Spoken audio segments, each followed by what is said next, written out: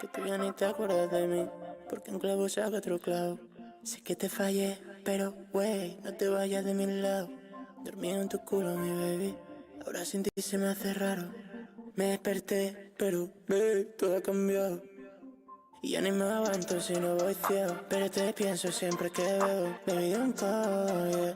Como los de antes nos vemos luego. Sabes que nunca fuiste una más y que me encanta como lo hacemos, pero yo no me aguanto ese culo de supermodelo. Y la doy all night, pero pienso en ti siempre. Voy tan high que ni puedo correrme. Dice que no piensa en mí, Sabes que lo nuestro no fue corriente. Encontré un love, pero no como este. Bebo de todo hasta quedar inconsciente. Y si tú piensas en mí, don't cry. Tú nunca confías en lo que diga la gente. Yeah, voy si hoy te puedo ver, Te silencio y no me vale de nada. Acabé en tu cuenta otra vez, Siempre que me acuerdo cómo te daba.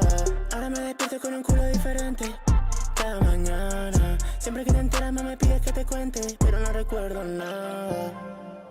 No vale la pena llorar por esto, porfa baby don't cry. No vale de nada pensar en la pena, más es lo que hay. Bebo hasta que me olvido de esto, aunque nunca me olvido mi error. Ay, ay, ay. Y la doy all night, pero pienso en ti siempre. Voy tan high que ni puedo correrme. Dice que no piensa en mí, Sabes que lo nuestro no fue corriente. Encontré un love, pero no como este. Bebo de todo hasta quedar inconsciente. Y si tú piensas en mí, don't cry. Tú nunca confías en lo que diga la gente. Baby, don't cry. Baby, don't cry. Baby, don't cry. Baby, don't cry. Baby, don't cry. Baby, don't cry. Baby, don't cry. Baby, don't cry.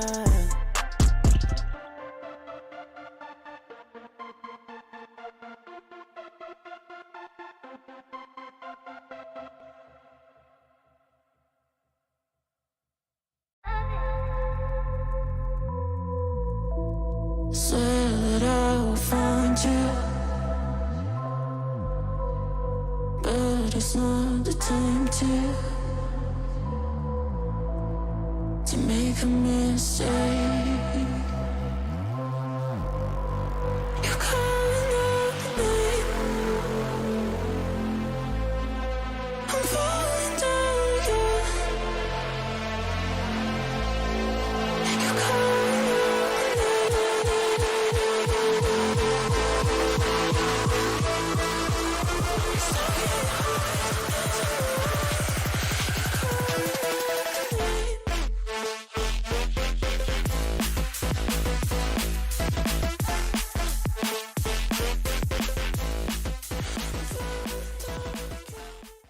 This stream contains fast-flashing images that may affect viewers who are susceptible to photosensitive epilepsy and other photosensitivities. Viewer discretion is advised.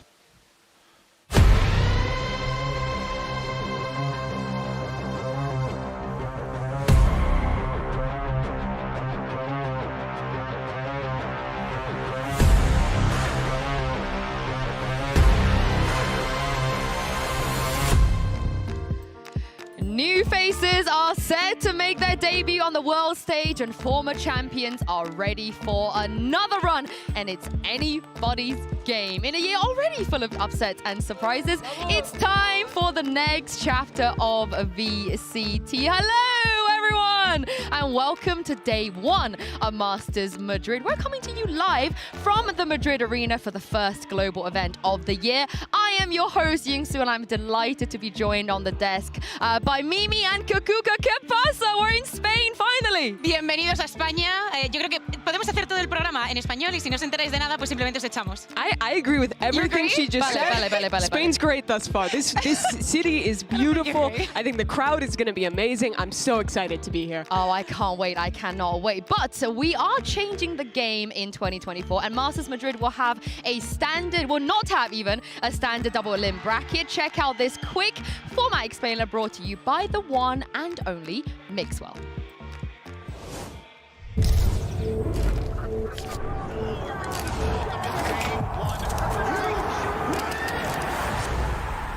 Get ready.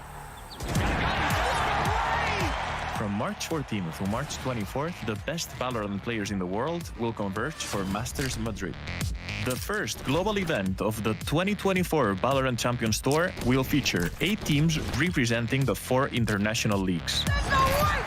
Teams earn qualification for Masters by finishing top 2 at their respective kickoff tournaments. Masters will be split into 2 parts, the playoff bracket and the all-new Swiss stage. First up, we have the Swiss stage, which will narrow the competition from 8 teams to the top 4. To advance out of Swiss, teams will need to secure 2 wins before they accumulate 2 losses. Each match will be a best-of-3 series. Before the tournament, participants will be drawn into 4 matches. In the first round, we'll see teams who won their kickoff events face off against all the second-place team finishers. No same region matchups allowed here. Those who win round 1 will move up, and those who lose will find themselves in elimination matches. Between each round, 2 fully random draws will decide who plays who, and from here on out, regional fratricide is fair game. After 3 rounds of Swiss competition, we'll have our 4 playoff bracket contenders. A random draw will pair the competitors. A double elimination bracket will narrow them down, and will close out with a best-of-5 series in the lower and grand finals. The last team standing will be the Masters Madrid Champion. Mark your calendars, tune into the action, and catch the grand finals on March 24th for an exclusive preview of Valorant's next agent, followed by a show match to see them in action for the first time. For more information and updates, visit ValorantEsports.com and follow us on social media. Get ready for the ultimate clash of Valorant at Masters Madrid. Oh, Mixwell, I am so ready. There's a lot to unpack there, but let's talk about the new Swiss format because, Mimi, we have never seen this at a global event before. Yeah, it's very similar to the old GSL format where it's you have to win 2 before you lose 2. But what's interesting is the opponent you play is randomized. So it makes it a lot harder for the teams to prep for their future matches. Yeah, exactly. But I think this is the kind of competition that we wanted to see. We get the seed 1s versus the seed 2. And of course, we're very surprised that some of the usual suspects are not here in Madrid. So I think that this tournament is going to be definitely one that nobody wants to miss. Yeah, I mean, it's crazy the amount of teams you would expect to be here that aren't. EG, the champion from last year. Fnatic, the team who won every other event last year. You have DRX, you have NRG. All the mainstays of Global, for the most part, aren't here. This is really the year of young blood, of new teams stepping up to the global stage. Yeah, all I'm going to say is it's chance for PaperX. PaperX, they haven't had a trophy yet. They're one of the few who made it. Yeah, with everyone else being not being here, this is their chance for sure. We're, of course, also playing on patch 8.04. It doesn't really have any major agent balancing or major tweaks. So, you know, I feel like we've already seen enough weird things that's been happening at kickoff. So I assume we will still see those weird things. Here, we've got a new format, of course, and the field is wide open. We want to know how you think this is going to play out in today's MasterCard fan poll. Which league do you think will bring home a trophy? Will it be Americas, China, EMEA, or Pacific? Scan the QR code on your screen to cast your vote, and we'll have the results in just a bit. And if you want your post on the broadcast, make sure to use the hashtags VALORANT Masters and VCT. I'm just going to let you guys have it real quick. Which league is bringing home the first trophy of the year? EMEA, but it's going to be a close final against nothing Americas. Else. EMEA and nothing else. Bea, this is EMEA the closest. and nothing else. No I know. favorite. Anything can happen, okay? But they're the one being the biggest surprises. So only fair. Favorite. I will say Pacific or China, just to be different. Except for that, that's just not. you know, I'll throw my 2 cents in there. While we wait to hear what you guys think at home, let's hear from our resident know-it-alls. It is Bren and Saisho. They're here with some Swissology. Never been wrong. Welcome to Swissology. I'm joined here by the Prophet, Bren, and we're going to lay out for you how the Swiss system works and our predictions for what's going to happen. Part of it's random, so we're definitely getting this wrong. These are the opening matches. Bren, I want to start off by getting your expertise. Who wins Karmine versus FPX? Karmine. Okay. It's all blue. All right. It's all blue. We'll turn the teams that are losing upside down. Yep. That's never gone wrong for us before. No disrespect intended. Not at all. No. Gen.G versus Loud. Who have you got winning that game? Oh, Gen.G apparently have been dominating their scrims. Owning. Yeah, haven't lost a single scrim. I'll go Gen.G. Okay. I mean, EDG sorry, Loud PaperX. fans. EDG PaperX, I'll go VDG. I think EDG have shown higher peaks, but listen, that's controversial. All right, and Sentinels against Heretics? Again, I mean, Heretics could win, but I think it's going to be Sen. Right, okay, so that sets us up for all of the teams on the left winning. Okay. So let's get them into 1 and 0. So they would be in round 2. Yeah, Okay, all right, there's so Karmine Corp. Yeah. Boom. Who are they playing Put against? that there for now. Who are they playing against? Give me another Just one keep team. throwing. Gen.G, keep throwing. Okay.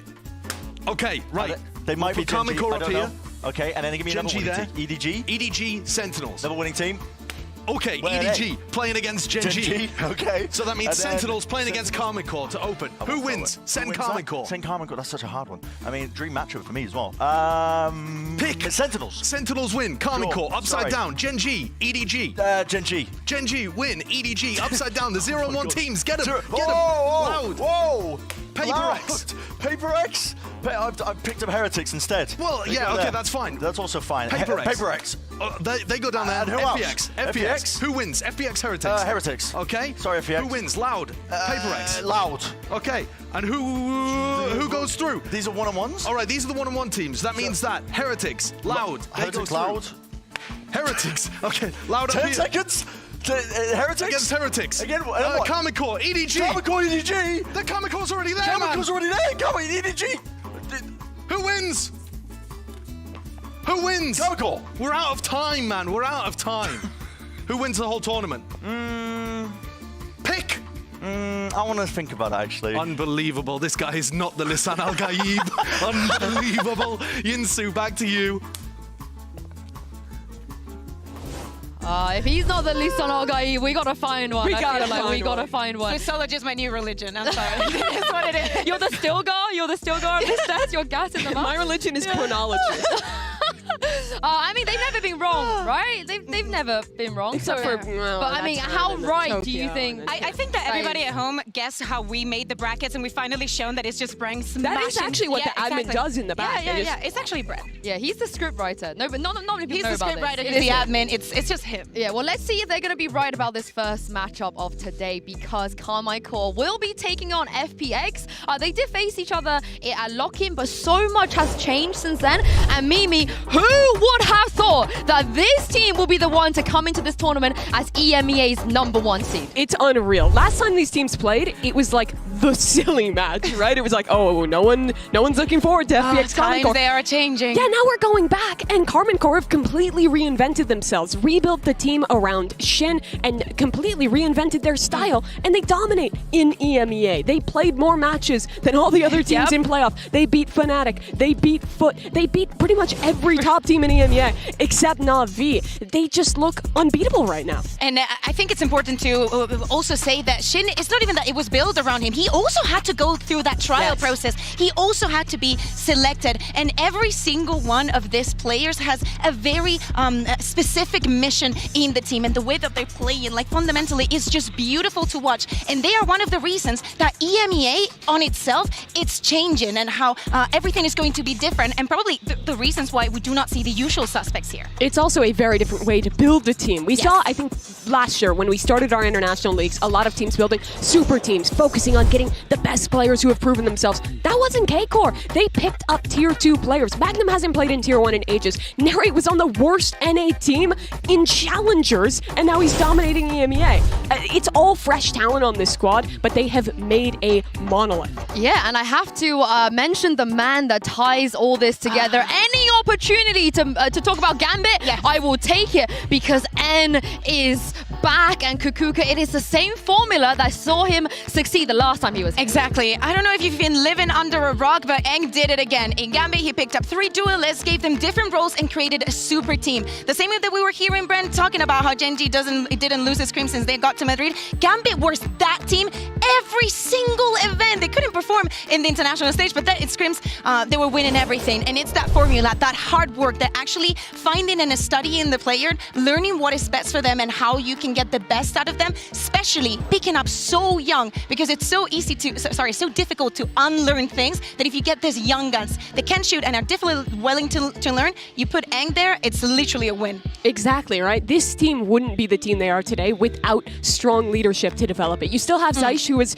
with them last year coaching, but now he's built up with Coach Eng, and all these players, I mean, every time you hear them in an interview, they're talking about how impactful the coaching staff is at building them up, at making them the best players they can be, and also bringing up what I think is the forefront meta-leading compositions out of any other team here. I mean, that's just what N does, right? Like you said in every interview, it's even crazy he wasn't on a team last year, by even the ex-Gambit players, you have an interview, Redguard with Shadows Chronicle, they still talk about N and what he told them as well. And I'm glad you mentioned the scrims, Bayer, because Zeish tweeted out shortly after they won, became the #1 seed of EMEA, just basically rehashing what happened with Gambit, just the fact that they played an obscene amount of scrims and they won them all. Yeah, exactly. I think it was either Chronicle or Redguard, I cannot remember, but 3 years ago we saw them being like, oh, we played like over 700 scrims this year, something crazy. And it looks like this is part of the Eng method. This is one of the things that he does, and I think that it translates very well onto the officials, because the fact that they don't lose a scrim is that they only focus on improving their fundamentals and not focusing so much on the set plays, because it all comes together if you have that base. Yeah, it absolutely does. And I think we see that in the amount of practice, how well put together the initial ideas are, right? They're playing stuff no one else is, and the implementation of it is really good. But it's not just that, it's the synergy between this team. You watch them play, and you see in every situation, even when they're up, how intentional they are at setting up double swings, at putting each other in positions to make rounds that a lot of teams could let slip away unlosable. They are so methodical in their approach. Honestly, my favorite thing about this whole narrative is they're just good. True. They're just really good. Like, what else can we say? And speaking of that, Kukuk and I had the privilege of watching Narrate on LAN, EMEA, doing everything that he does, having the best performance there. Is this what you expected when you heard that he was coming over to the EU? He was on... Okay, just for context, he was on Mad Lions last year, a team that was one of the bottom... Hey, what you have against Mad Lions? Nothing against York. We're in Spain. Can't say any of that. But one of the bottom 3 teams in Challengers North America. And then he comes to Europe. There's a risk taken on him by the coaching staff of this K-Core team, and he looks electric. You could see the potential when he was playing back in NA, but it was not unlocked until he was with this team. And Bea, the most impressive thing to me is that he's a young player. It's his first time on a top-level team like this, and he's not just playing duelist. The guy's flexing around so many different roles and is electric on every one of them. And that is so important, Mimi, because the fact that he comes from being a duelist means that he knows exactly what a duelist needs to succeed, and he's going to be that kind of initiator that sets everything well for you. And when he's on the duelist, he knows exactly how to complement that. And going back a little bit to what we were talking about, Eng, Narrate was the player that he wanted the most out of all of them. After just talking to him for a couple of days, he was like, I know exactly what I'm going to do with you. Yeah, I mean, the talent scouting from this team is unreal. Oh, and the process was long. You know how they, you have your interviews and everything. They took a lot of time. Obviously, Eng just loves to put a lot of time into everything that he does, into selecting these players, and he definitely has paid off. I mean, think about what a risk that is, to see a player in Tier 2 North America not performing, ship them halfway across the world, move them to Berlin, apply for all their visas, sign them, pay them. He has that look. He has that look. All paid off. Yeah, my favorite thing about that is after one scrim, one trial, and was like, yeah, you're not going to play duelist. Learn these ABCs. Yeah, learn them and you're going to be the best. And speaking of Narrate, he gave us a little insight to the game plan, to their game plan even coming into this Masters. Take a look at this. Give everyone a reason to watch Madrid. Give them one reason as to why they should tune into your game. We're just gonna peek everything. Woo! Come on! We gotta give him a round of applause for that.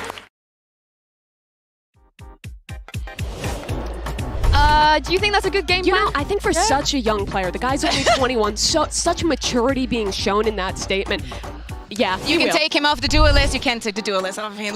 But more importantly, is that a good game plan? You think that's going to work here? I think you have to take risks. He's full of it. He's full of it. He doesn't mean it. He doesn't mean he's just going to do that. But I think that this team has also shown a willingness to enable their players to take those risks when they need to. It's a similarity they have with other top teams at this event, like Sentinels, being willing to sometimes break that and let their players just be strong individuals. Yeah, I mean, we need the KC versus Sentinel game, by the way. Like, I don't know what I don't care what else happens. I mean, Bren already put it in the script, so we're getting it. We need a clout matchup. But let's shift gears to FPX over here. Again, some different changes coming into this. Mimi, do we like these changes? What do we think? I mean, I'll be honest. If there's a team who's just going to effing shoot them, it would be this squad.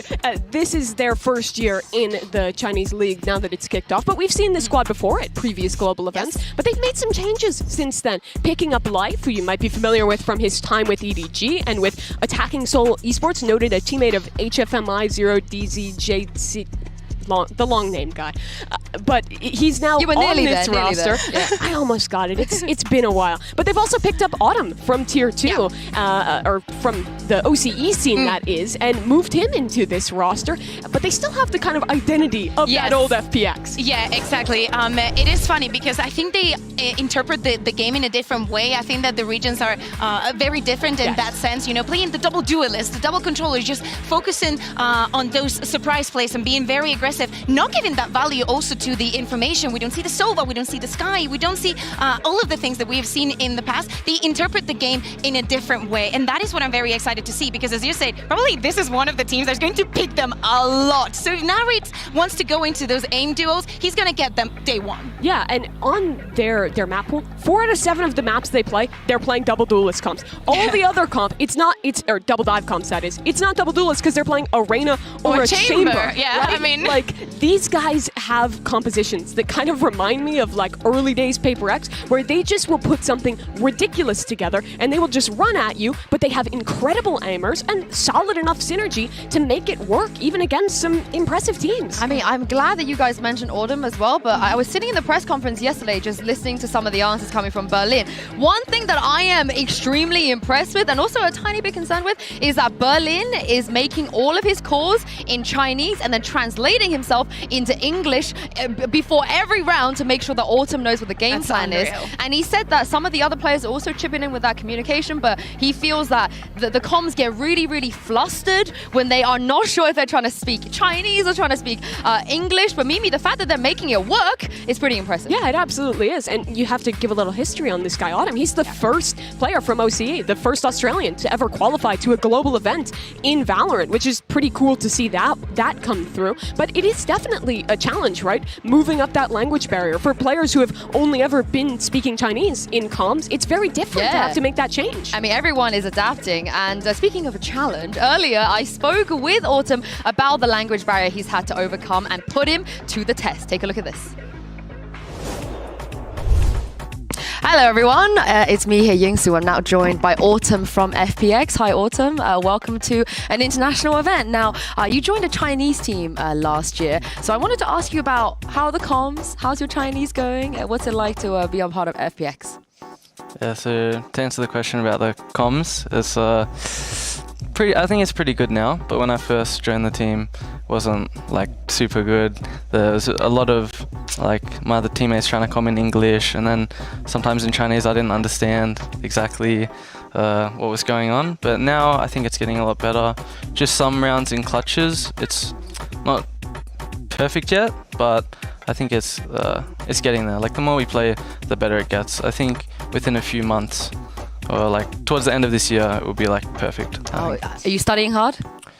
I'm trying to, but when I'm coming to the event and like playing, I'm not really getting any lessons in there. All right. But before that, I had like 2 lessons a week. Oh, that's quite a few lessons a week. I'm going to put your knowledge to the test. I wanted to see how good your Chinese really is. I'm going to give you a few words. Some of these came from your teammate, Life. Some of these came from the FPX fans. I'll start with what Life gave me. So I'm going to give you the words in Chinese. So you just have to tell me what you think it means in English. You ready? Yeah. Okay. 小型屁股. Like what? Care flank. Yes. Care flank. Yeah, perfect. Got a spot on. So that one came from Life. Now I got a couple of the ones from your fans.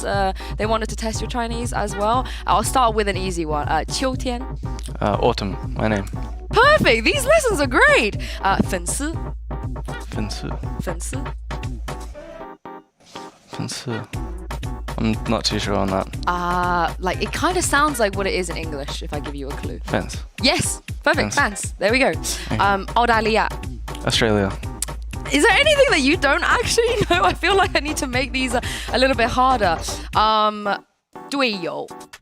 队友. Like I know 队 is right. 队友. Like there's people? Kinda, yeah, there's a person? Yeah. Like your people that you sit next to maybe when you play? Oh, like teammate. Yes. Okay. All right. Lastly, I wanted to ask you a question. So I know the Chinese fans, they like to give players like quite cute nicknames. What do they call you? Do you know? I think maybe Choutian or Ultraman. Like Ultraman. Like Ultraman, but Ultraman. And yeah, maybe Choti and Ge, like Autumn Bro. Oh, that's cute. And is there any Chinese words that you've particularly liked that you picked up since playing with FPX? Something you say a lot, maybe? Piaoliang. Piaoliang. Yeah, when someone makes a great play, it's beautiful. Yeah, beautiful, like pretty beautiful. Yeah. I like it. Hopefully we'll see a lot of Piaoliang plays from you. Autumn, thank you for joining me and best of luck in this tournament. Thank you.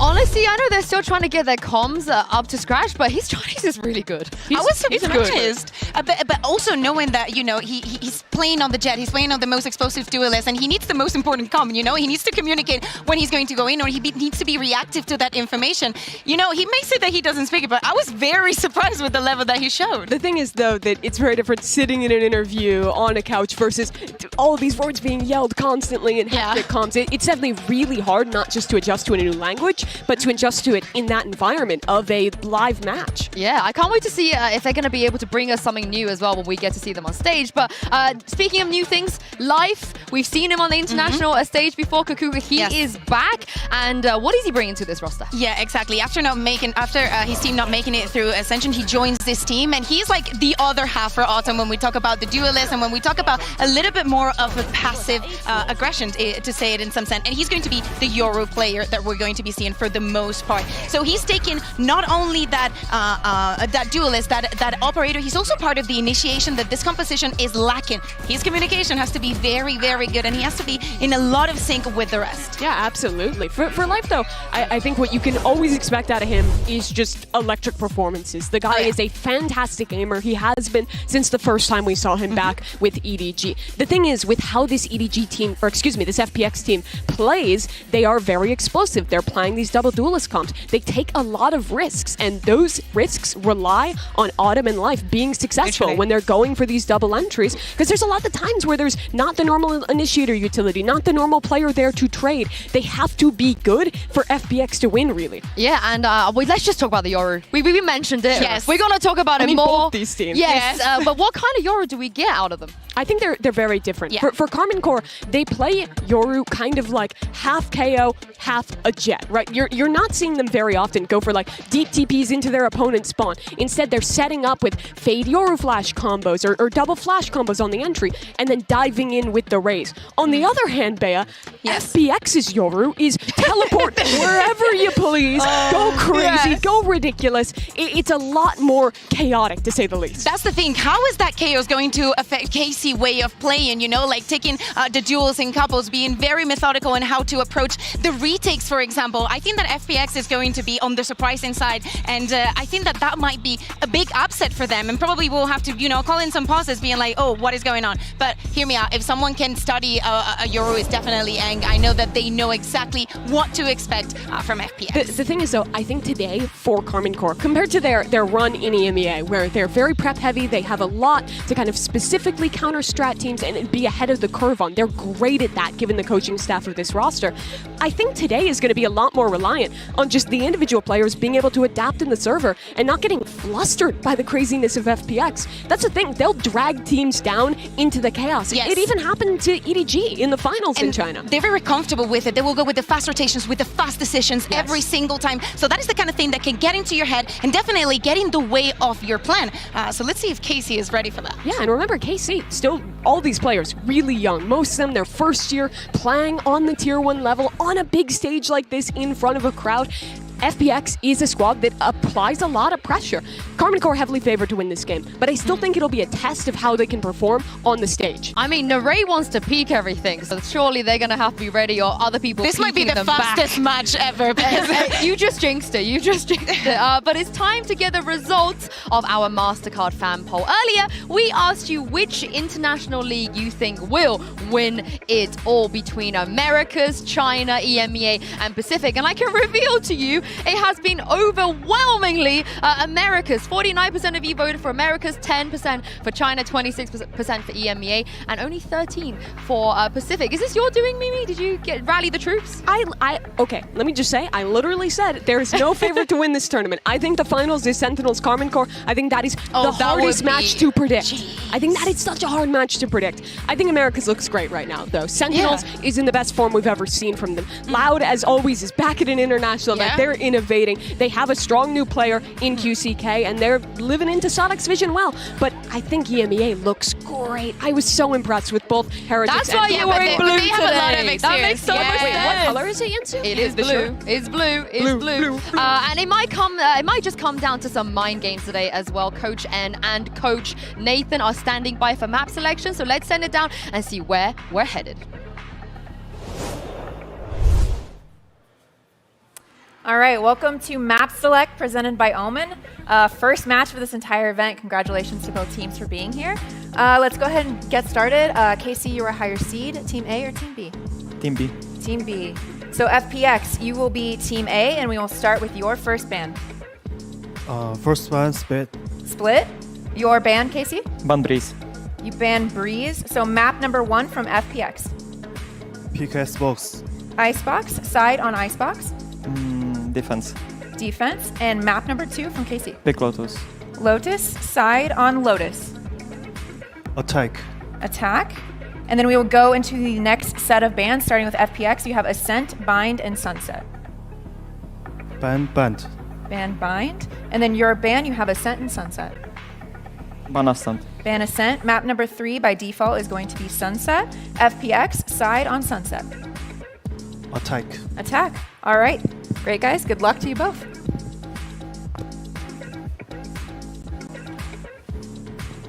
And now, Bea, Casey, they won't get the split, but they will get that Lotus. And this is where in the final we saw them absolutely dismantle. Yes. Fnatic, they look so good. Yeah, exactly. And I think that they have a very good read on the map, but I'm more surprised by the read that I'm seeing from FPX. Deciding to ban onto that split, to have that flexibility and that understanding that maybe that head-to-head could go on the favor of KC, so let's just forget about it and just go somewhere completely different. And I think that Icebox is going to be crazy because for the side of KC, they were the one team that decided to keep that Sage in the composition out of all of EMEA and keep it a little bit more traditional when we're talking about probably two of the most untraditional teams that we have here. Honestly, out of most of the world, most teams are moving away from the Sage comp, but I actually still think it's really good. They're playing the old last year default comp, just subbing out that Sova for the Gecko. Reason for that change? Drone nerf, map changes, makes it a lot harder to clear B main. Gecko, there's so many positions on attack. You can refresh that Dizzy. You can re-clear in the mid round. His ult is also really powerful and very farmable on Icebox. I think that's sick. You can also combine the wall with the wingman to plant. They have really good ideas with this comp. On the other hand, FPX are playing Reyna Jet. Yeah, Reyna, Jet, Gecko, and double controller. Without a Sentinel, we can expect, for example, on mid, someone is going to have to completely, literally, you have to put a man there to control the space. Probably is going to be the Geckos just to throw a little bit of utility, but it definitely makes things complicated to dwell around the map. Now in the attack, just try break the Dizzy and the Leer at the same time. Just try. Is that it? And then a Paranoia will appear. Oh gosh, I can't wait. I can't wait. I feel like I mean, I set it up as possible mind games. Crazy. And I think the mind games were played well. This is it. The wait is over. Our teams are ready. And it's time to kick off the first global VCT event of the year. It's Karmine Corp versus FPX. Gen.G versus Loud. Day 1 of Masters Madrid starts right now.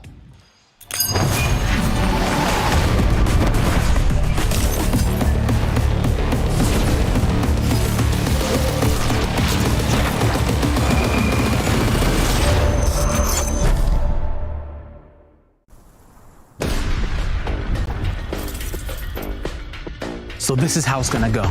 Americas is all about the noise and the volume. We're gonna end on a decisive 13-3 victory with a knife kill to close out the match. Then, when it's time to celebrate, we're not even gonna shake hands. Just leap on the table, lift the trophy, and fight it to make sure it's real. Tunay? Gusto mo ba malaman kung anong tunay? Ito ang mangyayari. Magaling sa control at pagiging aggressive ang Pacific.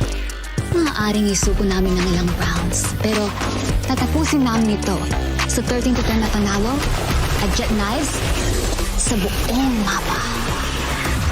Sisiguruhin namin yayakapin ang mga palaban dahil kakailangan nila ito. Liyuko kami bilang pasasalamat sa mga tagahanga habang inaangat namin ang trophy. Hindi ba maganda? 远不如 CN 赛区选手的精准度、爆发力。其他队伍休想拿下任何一分。我们将以是3-0完胜，并以判官团灭掉对手，结束比赛。当我在欢呼中举起奖杯时，我会仁慈地感谢对手所做的牺牲。Son teorías interesantes. Ahora para nuestro 1, 2, 3, 4 sexto trofeo.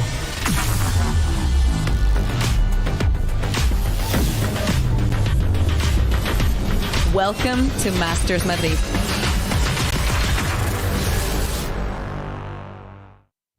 America's interview, take 1, marker. I like the flames. Thank you. I'm pretty hot right now. Yeah. You know the meme with Arnold Schwarzenegger that is like, yeah, like that? Oh, yeah. Yeah. Yeah, I think that's better. Será que nós é rockstar mesmo? Eu não sei. What makes America's the most competitive region? I would say we have the best duelist in the world, for sure. We have Icebox, we have now second. QCK is proving himself. And we also have a lot of world champions. You have one on your team, for example. So make us great for sure. Historically speaking, a lot of good IGLs in Americas as well. I love how you are playing more women now, insane TPs.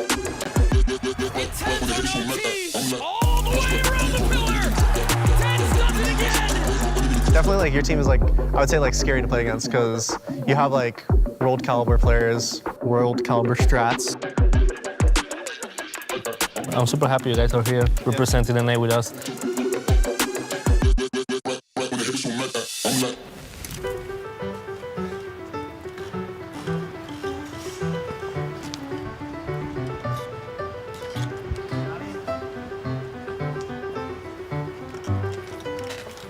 I think Masters Madrid is going to be absolute cinema. More like absolute defeat. Director's cut.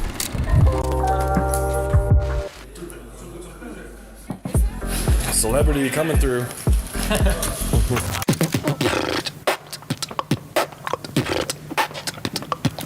Forsaken, you look pretty cool. Really? Yeah, I look some like superstar, you know.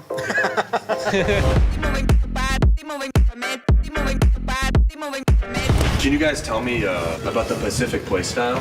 되게 미친놈들처럼 게임을 하고 공격성도 있으며 일단 디테일이 가장 좋은 것 같아요, 퍼시픽. I think sometimes we can play like 5 duelists, 3 duelists, maybe even no duelists. It doesn't matter, you know, because we always press W. Are you guys going to take down Americas in Madrid? Maybe. I mean, they kind of beat us before, so maybe some revenge, you know? 페이퍼렉스요? 진짜 너무 사랑스럽고 소중해요. 진짜 빛 그 자체? 젠지 파이팅!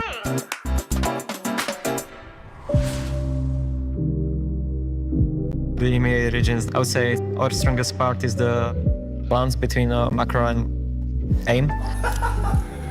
Oh, we actually are the future of EMEA. It's Fnatic and Navi, we're both top 2 in EU. We both knocked them out. It's pretty crazy, isn't it? Yeah. Congrats to making it there. Thank you, man.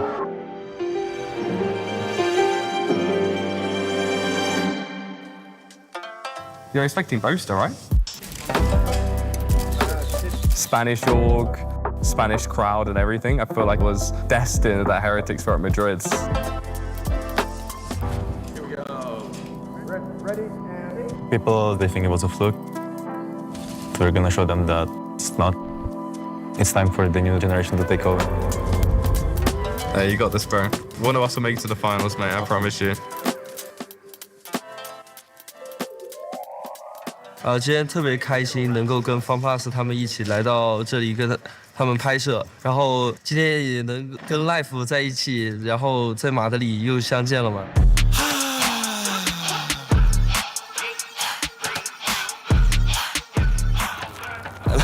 In your opinion, what makes VCT China so competitive? 我看法是因为我没有康康。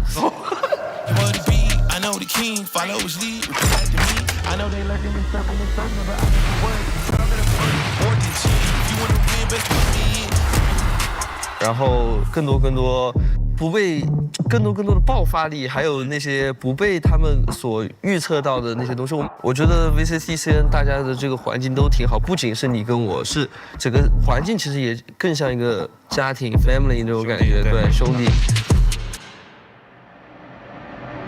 Fala, manito. Quanto tempo, hein? Um aninho. Um aninho. Demorou. Demorou, tô atrasado, né? Demorou um ano pra eu ganhar. Aí você deixou eu ganhar também. Muito obrigado. Não, jamais. Muito. Valeu. E agora, né? É muito feliz que estamos aqui. Internacional junto. Internacional junto. Muito tempo, cara. Tentar fazer a final, né? De novo, igual a Américas. É isso. Final América contra América. Exato. Fotinha? Fotinha. Vamos lá.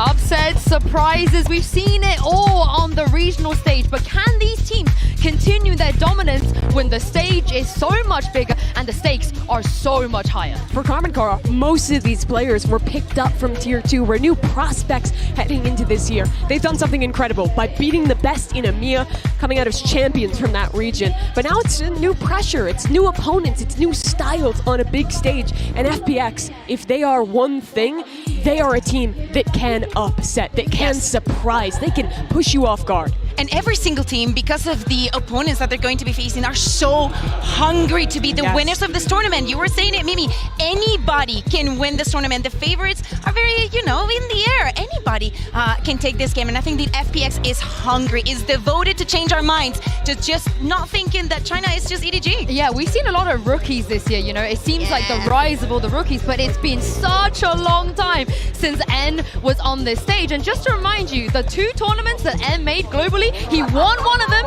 and he reached a final to the other one. So he's got a lot to prove coming into this as well. I mean, technically the next one he's going to get grouped, or what is he's not making it to playoffs? He's going down one. No. Hey.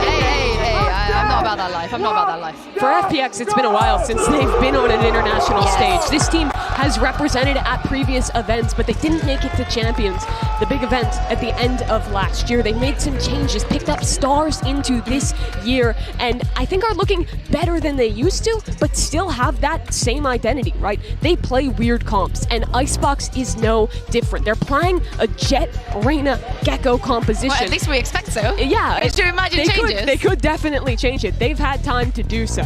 I mean, we've seen that already, right? Teams that are starting to adopt the Na'Vi way of having multiple comps on one map. I don't think they will change anything coming into this, but Mimi, it will very much disrupt their preparation if they did. It absolutely will, but this event had very low turnaround time for the teams that went deep, especially for a team like KC, who played so many matches. They had to go through the group stage, reps, through the play-in, through the playoffs. Like, there really hasn't been a huge amount of time to turn around new ideas, which is why I again think that today in a match like this, it's really going to come down to adaptation, to the leaders in the servers, and not necessarily the coaches in the prep ahead of time. I think it's going to be all about exploiting the weaknesses, and I can see a lot of them in the FPX comp. The way that you have to play it, the way that you have to default, having, as I said, someone always in the middle. We do not see many teams playing 2-1-2 on a map. This is not New York, by the way. But, and as we can see from the agent select here, what do you guys make of this? I mean, it's what we expected, right? I think looking at Karmine Corp starting on defense, their biggest strength with this composition is their retakes. They have Sage Wall and Wingman to get on that spike, and they have good flash utility with that Dizzy to fight forward. FPX, I think, need to be taking space past the spike site if they're planting on B, or holding forward on A, and kind of having a scaling defense where they start forward and move back to not fall victim to these retakes. And I think it's so important what you're mentioning with the retakes, because that is what has made the difference for most of the teams, especially in EMEA. KC was the best. The protocols were the cleanest probably out of the entire world, the way that they were playing off of pairs and knew exactly what utility to invest. And again, exploiting the weaknesses even with the retakes. Out of this entire tournament, they have the highest success after the spike has been planted. You have to watch this Jet head-to-head. Autumn and Martine, both of them prospects at their first international event on the star roll for Icebox. Oh, I can't wait to see it. But that is enough from us. I know there's been two gentlemen waiting in the flanks, waiting a very, very long time to cast Karmine Corp. Give a warm welcome to Bren and Sideshow. Thank you very much, Yinsu. Yeah. ¿Qué pasa, damas y caballeros? Bienvenido, Masters Madrid. Soy Vil y estoy Taylor. Nosotras somos The Mods. Taylor, ¿cómo estás? ¿Cómo estás, Vil? Hindi ako prepared para dito, ha? Tsaka surprise, napaka-HD ng lahat para sa araw na to, ladies and gents. Welcome back! Magandang umaga sa inyong lahat ng nanonood ngayon, at magandang umaga din sa mga kapitbahay naming lahat. Dahil ito na, round 1. Oh, FPX. Umpisa pa lang. Hindi mo ine-expect yan. Sana pinaghanda mo man lang ako, di ba? Ay, sorry. Sa game number 2, sige. Pero yun na nga, si Life, mga tropa, FPX versus KC. Huling kinas namin ni Taylor ng FPX. Nagkas ako mag-isa eh. Pero iba na yun. Iba na tong FPX na to. Kung magagaling silang China, obviously. Pero for now, magsisimula tayo syempre sa pistol round. Malamang, alam naman buy round agad-agad. Pero ito, stay entry towards B site. Sabi nga nila, when it comes to the post plants itself, kailangan mong hawakan, lalo na pagdating sa isang Icebox map. And aside from that, meron din naman silang mga anti-flanks, dalawa mula sa side ng KC.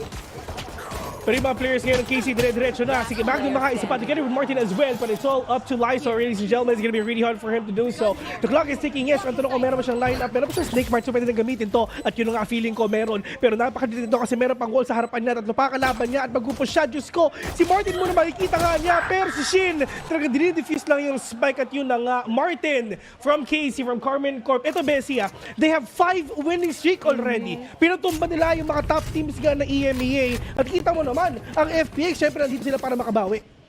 Tsaka yung comp din dito ng KC, kung tutuusin, sobrang napaka-defensive. Dalawang sentinel. Again, you have a wall na pwede mong iset upon dun sa pinlanta ng spike. And then aside from that, may wingman ka pa. Pwede ka pang mag-defuse alongside, syempre, nung killjoy na may turret. So, napakadaming nakaabang para dun sa magiging post-plant scenario nila. And retake scenario ng KC naman. But this time, pistol round, mapupunta muna sa side ng KC. Pero ito, Bessie, talagang feeling ko nanonood sa atin to eh. Nag-iba lang si Narrate tsaka si A kasi. Scrims namin to kanina, guys eh. Kalaro namin sila. Panalo kami dito eh. Pero nga si Magnum, eto na. Ito, dati naalala ko, Bessie, nung high school ako, pag kumain ka ng Magnum, feeling mo, rich kid ka na eh. 50 pa lang dati yun dati, no? Ngayon, parang mas mahal na ata. Ewan ko kung magkano na yun, pero... 60 na ata yun. Mahal na ngayon eh. Pag kumain ka ng dati, may picture pa kasama yung resibo eh. Parang pag nag-Starbucks ka, pag sa story mo kinakita logo. Pero ito, entry towards the site na. Mula sa side ng FPX, nagre-ready na rin agad ang KC para sa kanilang scenario para sa round na to. Pero si Life makakaisa. And this is still a 4v4 right now. Martin and Shin, nakahanap na rin ng tig-isa dito. Again, anti-eco naman itong nilalaro nila. So expect mo na yung mga eco frags. Pero at least Narrate na wala dito. Nabasag man ng FPX yung economy ng mga players ng KC dito kahit papano. Pero at the end of the day, it's just FPX. They have enough firepower right now para papanalo to. Pero yun nga, diba? I mean, syempre nakikita nga natin to. Yung KC, currently the top 1 nga ng EMEA. So this will be a really tough fight nga pagiting nga si FPX. Dumating na sa punto, nakita natin kanina nung before mag-start yung laban, andito si Life, which is, syempre, hindi siya Chinese. So talagang number 1 na problem dyan is yung communication. Pero dapat siya naman talagang gumagawa na rin siya ng mga Chinese lessons na, di ba, pang Mandarin. Si para Autumn, talaga magkaintindihan. Ay, si Autumn pala yun. Iba tayo na panood ko. ibang FPX yun, best. Mga 2 years ago siguro yung pinanood mo. Pero ito guys para sa mga hindi nanood ng ibang regions, yung KC, para silang Gen.G ng EMEA. Sila yung may pinakamadaming games na nilaro nung nag-kick off tayo. Sila yung may pinakamaraming oras na nilaro din as well. And sila rin yung nanalo doon sa kanilang sariling region as the champions itself. So, parang may kaparehas tayo dito kahit papano. Yeah, that's true. Pero dito naman ngayon sa KC, all they need to do is wait. Para FPX, play for picks, pwedeng contact play. Nakita si Burley dito sa may taas, pero siya talaga makakakuha ng kill na yon. And that is really good hold again na ginawa nga ng KC. -1 controller inside ng FPX. Yes, andyan pa naman si Lysor. Pero ang talagang main controller talaga nila dito, syempre si Berlin nga. And with the added utility ng mobility and the blind as well na pwede talaga ipakita. Pero Lysor waiting patiently na sa pwede talagang umikot dito kahit paano. Pero wala na ata talaga pupunta dito yung FPX kundi A na. The clock is ticking already, 35 seconds, pwede silang pumasok ngayon. Walled off yung kanang side kahit paano pagdating sa side ng KC. Napakalaking bagay no, Sage Walls ngayon, and probably one of the maps na usable pa talaga na maganda si Sage dito. But up to 410, hindi nilipansin si Martin. Hindi enough para makakuha ng kill. Instead si Light makakapag-reheal pa and overheal mula sa kanya. 2v2 si Mario. Low on HP yung dalawang miyembro dito ng FPX. Pero yung dalawa nag-aabang lang sa plant. Yun nga, sobrang sa ino kasi si Martin talaga wala nakuha dito kahit isa. Pero andyan pa naman si Light talaga bumabawi pa. 6 seconds in, mayroon pa siyang oras para i-plant yung spike pero hindi lalabanan nilang down niya. Nasa taas lang siya pero wala kang gagawin dito si Tomasi kung hindi antayin lang oras para matapos nga yung round there. Napatay pa niya! Well, actually at least dumating tayo sa panahon na nabawi pa rin talaga ni Tomasi at yung ibang players nga ng KC yung mishap na nangyari nga dito kay Martin. I mean, that is actually na 2 kills sana na pwede na makuha nandun nga sa may 410 nandun din sa may baba at sobrang sayang nandun yun. Nakapag-overheal pa, pati si Life kahit paano. At the end of it though, pagdating dun sa 1v1 scenario nila, medyo 50-50 eh. Kung ako rin si Life, I would also perhaps do the same na aabangan mo na lang yung susunod na makakalaban, outplay themselves kasi wala kang laban kapag nagpa-plant ka. Pero was a little too late and Casey didn't decide really to go in and fight kung sino man yung nagpa-plant. Oras na lang ang kalaban at sarili nila. Yun na rin talaga ang pinakamalaking problema pero walang choice ngayon ng FPX kung hindi i-buy up lahat kung ano meron sila. They need to win this lang kasi kung hindi baka maging 5-0 pa tong game na to. Pero nagbabantay lang meron siyang thrash. Tama nga naman. Tatlong apat na A yan eh. Oo, di ba? Tino mo si A, isa lang, di ba? Kaya maiksi lang. Ganun lang yun, guys. Entry towards the side mula sa side ng FPX. Wala silang arep. And unti lang ang kanilang mga barrel. Dalawang guards dyan, isang stinger kahit papano. Pero mukhang safe sila makakapag-plant. Hahayaan ng KC. Kasi for retake naman din yung agents nila eh. Yeah, they have firepower. They have the firepower. They have the utilities. Pero yun nga, play for retail na sa isip nila at mukhang gagawin na ata nila in just a few seconds. Pero si Martin, kailangan mo na makapick off dito. Yung wingman not gonna catch anyone for sure. Pero from up top, yun na nga si Berlin. One tap to the head. Magnum nakabawi pa. Pero nagbabantay si Autumn din lang sa may likod. Pero si Shin nakuha pa. But Narrate all the way from up top. Take Autumn down. 3 versus 3. Winnable pa to sa side ng FPX. One tap na ginawa dito kay Tomasi. Pero Magnum bumabawi pa. Buti ito 1v1 right now. First Narrate naglalaban ngayon and Narrate will get that kill instead. 3-0 pero that's a really good na 4-0 that's a really good hold na ginawa nga ni FPX despite of them not having enough firepower na all they need to do is wait lang din. Na-diffuse na nga dito ng KC kahit papano and in a 1v1 scenario like that lalo na guardian yung hawak nila. Kung tutuusin, broken by yung meron dito para sa side ng FPX. So the damage has been done kahit paano pagdating sa economy ng KC. Pero again, around itself is still around. And sa KC mapupunta yun. 4-0. Malinis Malinis na malinis. Pero talaga economy lang dito ang ginagawa nga ng mga players ng FPX. Nasisira na economy pero it's all about the wins. It's all about the round wins talaga na kailangan mo dito i-consider. Pero Bessie, tanongin kita, sino ba ang pinipredict mo dito? May pakiramdam ako na isa sa Americas ang posibleng manalo. Lakas ng Sentinels ngayon actually. Pati ng Loud. I mean, alam naman, kilala naman ng lahat ng Loud. Tsaka at the same time, syempre, Pacific, supportahan natin PRX. Let's go PRX. Sana manalo kayo. Oh, tsaka kakulay yung, na naman yung to intro video kanina, Pinay yung nagsasalita doon para mag-represent ng Pacific.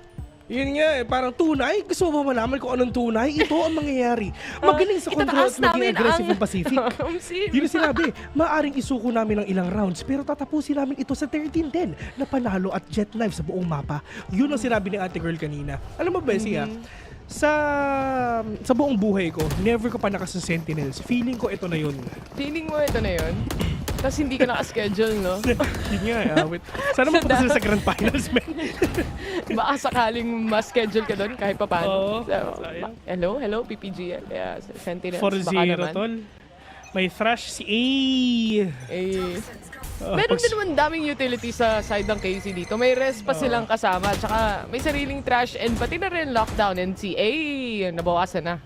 Yun ang pinakamahirap nga sa kanya. Wala silang sustain na talaga pwedeng gamitin dito. Pero Martin. Ay, nako. Kaya tayo format? Ako? Oo. It is what it is. It is what it is na lang, man. I mean, magkakasal naman tayo. Hindi na namin problema kung ano mangyari sa format nito, guys. Di na makabilig up. Basta Swiss format, di ba? Swiss stage, oo. Swiss miss lang kasi alam namin. Tapos tamang inom lang ginagawa namin doon. Yun lang alam natin doon. Best pero si Berlin dire-diretso na. Swiss stage eh.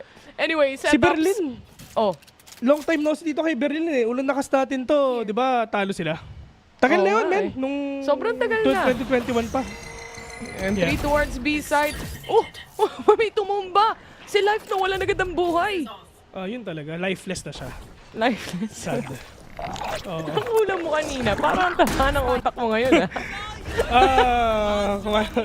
Choking. Pero yun na nga. Narrate dire-diretso. Ito na. Narrate. Meron siya mga horse na dito. Hindi. Meron siya nakuha isa. Pero ang problema dito kay Berlin, may talo sa harapan niya. Si Shin bumabawi pa. Pero si Lysor na lang ang mag-isa. Bumabawi pa. 4-0 ang score nila do. And this is gonna be a technically na 5-0 nga. Kasi kailangan na kayo mag-save. Wala siyang pera next round. And for sure, siya rin talaga mag-anchor sa lahat ng mga pinapakita nila. Nangyari to, Bessie, dun sa intro na ginawa nga ni Narrate with the Thrash. Kumbaga itong mga rounds na nakikita natin so far, when it comes to FPX, hindi pa rin nila nasa-secure ever kahit isa sa mga post plans na meron sila dito. Tsaka yung mga pre-fire shots din na napapanood natin, sobrang on point din mula sa side ng KC. You cannot deny, even through a smoke, kaya nilang mag-estimate kung saan nanggagaling yung mga kalaban. So feeling ko for FPX, kailangan mas maging less readable sila at some point pagdating sa mapa na to, lalo na napakadaming utility play na pwedeng ibigay. I mean, sa side ng FPX, I mean, kanina talaga nauubos nila yung KC pero hindi lang talaga nila na-end yung run with the win.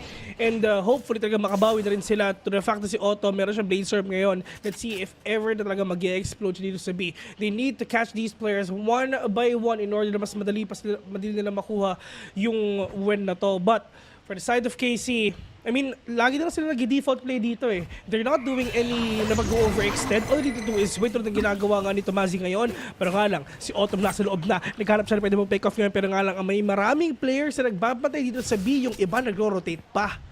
Ang bilis nila mag-rotate actually mula sa side ng FPX. All the way from very deep B long patras na agad sila. And maybe we'll hit towards A side instead.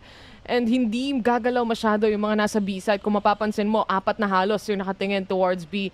And si Martin, siya ang nagtitiis at matyaga. Yun na nga, naka-hyper-focus, nag-tunnel vision na kakatingin ng A main. And towards the site itself, Blade Storm in play pa rin mula kay Autumn.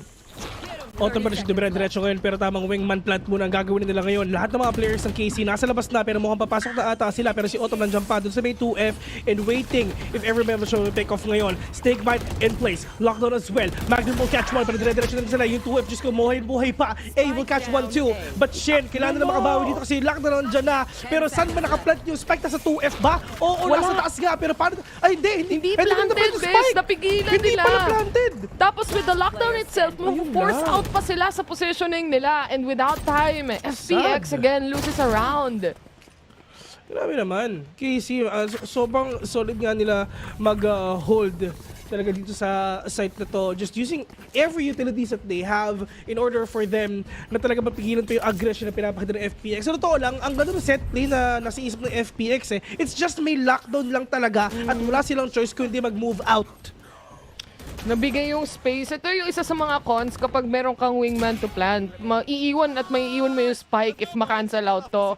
And literally, just because of a single lockdown, sinubukan naman nilang labanan. Unfortunately, hindi sila nakaabot deep enough to actually destroy the lockdown itself or get enough kills to make space. And mukhang timeout ang kailangan nilang hanapin, bes. Yun nga, oras na. Kung kasi yun guys, bilisin nyo na kasi maglalaro pa kami mamaya. Sim, di ba kami nakakapag-valo today? Oo. Ay, hindi, naglaro tayo kanina, di ba? Naka 3 games tayo, bes. Panalo na nga tayo Hindi ko ramdam. Kaya ko pa mag-best of 7 Si Taylor pa Ascendant 2 na. Ako pa Ascendant 1 na. Paano ba yan? Bubuhatin kita hanggang gold. Yan talaga yung inaantay ko. Pero 6-0 at least nakikita nga natin na sobrang bilis nga ng games nila. Well, actually hindi mabilis Kung napapansin mo 6-0 pero ang bagal ng games. Kasi talaga nag-uubusan sila ng oras. Talagang set plays talaga iniisip nila. It's all about the executions that they're doing. So, grabe to. Siyempre, kailangan mo mag-exercise muna para masarap ang panonood pagdating sa studio. At ito maliban sa mga rounds na nakita natin mula sa KC, may operator na sila dito. So, mas mahirap nang makapasok para sa mga long-range angles or sa mga play for picks, for example, na gusto gawin ng FPX. But usually, yung play na ginagawa naman nila is really the jet dash coming in, pati updraft, kasama yung dizzy para masabayan. Hindi lang talaga nila nakukuha yung post-plant nila. Uy! Hindi tumama si Martin dito kay live. But, ito I mean, nasa side nga ng FPX, the way na pumasok sila sa site, actually medyo mabagal nga Talagang wala tayong nakikita talagang super explode na bigla na lang sila mag-boost and dash somewhere na talagang press W lang kumbaga. Well, EMEA ito Lando ng mababagal na games Talagang nag-aantay lang sila, naghahanap lang sila ng perfect timing, ng perfect placement. Pero ang problema nila, alam nila na may operator sa B. Pero sa bagal ng rotations nila, tignan mo si Martin, nasa A na.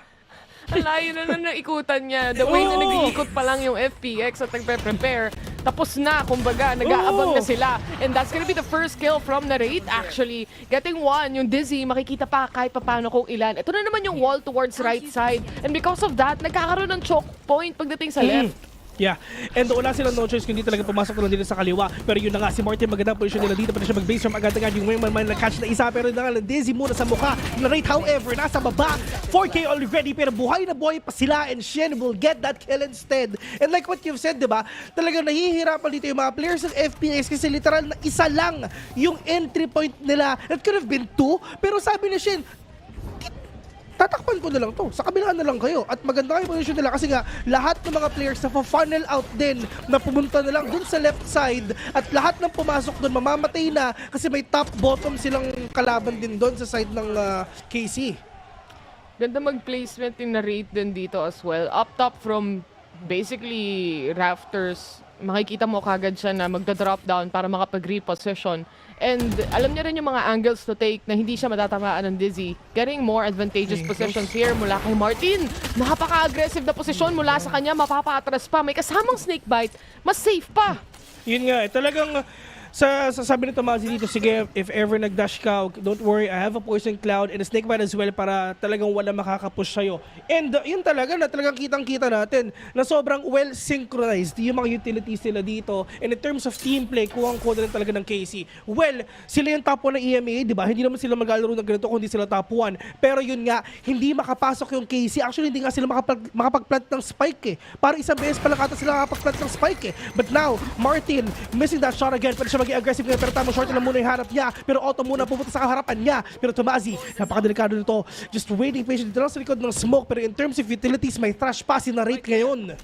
Ang laki ng space actually ng FPX para mag-plan. Pero mapapansin mo, outskirts ang hinahawakan ng KC dito. Inaabangan lang nila na hindi mag-plant into a very advantageous position. Instead, itong FPX. And again, wala nang wall si Shin na pwedeng gamitin. So really raw firepower. May wingman, may dizzy, yan lang ang available. With the lineups itself, mako-force out sa left side yung mga players. Pagdating sa yellow, may isang nanginginig na from that trash as well. A 3v1 and finally, thrifty round lang pala mga kasagot. Yun na nga. And sa side ngayon ng KC, talagang kita-kita natin kanina sa yellow, it's really hard for you na makaalis nga doon kasi may mosh pit na plus slow or pa. At talagang mahihirapan talaga yung FPX dito. Double sentinel pa naman, di ba? Isipin mo may lockdown na, tapos may wall pa na pwede ibigay yung siege na isa. So talagang kailangan talaga nila dito ng medyo siguro na mabagal na pasok, pick off muna. So talagang ngayon, naiintindihan na natin kung bakit talaga ganun sila maglaro ngayon. Talagang ang hirap nga talaga mapasok kung dalawang sentinel yung kalaban mo. Tsaka ang dami pang iba pa itong utilities sa'yo kung sakali man. So, ito yung much more iniingatan nila. Makikita mo kung paano sila mag-force out kahit sa yellow position, for example. Pero ito, a little bit faster towards A site, yung sinusubukan nilang kunin. Kung mapapansin mo, Tomasi is already deep enough towards B main to actually know na it's gonna be an A hit anytime soon. Nag-aabang lang din si Martin, ready yung kanyang dash away kung sakasakali man. With the paranoia settling in, mapapaalis na lang din siya. Up top is a dizzy, and syempre may slow orb pang kasama. Like, I just mga love the utility play na pinapakita ng KC and FPX. Nakita natin na well-diverse nga yung lahat ng mga players na to whenever they're using all their utilities right now. But Martin all the way from up top, talaga medyo delikado to dito sa may rafters kasi wala sila makikitang kahit isa kasi naka-Viper Spit mga kalaban nila. Otto, maganda yung angulo niya. Meron pang isa sa likod niya. Martin, only one remaining with a Vandal on hand. Lalabanan ba niya? Pero yun na nga, Autumn through that smoke will catch one. Feeling ko, naramdaman din ni Autumn doon na meron tao doon. Feeling ko lumabas nga yung damit ni Jet dun sa Viper Spit. But right now, 7-2 already. And now FPX, at least slowly and surely, nakukuha na rin nila kahit papano. They have that thrush na pwedeng gamitin nga dito ni A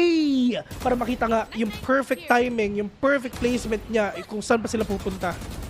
Ganda ng angle placement din ni Autumn dito kahit towards rafters. Hindi mo siya masyado mapapansin and sobrang nipis lang nung hinahawakan niya. It seems like parang sa kamay ng FPX mas gumagana tong operator na to.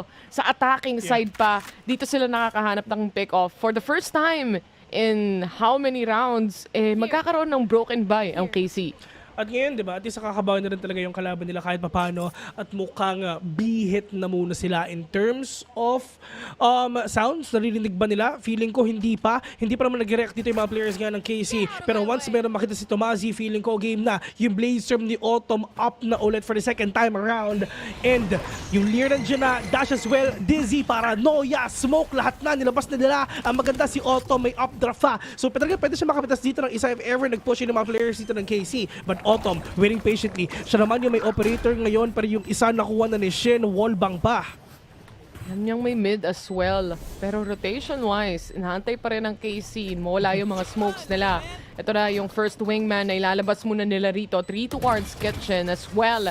2F ang puhunan nila pero onto the back ends of the site. Doon muna sila bababa. May nag-jump peek towards Numan. Alam nila at aware sila kung saan manggagaling yung operator shot possibly. Pero with the wall being placed in front of the spike, mahirap to. Kailangan nilang line-upan best kung di matatalo sila. Yun yung talaga pinakamalaking problema nila. Well, sa totoo lang, isang malaking problema nila is si Viper, si Lysor, na habang nagkakaroon ng execution dito sa B, na habang nag-aantay siya, walang ka-idea yung mga players ng FP, ng KC na umiikot si Lysor all towards B, all towards mid to pick off one, and with that kill na ginagawa ni Lysor ngayon, nawala na si Killjoy, which is one sentinel down for themselves in order na makuha nga ng FPX to. At least, diba, it took them 7 rounds na makabawi nga dito kahit papano. Pero ito na ang tunay na barilan talaga. Lahat sila may utilities na up na yung revive, may sustain sila, may Viper Spit sila. Pero yung mga players dito ng KC, hindi mo na gagamitin yan as long as malaman nila talaga mag-hit nga sila ng A. Pero mukhang B naman ata kasi feeling ko B ang nag-work para sa kanila.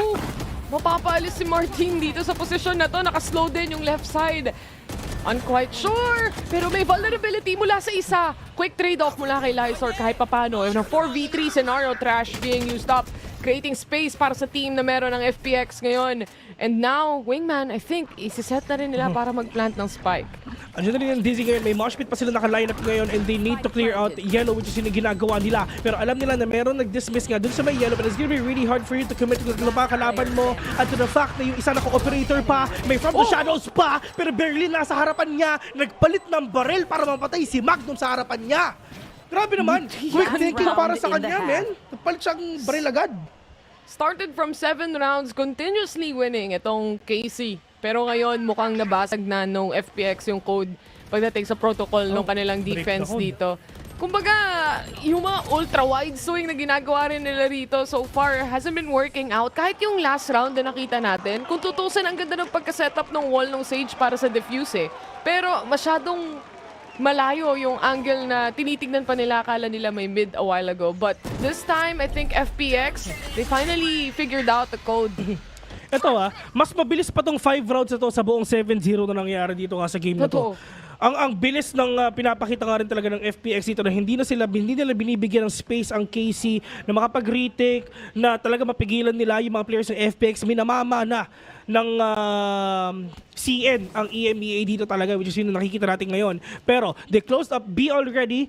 Pwede pa sila mag-mid to B if ever gagawin nila. Pero yung Killjoy na si Magnum, if ever talaga masaspatan niya, at feeling ko masaspatan na nga rin nila, pero ang tanong ko, ano bang klaseng reaction ang gagawin ng casing dito sa round na to?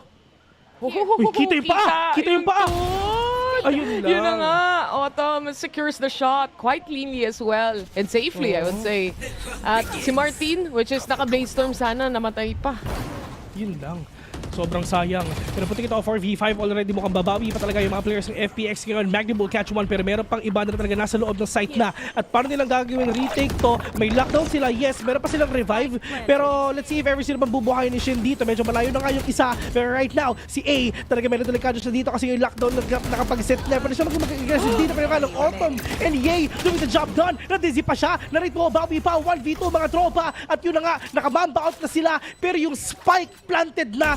Dalawa yung kalaban niya. Narrate will catch one, pero meron pang isa, wala silang ka-idea kung nasan si Life ngayon. Wingman na lang magkatrabaho, pero mukhang kailangan talaga nila sirain to. Kasi sa Narrate nagpapaikot-ikutan lang sila sa likod ng 410 mga tropa. At ayun na nga, Narrate pagka-swing niya, wala pa rin, Diyos ko! Just taking the time for them to win this round. At yun na nga, Life will end this game with a win. 7 wins na ginawa ng KC, 5 ang balik ng FPX ngayon sa game na to. Outplayed pagdating sa oras ng post-plant dito. Gaya nung sabi natin nung simula, it's more of the post-plant setups na nahihirapan sila. Pero once they figured out how to get in on the site and really set it up nicely for them as well, nahanap nila agad yung 5 rounds na hinahanap nila doon. Napakadikit actually nung first half natin comparing doon sa nakita natin from KC in a 7-0. Yeah. And grabe naman, may light show sila. May light stick. Oo.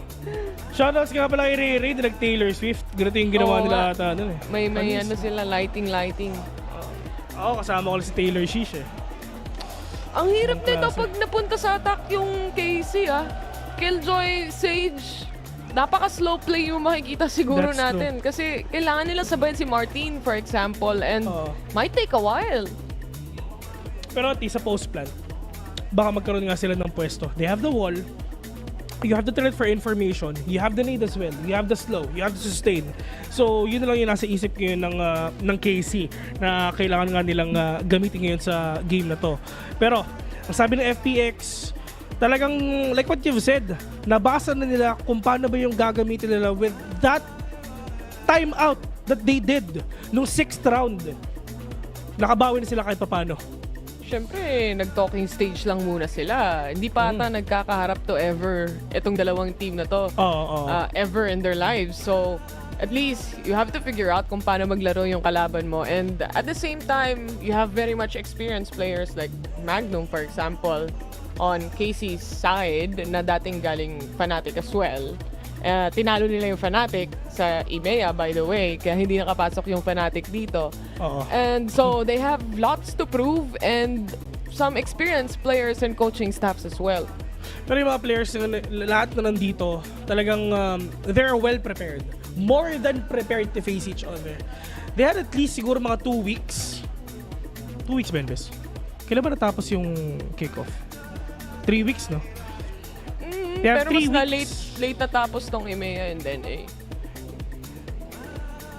Gritemos. Gusto ko matuto ng ng ganito eh. Alin? Spanish. Marunong ka naman slight. Bilang ka nga. Ha?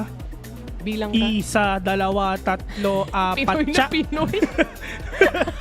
Kala mo nagte-text. May tsa pa sa Oh, baka mamaya pumektos ka na ha. Isiyan mo lang. Isa, dalawa, tatlo. Check. Tatlo. Hop! Ito lang sila Martin Rivera, mga tropa nag-aantay na. Pero yung Dizzy nasa harapan niya, doon pa tatlo tumalong sa harapan niya, pero Berlin! Inaisa-isa niya! 1, 2, 3, ito pinakita ka ni tropa na si Lysor. Isa natin ang tropa ni Taylor. Ano kaya mangyayari dito, Bessie? 99% ng germs mamamatay. Ika nga, Dizzy coming out. And actually secures 2 people to say the least. At natalo ang germs. Oh, ibang klase, men. Talagang doon sa triple jump na ginawa ng mga kalaban nila, wala silang ka-idea na napakaganda ng one-way smoke na ginawa ni Berlin. Diyos ko! Mapapasabi na lang silang tropa, 3 tayong pumik doon, nangyari. Kung hindi niya rin nakuha yung headshots pagdating doon sa Ghost, wala din eh. Matatalo din siya eh. Tingnan mo ang init na nung mga tropa natin sa FPX at magandang panimula to sa side ng FPX. Talaga natipigilan na nga nila pero nga ng DC muna sa mukha personalizer depensa hampa. Pero napakadami ng kalaban dito kundi lang 2 kundi 5. 3 versus 3 already at ito na yung equalizer mga tropa. Autumn, 1 tap, walang tatama kahit isa pero feeling ko babawi pa. Pero classic na yung gamit ng KC. Pwede pa naman sila pumulot ng mga barrel dito pero feeling ko hindi na. Pero yung wall nandyan na. With that verticality na ginawa nga ito, si A makakaisa pa. Pero Autumn nagbabantay. Alam nila na meron nag-aantay dito lang din talaga sa may snowman pero yun na nga, naka-armor si tropa. Oh, may armor yung Sage. On to the left is Martin. Left alone. Kailangan niya mag-reposition. Wala pa rin siyang baril dito. Pero again, Spike has been planted and that's live. From the lurk, siya pa ang makakuha nung kill na yan. May kasama pang baril. Sige. Ibang klase, men. Pero yun na nga, di ba? Talaga nauubos pa rin talaga ng KC kahit paano. Well, that is a 3K nga na ginawa nila. Walang pera si Lysor, walang pera si Berlin. So ngayon, talaga lamang na ang KC. Pero dito, Bes, sino ang pre-predict mo mananalo? FPX. Feeling ko kasi, FPX ka? kumbaga downplay nila yung Asia servers pagdating dito. Hindi masyadong prepared yung mga teams coming in from NA and Europe na medyo slow play nga. Tapos makikita mo ngayon na nasa defense to, nilalabanan ng FPX yung offense comparing sa nakita natin from KC na nag-aantay sila for a retake scenario. Napakatindi mga tropa pero yun na nga. Big shoutouts nga pala sa mga nanonood dyan sa on-stream kasi kay FPX dire-diretso na talagang press W lang mga tropa. Si Live Diyos ko nakapag-clear pa pero si Martin makakakuha ng isa. Si Berlin wala siya makita dito pero yung mga players ng KC babawi na. Si Live nandiyan wala siyang kakamit dito kahit isa pero tamang dismiss lang away pero nga naman mamatay siya. Berlin babawi pa pero tamang tipi na sa harapan niya pero wala siyang magagawa kasi si Magdum nasa harapan niya. Pero ito 4v1 already. Si Live lang mag-isa. Nasa mid pa siya. Ang layo pa, medyo malayo-layo pa iikutin dito ni Lysor kahit pa paano. Tsaka, Sheriff lang ang hawak-hawak niya. And I feel like it's more of really getting exit frags at this point dahil maraming nakaabang para sa kanya. Pero malay mo, meron siyang mapitas. Mukhang nagdidikit-dikit na lang din yung KC and really playing on a buddy system here para may trade-off silang pwedeng gawin. Pero makikita mo na yung mas fast-paced compared sa nakikita natin kanina. And I think KC is also understanding na mas kailangan natin maging aggressive. Ni-utilize nila yung isang Reyna na kayang mag-dismiss away. Tinatapatan nila yung mga players dito ng FPX. Save pero na. sige na. Libreng Kuromami Vandal. Yung may riot body mga tropa. Okay, sabi yung Kuropares. Every time naglalaro kami ni Taylor, pag may Kuromami ako nakikita, kinukuha ko. Ano? Ako. Doon sa may kanto, alam mo kung ano meron? Hindi ba Kuronami? Hindi ba Kuronami? Oh, Kuronami. Kuromami. Kuronami. Oh, Kuronami. Ano, Kuropares? Sa kanto, men, may Kurugoto. Ewan ko sa'yo. Laro na lang tayo. Bilisan nila! Para makapag 1 games na kami! 1 games? 1 games na! Tagal matapos. Hop! Oy! Tamang boost muna sa dalawa pero tamang Dizzy may makikita pa pero feeling ko wala na. Yung mga players dito ng FPX sabi, dito pare, may nag-boost sila sa B pero makikita pa nila. Ayun nga si A! Nakuha nga si Magnum dito na mag-isa. 5v3. Ang bilis na wala ng dalawa. Naglo-lurk lang towards mid pero hindi nila kayang gawin yon dahil mas mabilis atang umaksyon ang FPX pagdating dyan. And makikita mo naglo-lurk na, nagpa-flank na actually si A dito. Shin actually picks up one, that's Lysor. So mawawala yung snakebite capability, pati isang smoke nila dito kahit papano. At medyo mahirap nga yun. Pero wala silang ka-idea na si A nasa likod na. Pero si Sage nagbabantay lang if ever meron bang dadaan dito sa may garage. Dalawa yung mga players dito. Pwede sila mag-bait and switch if ever. Pero yun na nga. Okay. Sabi nila, sige pare, walang tao sa likod. Pero wala silang AD na dalawa pala. Pero yung iba nagbabantay nga si FPX talaga. Pwede sila mag-ingay para magbigay ng space sa mga tao sa likod nila. Pero yung KC, oh no. Yung isa nakita na. At parang go signal to ng mga nasa likod talaga dumiretso na. Kasi nga wala na silang magagawa. Kasi FPX nandyan na. Pwede kita 2v3. Alright, mukhang babawi na ata. Pero eto na, yung mga nasa likod, mga tropa, babawi na. Si Party nakaisa pa. Pero Diyos ko, nakuha pa rin na rin to. FPX, ano sa 2v4, tropa? Sakto yung timing. Magdidisi sana siya. Perfect naman yung flash. Pero Martin reacted much way faster compared dun sa sitwasyon na pinupuntahan nila. Ang ganda na ng lurk kung tutuusin and they had no clue. Walang nakatingin at all. But at the same time, namatay yung Sage or namatay si Magnum kanina pa. Kaya wala talagang anti-lurk at all. But in the end, it's really more about the timing and Martin shows off yet again. Stand up now! Oh, stand up kasi nga tinatayuan sila ng mga kalaban nila. Oo nga, eto na, tayo ka muna. Tumayo ka muna. Tumayo ka muna. Hindi kompleto yun eh, kapag wala yun eh. At dadalhin ka na sa may alapat si Magnum mawawala na. Si Martin nakadalawa pa. Diyos ko naman, libre lang yan. Laserm lang yan. Buti ito 4v3, Bessie. Inahabol niya. Akala ata ni Shin kakampiyon, man. Nagulat na lang siya, may Reyna sa harap niya. Talaga one tap talaga Manila. 2v3. Darli lang natitira. Marshall and Sheriff na lang ang natira. Kalaban yung dalawang vandal ng mga players ng KC ngayon. And paano nila pipigilan to, Bessie? Naiinip na sila ang bagal gumalaw ng KC. Kaso nga lang, classic lang ang meron siya doon. Hindi niya inabangan yung lurk masyado. At si A na lang ang natitira. At napakahirap nga nito. Oo, trash in 1 kill. Pero kaya pa ba? Wingman plant already. Tatlo pa kalaban mo. Ito na yung triangle defense na pwede ngayon ng KC. Pero yun nga, at least denied. Cancelled already. May dizzy pa siya. May trash pa siya. So pwede mo bumawi pa. Wingman pala. But Somazi will get that kill instead. 10-7 already and KC winning dun sa mapang pinili ng kalaban nila, Bessie. Double-digit scoreline na sila ngayon. And again, thanks to the 7-0 dun sa first half kanina, hindi masyado ganun kasakit yung consecutive wins na nakukuha dito ng FPX kahit dun sa pistol round nila. And so far, comparing din kung paano sila maglaro kanina, it might be a little faster, but ito yung adaptation na kailangan nila ring ipakita against FPX kasi grabe mag-lurk tong mga players na to. Kailangan nila mas gumalaw talaga ng mas mabilis. Yun nga eh. And sa side naman ngayon ng FPX na wala naman talaga silang proper na sentinel nga. So talaga pinupush na rin talaga ng mga players nga ng case ito. Pero Berlin, nakaisa pa si Martin tsaka si Tomazi na wala. Punta kita 3v5 already. Talagang si Shin meron siyang revive ngayon. Meron siyang rest. Pwede siya makabawi dito kahit paano. Pero sino pa talaga pupuntahan niya? Alam ni A na meron tao dito lang sa may kitchen. Pero si Magnum nagbabantay na. At pwede pala yun. Pero yun na nga, Narrate, waiting patiently. Berlin will fall down. So main smoker ng mga players ngayon ng FPX wala na. Pero meron pa silang trash do, pero pa bumawi to kahit paano. Ang gulo nila maglaro, sa totoo lang to.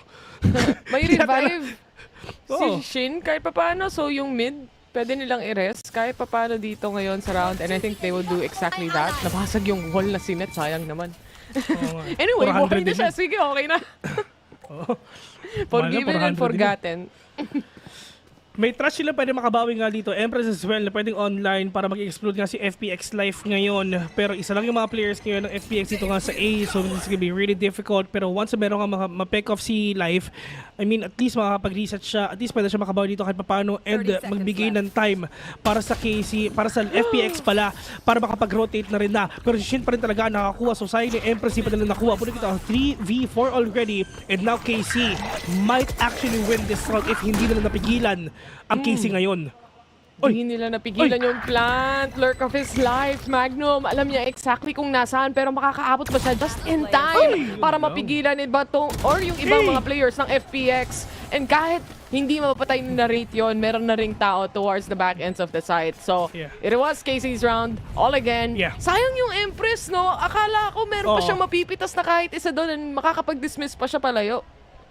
Sa totoo lang hindi pinatay ni Magnum si Adon para hindi nila isipin na meron pa talaga naglo-lurk.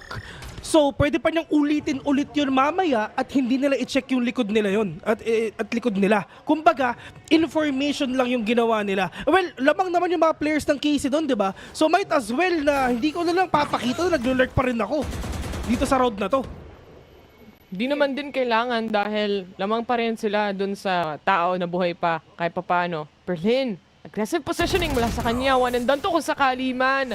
Yun na nga, Martin catches them off guard. Instead, napakanipis na angle lang hinahawakan nila. And yung iba sa kanila dito actually, si Autumn, naka-guardian lang. 2 orbs away for that. Trash haven't been used yet. Pwede lang gamitin ito kahit papano. Yung mga players ngayon ng FPX, all they need to do is wait. Slow orb muna sa may yellow. Waiting if ever meron bang mag-dash in. Waiting if ever meron bang mag-explode. FPX, nababagalan sila sa pagpasok ng KC kasi alam naman natin sobrang gigil nila. Pero nandiyan rin papasok na ata sila double dizzy as well. Ultimate A with a 1-to-1 back off right now. Pero ito 3v3, lumalamang pa yung mga players nga ng KC. Si Life na lang natira. 1v3 mga tropa, may Trash na, may Viper Spit pa. Pero si Life sa likod, alam ba ito ng mga kalaban niya? Feeling ko hindi na. Ayun na nga, si Life nakapitas na isa. Winnable pa, sabi niya. May Lear pa siya pero yung Trash na talaga kaharap niya. At ayun na nga, sige na! Tondolens mga tropa! Oh no! Sinaksak talaga nila. 12-7. Finally, match point mula sa side ng KC. Again, when you have kind of firepower na meron dito ang KC ngayon and the adaptation mula doon sa kanina pa nilang nilalaro na rounds pagdating against sa FPX, mapapansin mo din na kahit yung mga holds ng FPX dito, minsan natatimingan si A. Dapat nga nakalabas yung baril niya dun sa opportunity na yun kasi magsiswing out na eh. Hindi ata na comms pagdating sa kanya. So instead, he was preparing a dizzy instead of a gunfight itself. This is the match point already ginagawa nga ng KC last round na pwedeng gawin nga nila dito. Pero sabi ng FPX, hindi pa. Meron pa naman tayong Thrash ngayon na inaantay lang natin kung kailan pa talaga niya gagamitin. And medyo madedelay pa rin ata kasi nga lahat ng mga players nga ng KC papunta ngayon sa A. Yung Dizzy nandyan na wala silang idea na si Life nasa Gedli pa. Life will catch one. Tamang dismiss lang papuntang backside pero nasa yung mga ibang kalaban niya. Kailangan mag-reposition dito na maganda para makabawi nga sila. Pero they have the verticality nga na ginagawa nila dito BSC Life in the second kill right now. Might actually get that third one and that fourth. Give me the ASAP niya and Life single-handedly just trying to stop the push of KC at mag-isa lang siya all this time. The beauty of having arena, ito yung kanina pa nila ni-utilize eh. Kaya kung mapapansin mo, halos puro B-site din yung ibang takes ng KC dito. Dahil alam nila, pag nakatapat nila si Life, yan yung mga lurk na ginagawa din ni Life dito. Matatakasan at matatakasan lang din sila. So far, ang ganda nung trade-offs na ginagawa ng... Grabe no, natanggal na yung headset at lahat-lahat. Yun nga eh. Tech post. Easy. Hindi na tech post. Ang ganda ng mga trades ng KC, pero kung Ray nakatapat mo, di ka makaka-trade. Oo. Actually, isang beses nga lang siya nag-dismiss eh. Talagang lahat lang ng kalaban niya pupunta talaga sa harapan niya. Pero yung mga players ngayon ng KC, tingnan natin kung makakabawi pa. They have the Viper Spit already in order for them to hold one side. But sabi ng FPX, tatapatan lang namin kayo. Hindi na namin kayo bibigyan ng enough room to recover, enough room para nga makabawi. Yung aggression pinapakita nila, si Life na naman nakapitas ng isa. 5v4 it is. Mawawala yung kanilang flasher actually. The only flasher on the team mula sa side ng KC. And si Narrate yun. And so far, it's been great in the rounds that we've seen. Pero ito na naman, Autumn from up top. Hindi nila i-expect si A. Or rather, si A. Eh, pinaglalaban niya ang sarili niya. Kaso mapapatay din ni Martin. 2v2 scenario. May lockdown pa pwedeng gamitin ang KC dito. Talagang napakadelikado. Imbis naging A, naging ay na! Kasi nga napatay siya. Buti kita 2v2 already si Magnum babawi ba? Pero yun na nga, nakapag-reset pa siya. Pero yung mga players dito ng FPX, delikado na. Si Berlin na lang ang mag-isa. May paranoia pa, may smoke pa. Feeling mo makayanan pa. Hindi pa to ang katapusan sa side ng FPX. Kasi buhay pa si Berlin. Nag-aantay lang para sa panalo na makuha ngayon. Dalawa. Nakaabang na, may shorty. Pag pumasok siya sa smoke dito, mamamatay siya. Pero di siya dadaan doon. Instead, he goes and moves away from it into the backside. Instead, may nano swarm, tamang tap si Spike. Nakaabang na sila, and to the left. That's gonna be Magnum getting the kill para sa shorty na yon. Man, ang tagal nagtiis ni Magnum doon kung tutuusin. Pati yung decision niya na mag-stay at antayin yung sisira doon sa lockdown at nalalaban. Nagawa niya pa rin, well executed, well read. Ang maganda dito sa side nga ng KC, I mean, they have enough room to make mistakes. Doon pa lang sa ginawa nga nila 7-0 nung una pa lang, talagang they really wanna assert dominance agad dito nga sa map na to na kahit hindi nila ito pinili. Pero sasabi nga ng FPX, babawi na lang kami. We are really hoping na talagang, malay mo, map pickers ang nasa isip nila. Pero at least talagang KC, nung una pa lang, nung number 1 nga sila si EMA, nung natalo na lahat ng top teams doon, parang nasa isip nila, andito kami para bumawi. Andito kami para mag-champion at gulatin ang mundo. Tsaka hindi rin masyado nakabawi dun sa mga A-side takes, for example, si Live, comparing dun sa latter parts of the round kung saan nagpa-pop off na siya. I feel like if you give him more chances or more rounds to pop off, he would actually get so much more kills and maybe even get rounds. Unfortunately, for FPX, masyado nga nila nabigyan na ng space yung KC na magkaroon ng napakalaking score on the defense itself pa lang.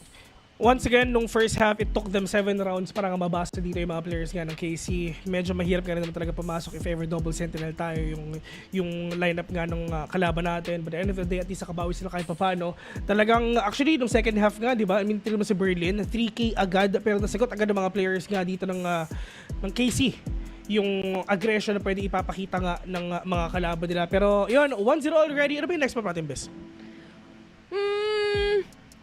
I think it's actually Lotus na susunod na mapa natin na pinili din naman ng Karmine Corp pagdating dito sa ating next game. And, may PH Watch Party pala tayo eh. Gising pa sila. Shoutout sa inyo dyan It's time. Nasa TS Bootcamp sila. Ito yun. Sana okay lang kayo dyan, guys. So, si Inbi. Joke na, si Inbi yan. Pero yun na nga. I mean, sa side ngayon ng mga Pinoy na nag-aantay, na nanonood ngayon, shoutouts nga po pala sa inyo. Pero dito naman sa mga pinapakita natin, na susunod nga na laban, na talagang this is gonna be really, really interesting. Lalong-lalo na sa akin sa second series, yung mga tropa natin from the Pacific. Gen.G. Ipapakita nila ang lakas nila later on. Pero yun nga, I think we're just gonna head on to a very, very short break. No, Bes? Oo, napaka-chill masyado ng tugtog dito para kaming nagpo-podcast. Yun nga. Anyway, we're just gonna go in a very short break. Siyempre, sa pagbabalik natin, malalaman natin kung ano magiging resulta ng match na to. So don't go away, Masters Madrid. We'll be right back.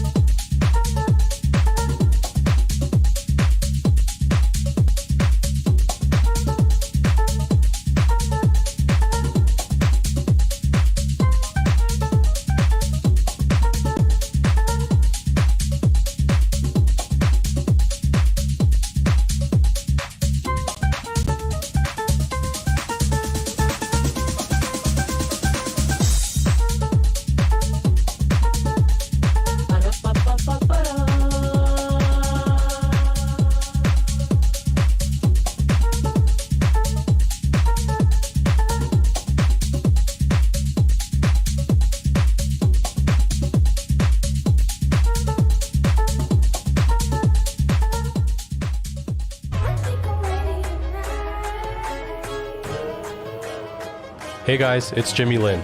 In this series, I'm going to walk you through Attack on Pearl. Watch out for the stairs, clear this angle. You're going to be able to fight this.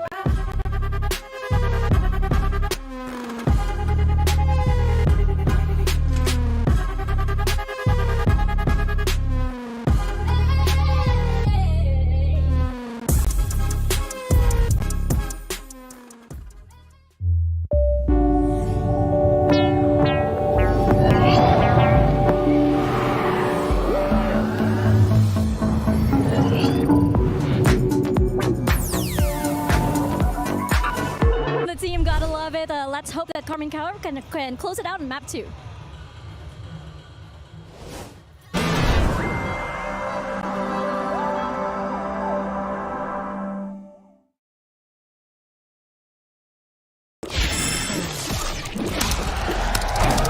Red Bull gives you wings.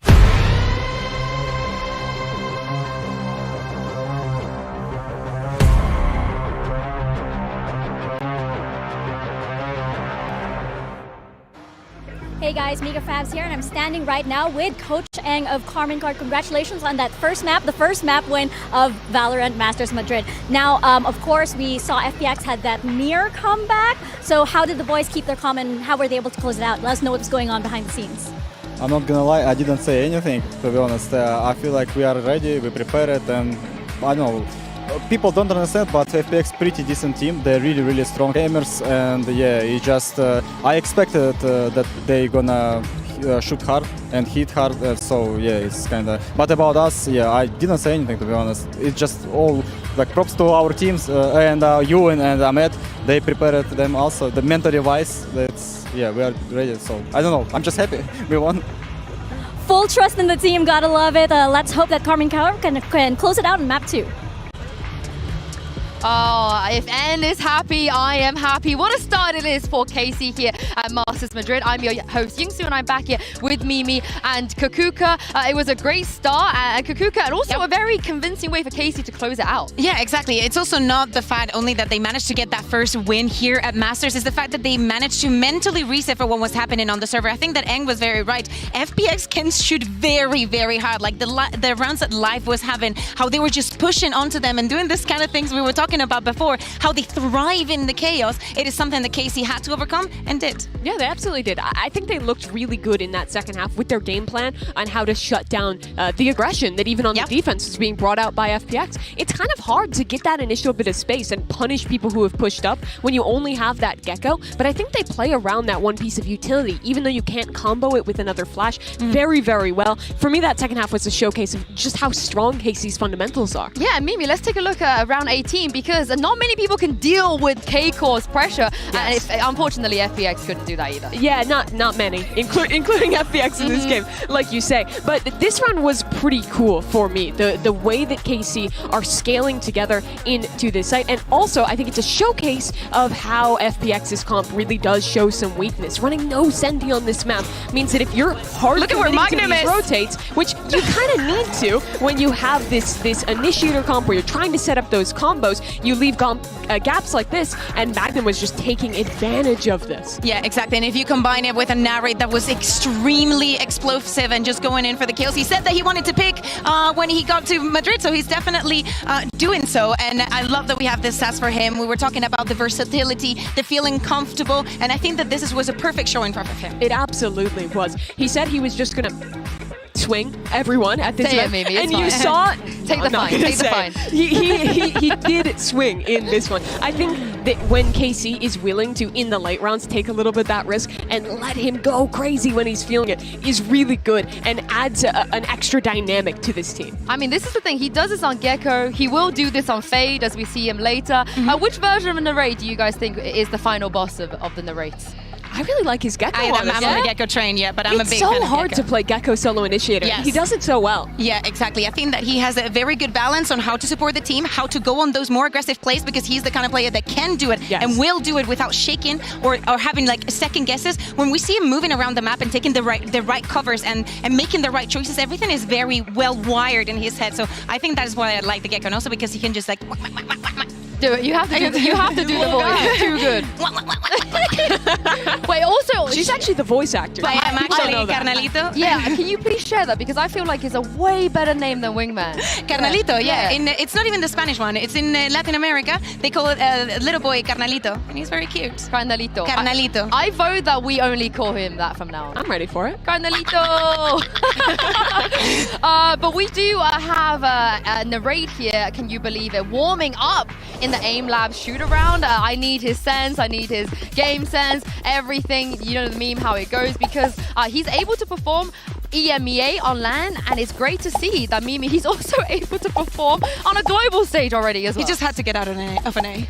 Oh! He was good. He was getting held back. He was getting held back. He was actually. He is what your ranked teammates want to be, in that he needed the right team, right? Yeah. He can probably. Honestly, he needed Eng. I think that there is a lot of similarities between the case of Narrate and some other players in KC. And for example, Alpha Year. People might not remember, but there was this moment where Alpha Year was just 16, just picked up by Fnatic and just performing the way that he was because of the coach that he had. And probably in another environment, Alpha would not be where he is today. But going back to Narrate, love the fact that he's feeling this comfortable, that he has this sassy personality outside and inside the game, and he can bring it to the international stage. He absolutely can. And we've talked a lot about the coaches today, but I think you have to credit the IGLing of this team as well. Magnum played with Fnatic right at the very beginning, famous for the ill-fated Sky Flash at the end of Reykjavik. But since then, he's been grinding down in Tier 2. He's a name that I think a lot of people had forgotten. But now he comes back in with this KC roster and is absolutely a pivotal part of this system they built. We saw some great adaptation and mid-rounding on that map, and I think you can credit a lot of that to this guy Magnum. Yeah, this is the thing. People don't. People forget that he was never IGL before. He only started IGLing on this team. I also love a moment we had in EMEA where N called attack pause when they were like 11-1 up, and he did that a lot back in Gander. And we asked him, "You're 11 up. Why are you calling attack pause?" And he's like, "Look, I want us to close out the game, and I heard Magnum make a call, and it was just the wrong call. I had to step in and be like, Magnum, look, I appreciate what you're doing, but you should not be doing that. You should be doing this." And he also said that as time went on, he's had to do that a lot less. His trust in Magnum has grown a lot over the kickoff period. And given the fact, I don't think they called a single timeout, right? I don't think. No, I mean that's what Eng was saying in the interview, right? He was if he's hearing the right thing. Magnum must have been saying all of the right things. Many people might think, yeah, after you lose so many rounds in a row, why didn't you call a tech pause? Eng is hearing everything, and if he feels that the right calls are being made, and to every problem they're already thinking of how to fix it for the next round, you don't really need to call that tech pause. Do you think that your team is going to be a little bit thrown off the game? You don't want to interfere too much. You think that first attack pause was enough? Why do it again? I think you also have to remember that those pauses also give your opponent a chance to talk to your coach. I think we've heard from like Mini before that sometimes he wouldn't call pauses because he trusts his IGL more than the opponent's IGL. You were talking about Fnatic, guys. You were going to say he trusts the other coach more. I thought you were going to say that. No. But it is something to think about always, of like that trust in your IGL. Once you build it up, it means you can save those pauses for that perfect moment. And I mean, right now, I don't think that game ever fully got out of hand for KC. They started losing those 3-4 rounds in a row, but the last round, they turn it back around, they fix it, and then go into the second half quite strong. Yeah, and he didn't need to talk to his players, but his players were giving it on the server. Take a look at this. There's some trash talk from the last Guys, some smiles in your faces. Hey, play the game, play the game. So it's just Tomasi. Tomasi, by the way, another youngster. If you remember seeing him last year in Seoul, we had to do it. It was completely different, right? I think that the environment that they have created, how they're living everything on stage. Tomasi, So I watched some of the Karmine Corp vlogs this week. Did we get some Mewin from Martin already? Not yet? It will be there. I really thought we could go a long time without bringing that up here. No. Sorry, I'm disappointed we haven't seen it yet. I'm disappointed in both of you, but what I'm not disappointed in is what I was saying with Tomezi being such a great emotional leader. But we're into the agent select here already. Karmine Corp, we saw them play the Fnatic comp and beat Fnatic. But for FPX, this is one of those maps where they pull out the chamber ban. Yeah, exactly. Funny enough, even though KC has a very good record on this map, this has never been their choice. This is the first time that they actively choose this as their battleground. It was always like either the third map or something that other teams picked up for them in EMEA. Even with that, I think this is the map that shows perfectly and more exactly how good they are on the retakes and how the protocols are perfectly sharp, because of course with 3 sides things change, and they also change when you have a chamber on the other side. Not very popular in EMEA. Absolutely. This comp, beyond just the chamber, has a solo Gecko initiator, which I think is a lot harder to make work on this map. If you go for hard execs, that Dizzy gets broken, which honestly, map 1 KC was doing a great job at. If they can continue to do that, I think they can really punish this dive player. This is an opportunity for KC to close in 2. Yeah, well, things are going to get a little bit harder for FPX here. It will be KC's map choice, and it's time to send it back to your casters. Here's Bren and Sideshow. Thank you very much. FPX versus KC, ladies and gents. Second game na tayo, Kuya Movil, at unti na lang, makakapaglaro na rin. Kamuestas? Lo estoy haciendo genial. Gracias, Taylor. Welcome to Masters Madrid. Humanda ako. Grabe, may listahan ka ba dyan ang sasagot mo?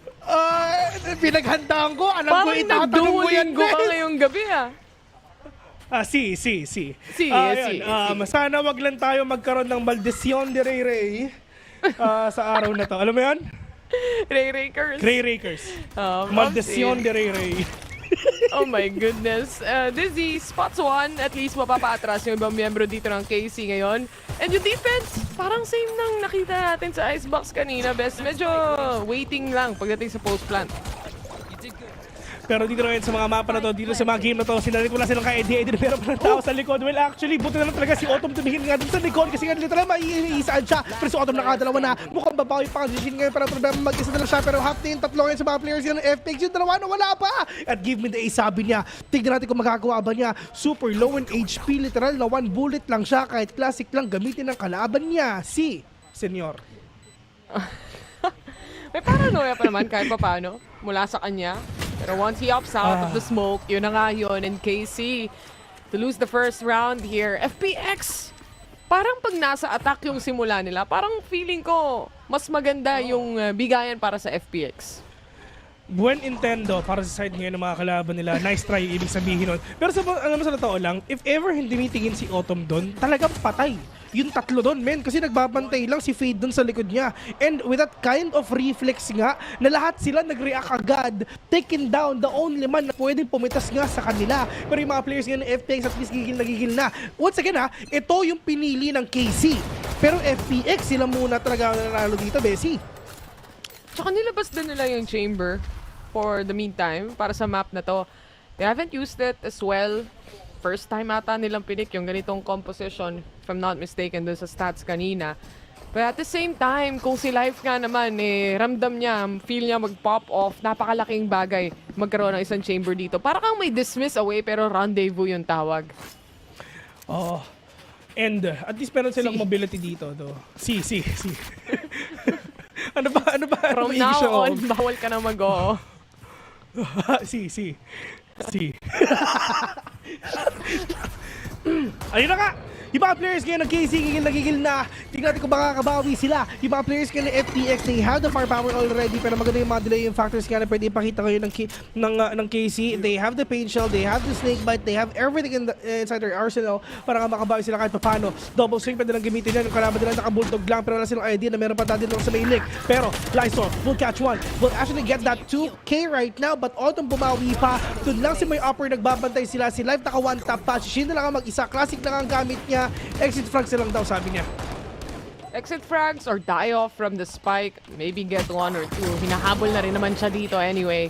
And that's gonna be the second round itself. Flawless pa nga mula sa side ng FPX. Every angle cleared out. Kahit yung A-main, hindi nila hinayaan na makapag-lurk around itong mga players ng KC para lang doon sa kanilang post-plant positions. And again, it's really a battle of who has lurks here sa mapa na to. Kaya napakalaking bagay na mapigilan nila yung rotations na to. At least, diba, talagang sa side nga ng FPX, sila try nga nila na magpaka-aggressive and try to pick off these players one by one. Pero at the end of the day, talagang maganda yung I mean, may firepower sila They have the guns, they have the armor, pero tamang wallbang lang pinapakita nila. Alam nila na merong Odin dito at yung isa, Diyos ko, natamaan pa. Walang nagawa si Live dito kahit isa na Narrate. One tap to the head na ginagawa lang niya. Puti kita 5v4 already. Yung lurk patay na, pero si Viper nandyan pa. In terms of global control, they have it all. Lurk towards not deep, I would say. Nag-aantay lang naman din si Lysor kung meron pang ibang tatawid mula sa side ng KC. And kung mapapansin mo naman, si Martin at tsaka si Tomazi, nakaabang na kung sakali man na may makaikot dito. But seems like si pa rin ang gustong kunin dito. Si. Yan ang sabi nila. Yes daw talaga. Sabi nung caster, si daw, sige tara! Yun ang sabi nila. Pero ito, shoutout nga muna kay Tech Brawl, kay Mr. Marvin, Gabriel. Shoutout nga muna sa ina, pero nga mga papasok tayo, page na nandiyan, yung Dizzy, lahat meron na, pati yung Paranoid, Diyos ko, nilabas na nila. Pero sa autumn, kaya verticality, alam nila meron sa taas, pero yung player nga na nag-aantay sa may waterfall, kitang-kita na meron na sa taas nga. Pero kita 3v3, autumn is low on HP, malay mo mabawi pa. Winnable pass, dalawang team sa to, malay mo makuha pa. Oo, din dito si Tomazi. So kung sakasakali man, masakit yung patience, mapapaalis ka na lang talaga. That's a kill even. And it makes the chances much more bigger para sa side ng KC ngayon. Kailangan pa nila mag-plant a spike and magsiswing out si Autumn. No choice siya, ika nga. 30 HP down the drain. And it's now up to Berlin how to make things happen. Now, pati yung backside niya, hindi niya rin siya makatawid, but a double kill settles in. Kills after kills, 7 bullets against 100 bullets, and Tomazi secures the round. Walang malakas sa Odin. Walang malakas sa Odin, man. Walang malakas. Pagdating sa mapa na to, lahat tinatagusan. C.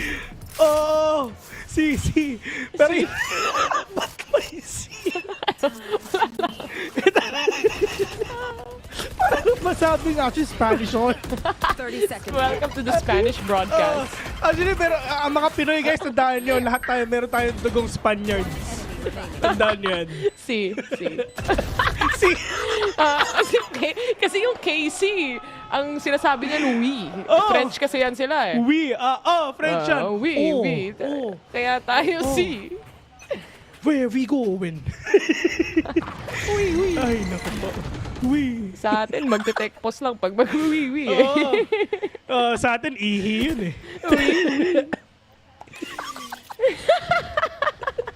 Ihi lang sa atin yun eh. Ay, Magnum! Ang naka-Odin ngayon, talagang 12 AM talks na. Reload muna kasi marami pa pala. Tamang ball Parang lang. 100 ulit. Pag-usapan na nga natin yan. Last year, Bessie, pag-usapan na natin to, yung pundasyon nga ng Lotus, medyo syempre sira-sira na, di ba? Matanda so lahat na talaga tamang tagos ka talaga. Tanda na to, lumulumot na nga iba. Pero sabi ni na muna tayo mga tropa. Nagkaroon pwede mo pa tayo, pero feeling ko wala na kasi sabi ng mga players ngayon ng KC, mag-retake na lang tayo ngayon. Odin, nag-aabang lang sa may taas. Nakakatakot. Ako yung natatakot para sa inyo, guys. Pero ito, rotations nagagaling na agad sa KC. Walang lurks, actually. From behind, it's all gonna be towards CT side. Nagagawin nilang retake scenario dito. Satchel in play mula kay Martin. Pero from behind, it's gonna be Autumn instead. 4v3, make it a 3v2 right now. As Autumn shuts down another. Isa, laban sa tatlo. Medyo mahirap to. 13 HP na lang to. And that's gonna be Lysor going down. Save na lang daw, sabi niya. Si. Gusto sana niyang doon siya papunta.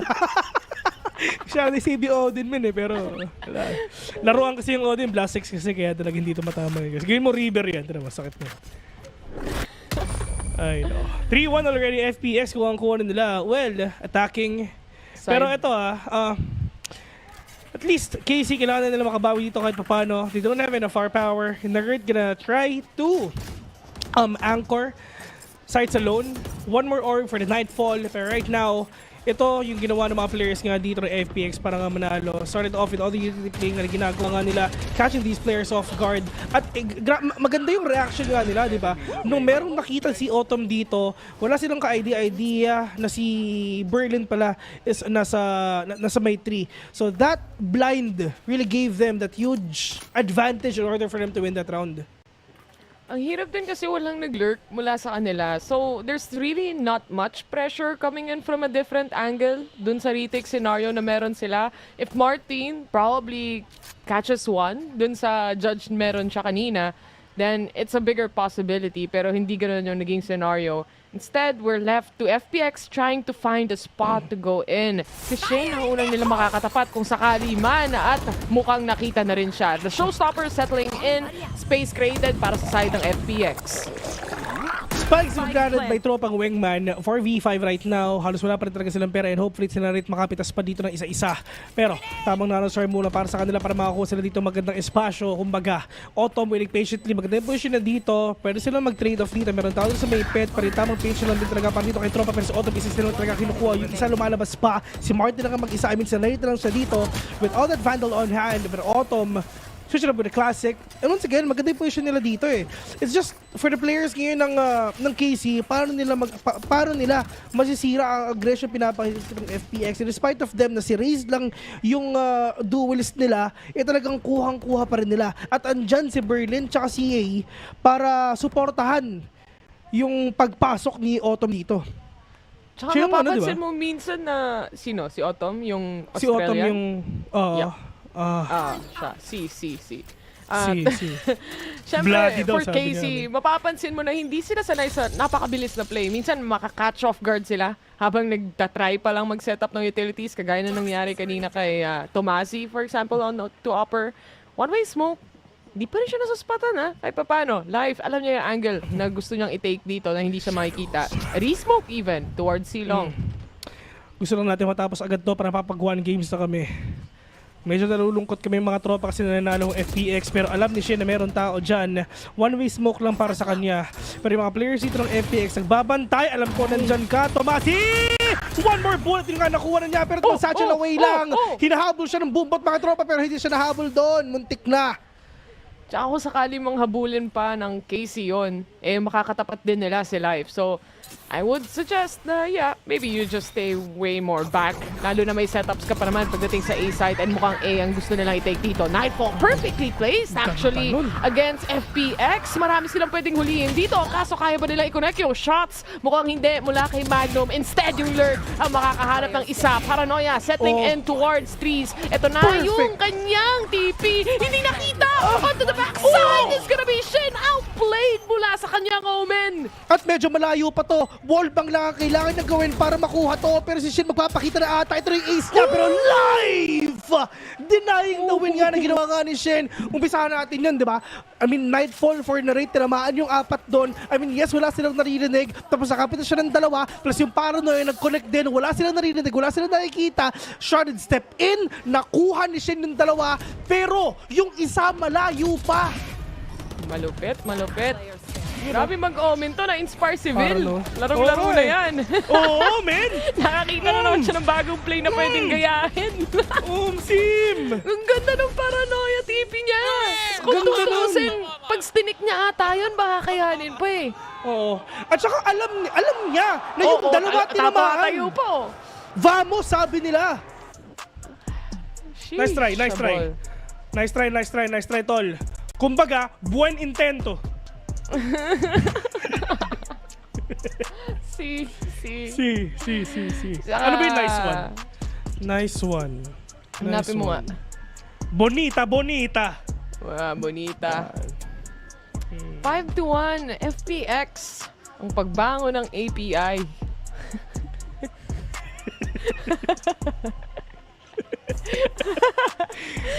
Si Pan, nagko-comment sa Twitch dyan, ito na naman tong duo caster na to. Kami talaga yon guys. Wala kayong choice. Kami lang caster today. Hanggang alas 5 tayo, men. Sama-sama tayo dito. Alas 5 tapos 4 na oras maglaro, tulog ng 9, tapos ulitin ulit. Ganun lang yun, men. Ganun lang. 5-1. Walang pera ang KC, mga tropa. Stingers lang at saka isang Marshall ang meron sila dito. Pero may, ult naman ng Raze. Dizzy out. Wala sila nakita dito kahit isa. At safe play pa rin ng mga players dito ng KC. And grabe naman, dizzy lang yung nilabas dito ng FPS. Rotate agad. Raze, no? Rotate agad si Viper at si Paige. Quick rotate lang para sa kanila. Tamang fake lang towards A para may tao. Yan ang nasa isipan nila. Pero yung traps ng Killjoy this time, yung Magnum nandito sa C-site. So kung sakali man, first contact to the turret, tutulungan siya. Nakikita rin nila yung traps. Alam din nila to. So they're hyper-aware. Kailangan nilang gumamit ng ibang util play. But Magnum secures a kill onto that Stinger and moves away. 1-to-1 trade lang. Perfect execution nga na ginawa ni Magnum dito kahit wala talaga siyang pera kahit paano. Pero yung nga si A nagbabantay na. Landed spike already. Mosh pit just to get that area na talaga wala papasok dun lang sa may waterfall. Pero ito na yung retake na gagawin nga ng KC. Gagamitin ba nila yung showstopper ni Martin dito. Gagamitin ba nila yung Viper Spit na meron si Tumasig ngayon? Napakahirap nga pero wala silang no choice ngayon ni Paranoia. Nag-connect na para sa kanila si Tumasig, nakapitas na yung showstopper nandiyan rin talaga may matatabaan. Bati yun na kasi Berlin biglang nawala. Pero ito 4v1 already. Si Lyser na lang yun nandyan pero mawawala na nga rin siya. Pero ang maganda dito, si Shin kasi galing siyang likod, galing siya sa may waterfall. So pagka-paranoia niya, yung mga tao dito sa may entrance ng sea, wala na rin nakita. Thrifty round pa nga, and with the shots from Narrate connecting perfectly as well dun sa mga natitirang players sa loob ng site. Very clean take, I would say. Lalo na tong first kill ni Magnum. Kung tutusin, busy siya doon. So, he didn't have any vision.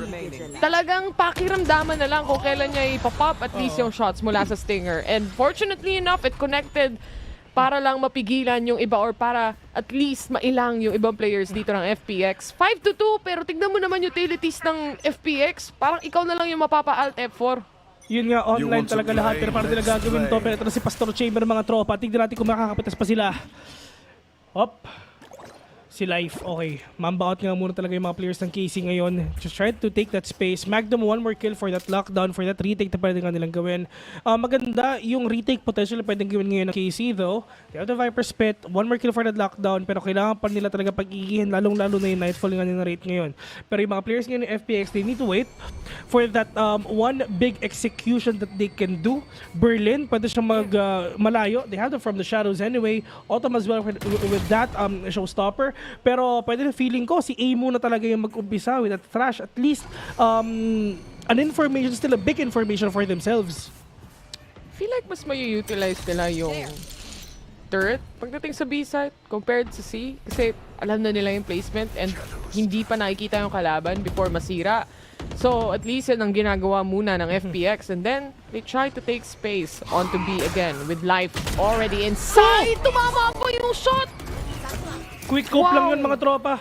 Pero nga Autumn dire-diretso na. Kailangan nila mag-mamba out dito. Maganda yung decision ng mga players nga ng KC. Na simula kanina, talagang hayaan na lang natin sila. Play for retake na nga rin tayo. Kasi nga pwede sa mga utilities nga na meron ngayon ng FPX. But A will catch one. Autumn mo ubawi pa. Pero yung Paranoia, tumama nga dun sa dalawa. Pero hindi nahuli ni Magnum. Yung talaga nag-mamba out ngayon. Pero si Berlin magpapakita. Nakuha nga siya.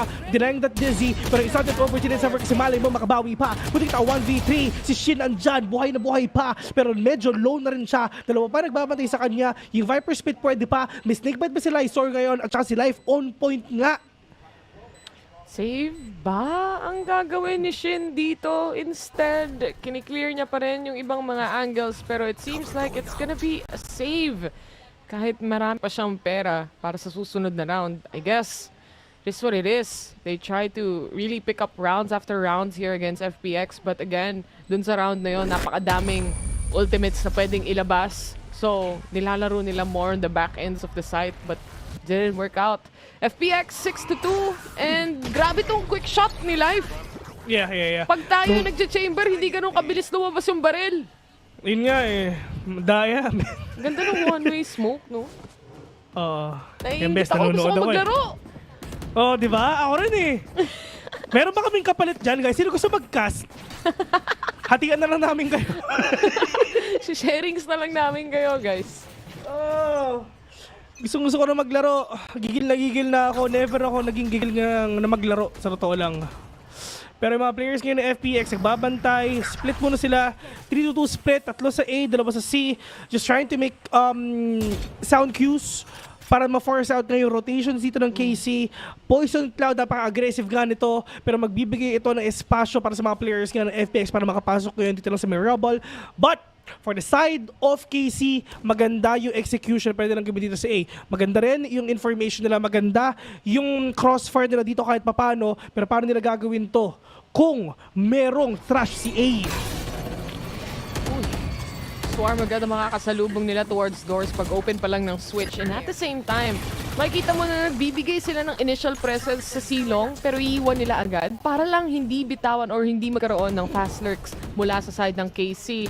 FPX secures B site here. Kahit yung turret, natakpan pa nung wall mismo, nung Viper. But onto upper, mukhang ilalapag na rin yung lockdown na yan. Nag-aabangan lang sila, nag-aambahan with the trash coming in. Nakaabang silang lahat. Magnum takes 2. Pero na-stun yung dalawa, nanginginig na. Kailangan nilang umatras dahil sa lockdown na to. They have to to respect it now. And Shin, Life gets one even. Na-seize, tinamaan yung dalawa dito lang sa may link. But right now, narito natin dito. Pupusuan na ata na to. Si Magnum nandyan para kabawiin niya. Pero meron pang lineup dito. Pinapakita yung mga kalaban niya. Si Aiden lang ang natitira. Kaya pa ba to yung Hunt? Nakita pa siya. Missed the first shot. Pero si Narrate. At yun na nga yung problema. Na-half na kasi nung first stop. At walang gagawin yung Casey kundi ituloy lang yun. 6-3. What a retake indeed mula sa side ng KC. Lalo na dun sa pag-abang nila mismo sa trash. Instead na hindi nila napatay yung trash, yes. But again, because tatlo yung naka-peak sa angle na to, kahit ma-stun sila, nandun yung protection mula sa side nung lockdown na nilapag ni Magnum, if I'm not mistaken. And this really gave them space to recuperate para dun sa retake scenario nila. Maganda rin yung plant dito na ginawa ng mga players nga ng FPX. At least yung mga tao sa may link, sila na rin talaga yung magla-line up nga noon. Pero right now, Tomazi will catch one already. At least si Lysor wala na, hindi na problemahin yung lineup nga na ginagawa nga nila kanina. Tomazi, makakaisa pa siya. Puti kita, 4v3 right now. Yung para doon, hindi pa tumama. Pero Diyos ko, si Shin nandiyan para nga tulungan ka. Tamang TP muna, paale. Si Berlin low on HP as well. Pero the paranoia will connect onto these players. Pero si Berlin hindi tinamaan, which is sobrang sayang nga talaga. Pero hindi alam ko anong gagawin niya. Ano ba, magtitipi ba ako? Mag-shadowstep ba ako? Kasi may kalaban ako sa harapan ko eh. Pero at least, yung mga small decisions na ginagawa ng KC, nagiging worth it na. Hindi niya alam kung magtitipi siya or hindi. Kasi pagka-click niya nung from the shadows niya, na-realize niya ata na wala sa kanya yung spike. And hindi siya makakaalis sa sitwasyon na yun. Instead, he had to fight it over. Nagpanic din. And unfortunately, KC, tinatapatan yung aggression na meron sila. Lalo na yung positioning ni Martin doon, una pa lang. Pati yung Hunt ni Narrate na nag-connect gave them the opportunity to get those early pickups without even needing to see anyone.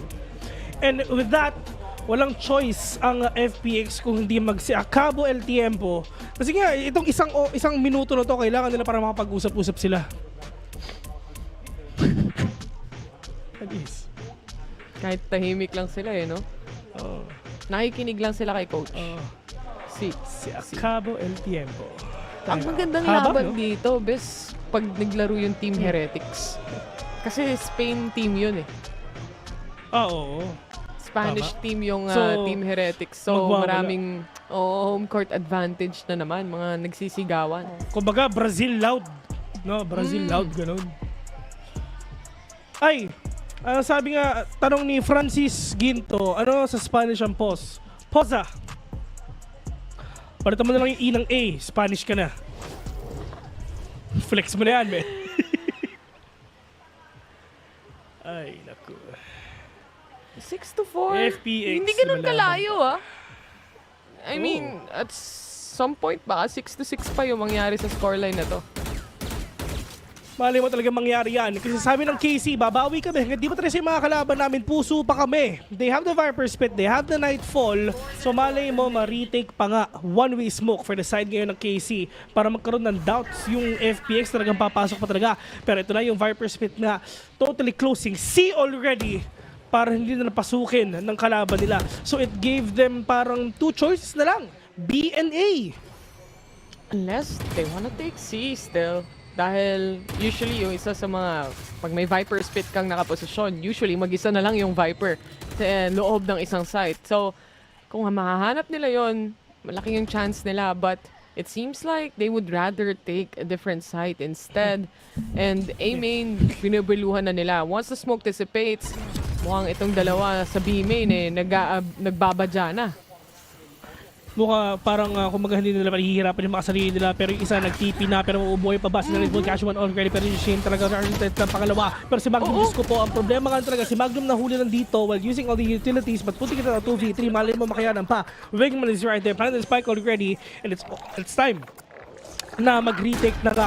Pero all the way from C, Tomazi will be dead for the count. Shin, medyo malayo pa pupuntahan niya. Wala siyang ID. Ano si Berlin lang nasa harapan niya. 4-7. And this might be a 5-7. Pero malaking problema ng KC. Wala silang pera. Ang daming off-time na positioning mula sa side ng KC dito. Di nila ina-expect si A na nandun na towards CT side. Di nila ina-expect na for Magnum right now, napapasok at entryhan pa rin to ng players ng FPX despite having 1 nano swarm. Parang balak niya pa ata mag-set up ng sunod na alarm bot doon. But again, FPX is a type of team na bigla ka na lang magugulat. Nasa harapan mo na pala yung ibang mga players dahil slowly but surely mag-explode sila. Kaya kailangan mo rin talaga hulihin hanggat kaya mo pa. So yun talaga yung pinaka-crucial nga talaga doon sa mga pwede nila ipakita. Hunt, not gonna catch anyone. Trying to open up C. Wala naman tao doon kahit isa. Pero they need to make the most out of the sheriff nga na hawak nila. And itong Nightfall na meron si Narrate. If ever, pwede na gamitin to once na papasok na yung C. Maganda yung position natin. I mean, nasa B siya. Pwede na gamitin yan all the way from doors. Pero pupunta siya doon lang sa may safer side. Might as well go lang sa may hall or pwede na sa may waterfall. Pero mukhang in terms of sound cues, wala na ata narinig ngayon ng KC. Mukhang lilipat na ata ang FPX ngayon papuntang B. Tatlong nag-aabang towards C actually. And ito parang binibenta lang nila actually yung fake pagdating sa C side dahil nandiyan naman yung revolving doors. So it's easy for them to hyper-rotate towards B instead. Magnum, nagtatago lang sa napakagandang posisyon actually. Kapag hindi nila inabangan to, baka sakaling mahuli niya lalo na with the Nightfall. Actually hopping in and detecting some of the players, makikita pa rin siya muna bago siya makapatay. Pwede ito 4v3 right now. Lamang yung mga players nga ng KC. Ito ba, in terms of utilities, in terms of firepower, lamang ang FPX kanina. Pero life nakabawi siya ng isa. Pwede ito na 3v3. All the way from upper, may tao dyan. Papakita pa sila life nakabawi pa. Pero sabi ng Tabasi, pupusuan ko na lang din yan. Pero tumasi ng jab pa. Wala siyang idea na meron pa taas sa taas. At yun na nga, 8-4. And FPX securing the round with a win. And despite of them, nahalos walang pera ang KC. At sakuha pa rin nila kahit papano. Just Magnum using the wall of his enemy para makakuha siya na mas magandang pwesto. Nakita lang talaga yung, syempre, kalahati ng katawan niya lumabas muna doon. And they were able to clear out the spot he was actually lurking in or waiting in patiently. Aside from that, ang ganda ng lurk mula kay Lysor dito, all the way from the back ends of the site up to upper. Hindi sila aware na merong nagle-lurk ng ganon and indeed gave them the space na kahit mamatay yung nasa B main on that last finale 2v1, makukuha mo pa rin surely yung kill dahil wala silang idea. 8-4, lamang ang FPX. Yung mga tropa natin sa Asia, at least alam nila na makakabawi sila. Pero ito na yung pinakaantay nga ng KC. Ito yung mapang pinili nila though. So talagang magkakaroon sila ng siguro advantage pagdating dito sa attacking. They have that Nightfall, they have every utilities on hand para nga makapasok sila sa loob ng site. Maganda yung Sentinel nila. They have that anti-flank as well. So makakapag-lurk ng maayos si Killjoy dito. Not as good na meron tayong Cypher though. Pero at least lockdown later on, pwede yan.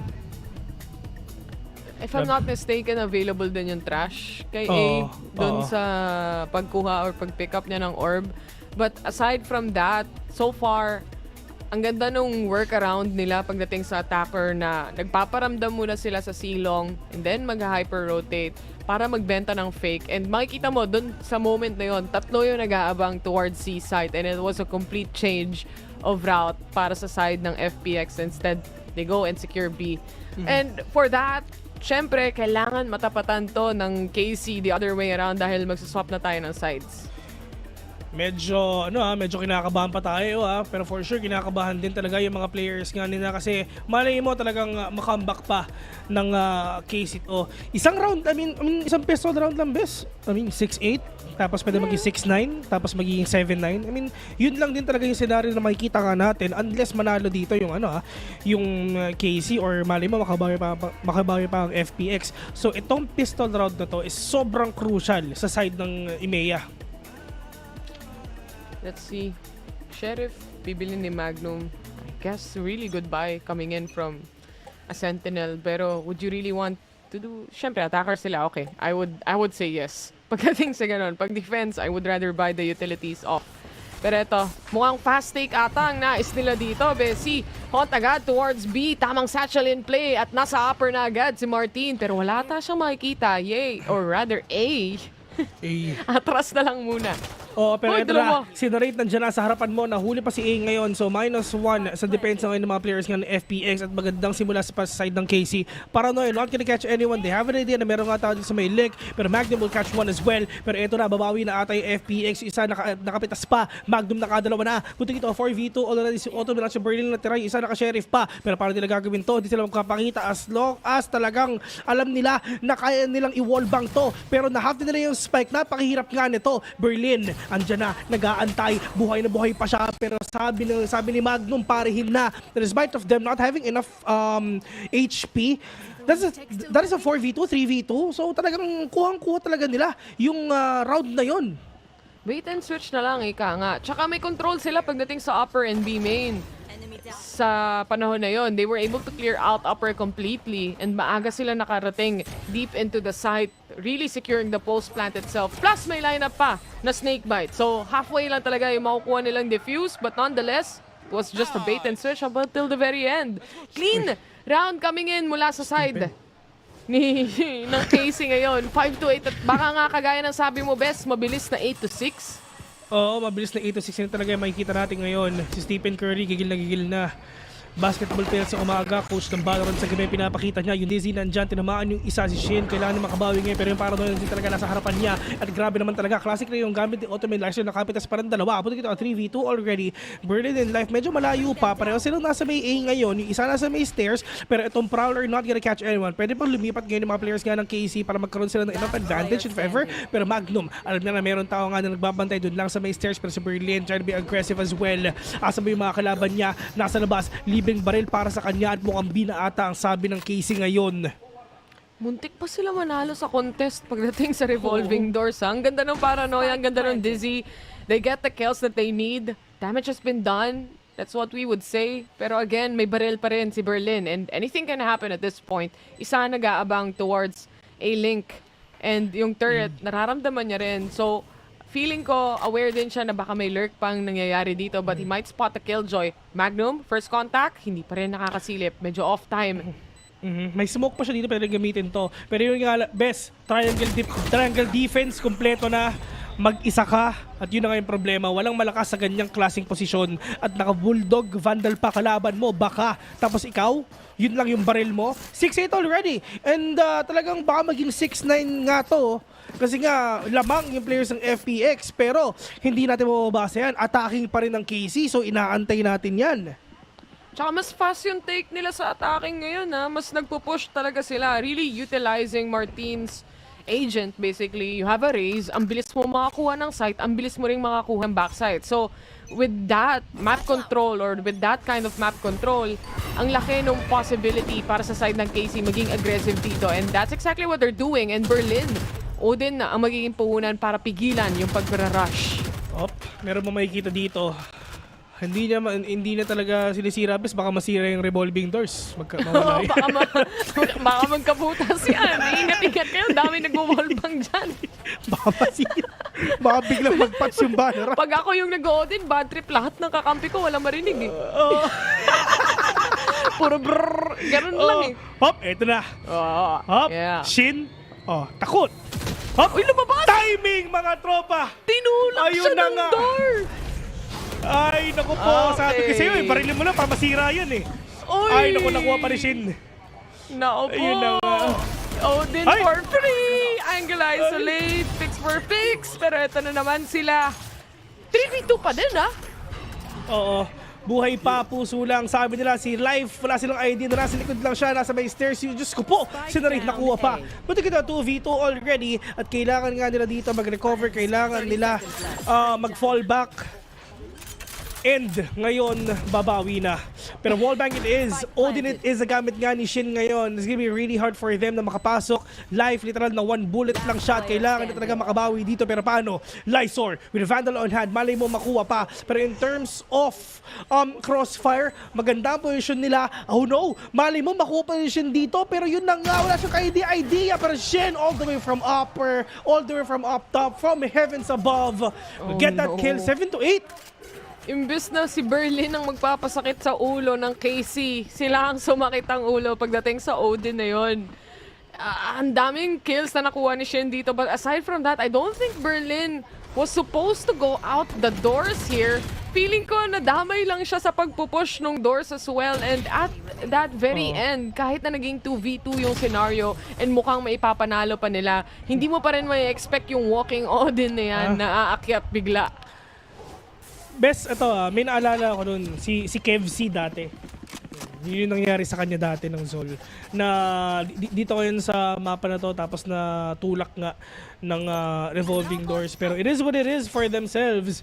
Pero yung mga players ngayon ng FPX, kailangan nila dito mag-antay. Naka-sheriff lang halos lahat sila. At si A, pero naman siyang guardian dito, pero siya makabay dito kahit papano. At maganda yung stock ng FPX sa C.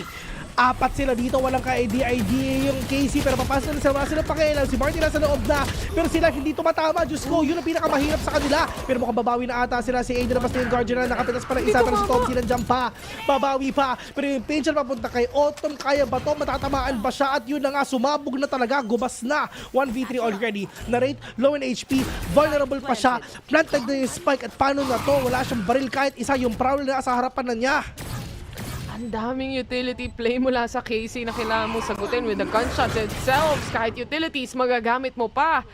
Para lang talaga ma-completely punish. Tas may hunt pa. Tama na, ang sakit-sakit na. Tignan natin, mali mo makayanan pa. One piece chicken. Pero ba? One piece chicken kay Autumn. Hop! Pag na-clutch niya. Hi, low? Hi. Wala na. Hi. Heist. Heist na lang ang nakita niya. Heist na lang, boss. Ay, 8-8 na. Yan na, KC. Lumalabang. Hindi nanggigigil na sila. Kumbaga, pag natapos na to, 2-0 na. Ibig sabihin, mas maaga tayo makakalaro, di ba? Nice one. Tama. Tuloy na lang yan, KC. Kahit si Wingman walang nagawa O isa lang yung na-stun niya. Pero si Martin talaga, when he goes for swing itself, nakakatakot. Even the satchel in play, hindi rin nila nasagot. Na late ng kaunti yung Dizzy, nabulag siya pero it's already too late. Nakahanap na siya ng first pick-off, giving the chance for the rest to go in. Pero ito I mean, dito kay Tropang Reza, kay Martin, despite of him na talagang apat yung mga players nga sa loob ng site, talagang satchel in, and hindi mo na magagawa yun, na talagang kung hindi nag-connect yung mga utilities din na binatungan ng mga kampanya. But 8-8 already. Ang maganda dito, Bessie, Gen.G yung next game, di ba? Tapos ang kalaban nila is... Alam ko yung kalaban nila Loud. Let's go Loud tayo. Let's get loud. Let's get loud tayo. Top 1 ng Brazil versus top 1 ng Pacific, no? Tinalo nila yung Paper Rex Same. At if naalala ko ng tama, 5 games ang Karmine Corp. Pati na rin ang hindi. Ang Sentinels, pati ang Loud na nung nagkalaban sila sa Grand Finals. Pero Sentinels pa rin na nag-champion. Pumaldo dun May kilala ako Operator! Meron ng nakahanap dito si Life actually. Siya yung naka-op. Okay na yan, importante nga yan. Pero tignan natin kung makakabawi pa si A. One more orb for that Thrash. Pero Nightfall, meron ba makikita? Okay, isa.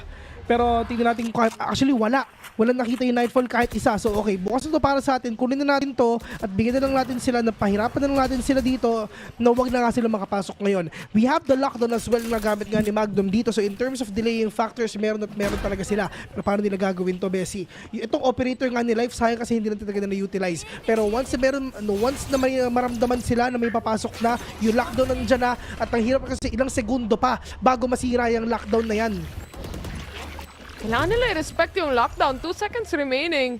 And hindi nila na-punish yun even with the paint shells itself. Ito na yung retake scenario na gusto nilang gawin. Malapit na mawala yung orb. Kaya it's time para mapumasok sa loob ng site. Lahat cancels maliban sa Wingman. And he still gets the shot in. Pero mukhang FPX. Pasok na sa loob ng site. Shin, ang ganda ng pwestuhan niya. Pero yung wallbang or rather yung pre-fire, medyo malayo sa nagde-defuse ng spike. Nasa may kanan. Pero at least FPX, lamang na sila ngayon. Marami pang pera yung KC. So ito in terms of retake, talagang kuhang-kuha na rin talaga dito ng FPX. And kung napapansin mo, lagi sila nag-stack up ng utilities talaga dito. They're not using their ultimates agad-agad. Just waiting for that perfect timing para gamitin nila sabay-sabay. And wala, si Stephen, gigil na. Napa-face palm na lang siya. Stephen Kasi Curry. kung mapapansin mo, parang bigla din yung KC na, walang tao sa C? Walang nakuha yung Nightfall at all? Binigay completely yung space? Pero ito, Trash available and Viper's Pit already being used here on C as well. Alam nilang isa lang yan, kaya naman, mabubuli kahit paano si Lysor dito. Viper's Pit out and Showstopper, wala rin makokonektan dahil walang malapit. Maganda yung spacing ng ginawa dito ng KC in terms of zoning. Hindi talaga sila sobrang nagkakalapit-lapitan. Pero magandang Viper Spit nga na ginawa dito ni Martin. So mas mahihirapan pa yung mga players ng FPX talaga na makapasok kasi isa lang yung dadaanan nila, which is galing dun sa may hall. Galing dun sa may city. So isa lang titignan nila yung Trasher hawak-hawak na ni A. Pero yun na nga. Let's see if ever may makikita ba. Diyos ko, green lang nakikita ng Trash Tol. Mukhang wala pa ata siya mapipitas kahit isa. At yun na nga, actually meron isa. Yung isa na stun, si Magnum nakapitas pa, si Autumn nawala, bumabawi pa si Magnum, nakadalawa na siya. Pero lamang na lamang sila. Talagang magpupush na siya, wala na sa pakilang sa mga nararamdaman nyo. Si Berlin, tumakbo na. Save ko na lang to, Tol. Yan ang sabi niya.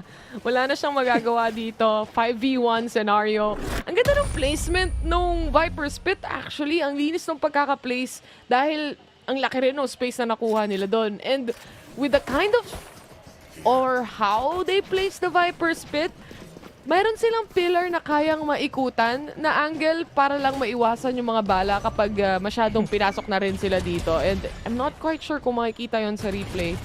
Pero sabihin ko na lang pag nakita. Pero mukhang hindi yata kasi walang kill. Hindi, thanks, bye.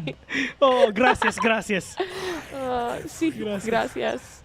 Ano ba yung ng bye? Mamaya titignan natin yan. Pero nga si Martin papasok na pero tamang smoke muna sa harapan niya. And talagang nag-iingay na nga sila. Mukhang hard push si ata pwede mangyari. Rotations already ginagawa nga ng mga players ng FPX, si Gecko at si Raze. Pero yung mga players ng KC nasa loob na, si Shen nag-teleport pa. May tao sa may waterfall, may tao sa may hall. Pero binibigyan lang nila enough space. Play for retake na lang sila. Wala naman silang pera dito. Tamang 1v1 lang if ever makakapag-pick off sila. And tignan natin kung Showstopper o then kay Autumn kung gagamitin ba niya, best? Let's see. If much needed, they would. Pero Martin, I would assume, will take boxes here. Nakakita siya kahit paano through that smoke as well. And again, Showstopper available para kay Autumn. I feel like nag-aantay sila ng isa o dalawang pick-offs kahit paano para maging worth it tong Showstopper na to. With the paranoia setting in, not much movement, I would say, pagdating sa loob ng site. Even the Showstopper not being pulled out here. Masyado ng maraming napitas. Oo. Pero Life, waiting patiently, nag-tour de force pa siya, forcing out the utility para nga makapitas siya. Pero Tomazi, maganda yung angulo niya. Puti kita 1v5. A will fall down, 10-9. Without getting any deaths at all. Halos si Narrate na bawasan lang dito kahit papano. Pero that is actually na sobrang hindi expensive na round sa KC. Parang tipid mode ang lahat ng players dito. Yung kill ni Narrate, di na kailangan makita yung kalaban. Again, Lotus made out of paper probably. Kaya wallbangable bawat pwestuhan dito. And wala, give up na rin nila yung paggamit ng Odin. Di rin nag-work, kaya nyo na. Ang babay, adios. Adios sila, na, pasabi ng adios ko po eh. Adios, amigo. Sabi nga ni Jose Rizal, may ultimo adios, di ba? Same. Yeah. Tama, di ba? El Filibusterismo, kay Rizal yun, kay J. Riz. No limit angher eh. Touch me not. No limit, touch me not. Berlin. Maganda yung position nila. Actually, galawang SMG tong pinapakita nila. Na Berlin, waiting patiently lang sa may taas. Pero yun nga, force out na siya. Pero Nightfall already will catch 2. Wala sila marindig dito kahit isa. Finorce out pa yung paranoia para lang talaga makapag-delay para sa kanila. Berlin will catch 1. Pero Shen nakabawi pa ng isa life. Kailangan niyang mag-back away dito kasi if hindi, malay mo mapitas pa siya. Iwan na lang niya si Berlin, man. Sabi niya, rotating Bahala ka doors sa na buhay ako. mo, men. Bye-bye. Adios, amigo. Adios. Ang galing gumamit ng utility play ng Casey para ma-force out ka sa positioning mo kung tutusin, ha. Alam na nila yung mga meta ng akyatan, di ba? Mga akyat bahay. Kaya nanoswarm lang, puhunan nila doon, mapapaalis ka na. Yun nga talaga yung pinakamahirap, pero ito rin talaga yung showstopper nga na ginagawa nga nila. Pero si Autumn nasa kabilang dako pa yung mga kalaban nila. Nakabawi pa ng isa. Wala silang idea sa nasa loob na pala. Pero yung DC, okay, tumama nga sa kanya. But ito 3v3 right now. Wingman will be denied. Nagbabantay. Pero in terms of peaking, andyan pa si A. Pero mawala na nga rin talaga siya.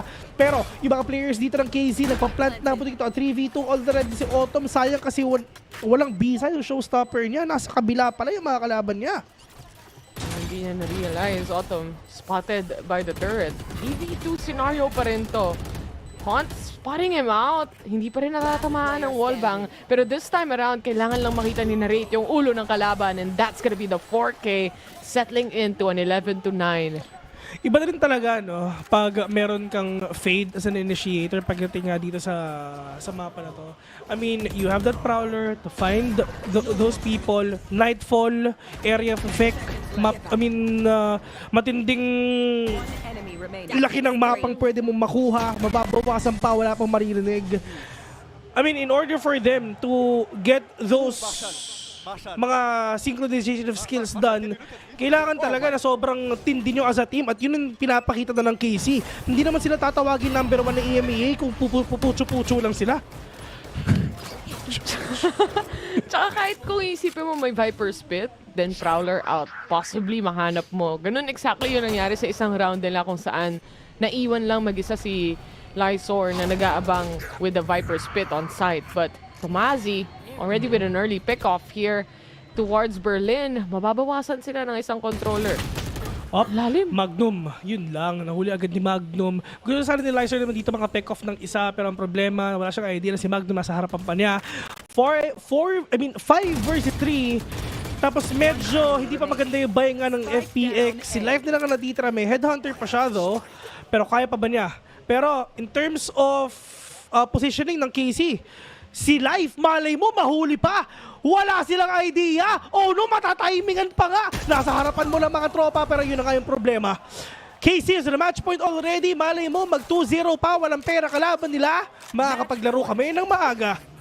Oo nga, no. There's just gonna be a half at least or half armor shields mula sa mga players dito ngayon ng FPX. Wala silang pera pambili. And again, what a shot coming in mula sa side ng KC. Kahit gaano kanipis yung mga angles, basta meron silang mahuli at least dun sa Prowler, may pre-fire agad tayong makikita. And time again, siguro at least 2 kills na yung nakita natin from the Observer with that. Pero ito, napakatindi na to, Bessie. Talagang KC babawi pa. At ang sabi ni Louie, pag nanalo daw ang KC, ililibre na tayo. Oh, yan! Yan! Maraming salamat nga pala, Louie. Sinabi na yan. Pero ito na nga talaga pinakamaganda. Yung Nightfall na siya na, si Life tinamaan niya. Yung Prowler talagang dumahabol na siya. Pero Autumn nakadalawa pa, talagang babawi pa ang FPX. Puti kita, 3v5 already. Yung second Prowler is out. Life, Diyos ko, buhay na buhay pa siya. Nakadalawa pa. Grabe naman si Life. Iba yung buhay niya, men. Only Life. Si Coco, lumabas na.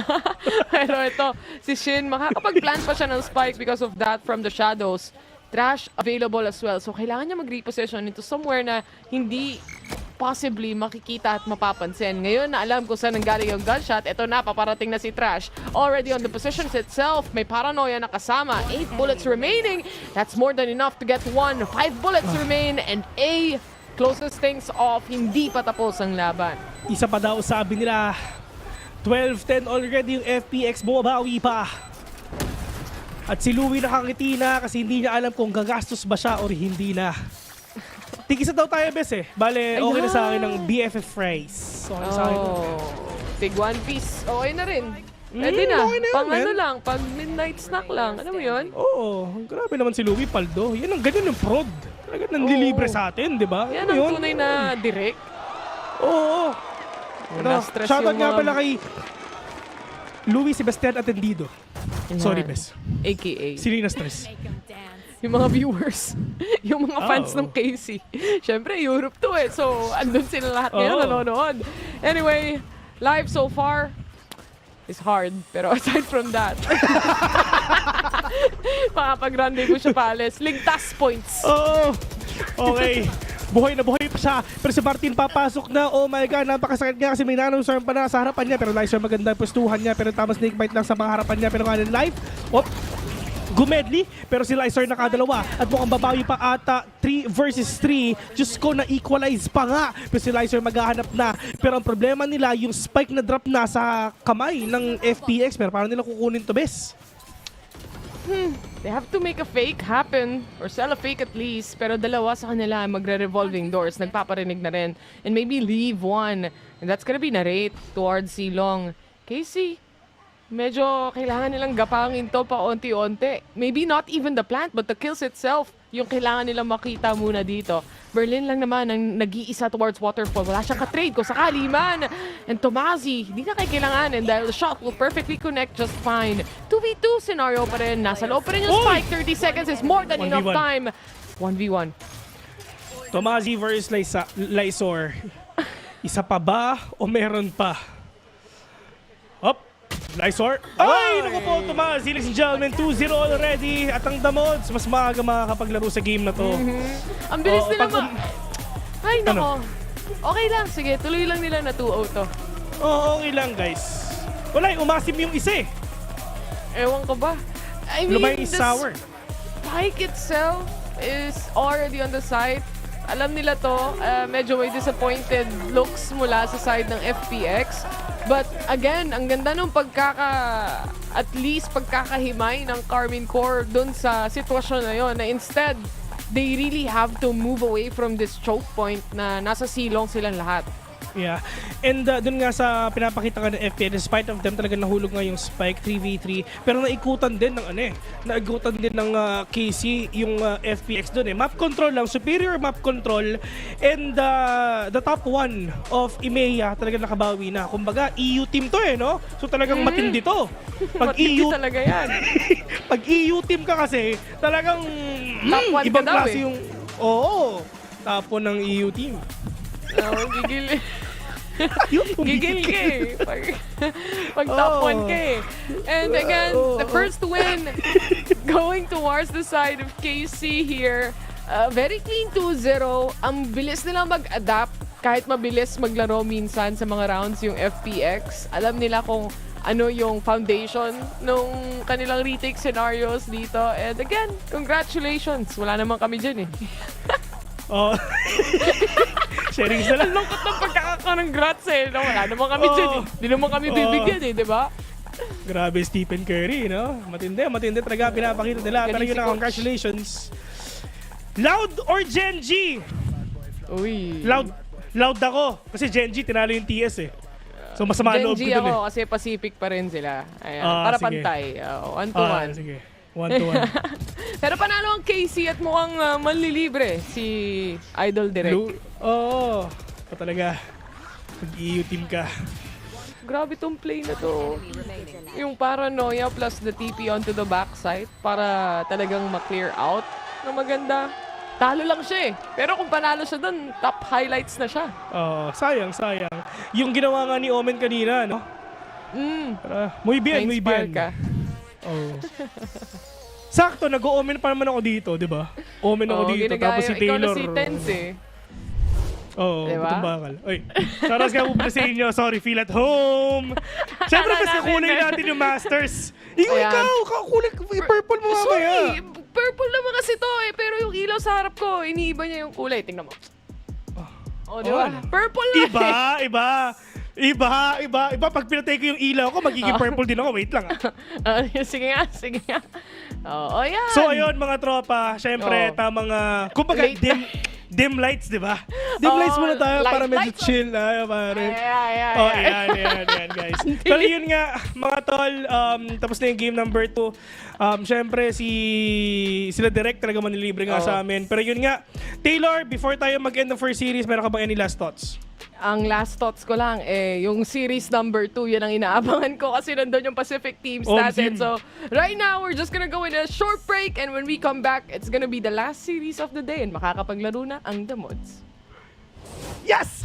I'm kind of feeling it. I mean, reactionary Randall, but this guy just came out and absolutely impressed. The second half especially, I think they had a great read. They realized there's not a lot of soul in this comp. They just kept pounding this C site. And for me, honestly, when you see this team go for an exec, they commit so perfectly around the utility. Just really clean stuff here from Karmine Corp to kick off Madrid. Yeah, and speaking of Narrate, he's standing by with Kakuka in the Verizon post-match interview. Bienvenidos a todos a la primera entrevista después de haber ganado Casey este primer partido aquí en Masters Madrid. I'm here joined with Narrate. So first of all, congratulations on the first win of Madrid. How are you feeling? I'm feeling pretty good.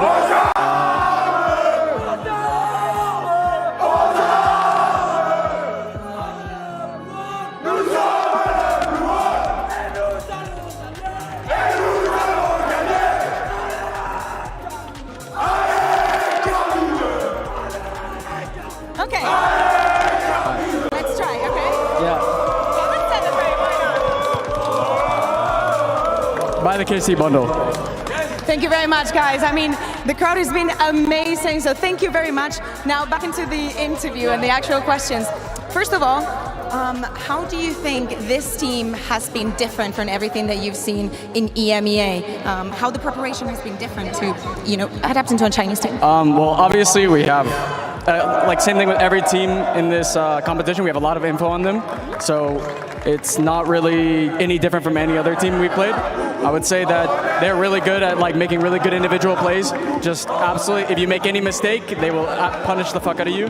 And it's like, it's really hard, to be honest. Like, we can play perfectly, but if some guy just finds a perfect timing, he's gonna kill all of us. Okay, le he preguntado qué tal ha sido, ¿no? Prepararse para todo esto, para equipos diferentes a los que está acostumbrado en EMEA, y me ha dicho que la verdad tienen mucha información en los equipos, pero que la preparación es básicamente la misma. La información está ahí y sienten que FPX les ha castigado bastante, ¿no? En cada error que podían cometer, ahí estaban ellos para poner la bala. Of course, you had a brilliant performance, let's call it like that. How do you think this is going to translate into the rest of the tournament? Because of course you guys are the least experienced in some senses.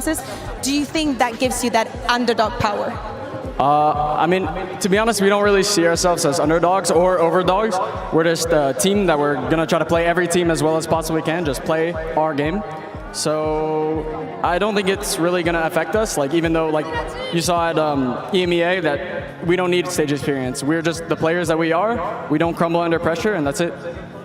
Dice que no se derrumban ante la adversidad, que no necesitan esa experiencia y que todo el torneo debería de ser así. No se consideran que sean débiles o que vayan a sufrir por todo eso. Real quick, before I let you go, Chamber, Reina, of course, a lot of things that we do not see in EMEA. Was it hard for you to adapt onto all of that, or was it just the duels? To be honest, like, it's not that hard to adapt to. Like, obviously we knew their comps before we played them, just because they played them in like Chinese League.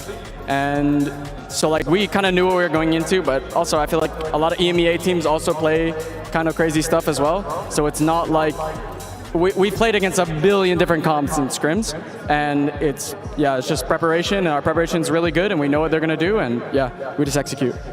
La preparación también por encontrarnos agentes como Chamber, como Reina, cosas que no solemos ver en EMEA. Dicen que la preparación ha estado ahí, que estas composiciones ya han jugado contra ellas en scrims, en EMEA también, así que se lo podían esperar, sabían cómo adaptarse a todo esto. Well, thank you very much. I will let you go. We'll see you in a couple of days. And you guys at home, do not go anywhere, because that's Gen.G against Loud coming up next.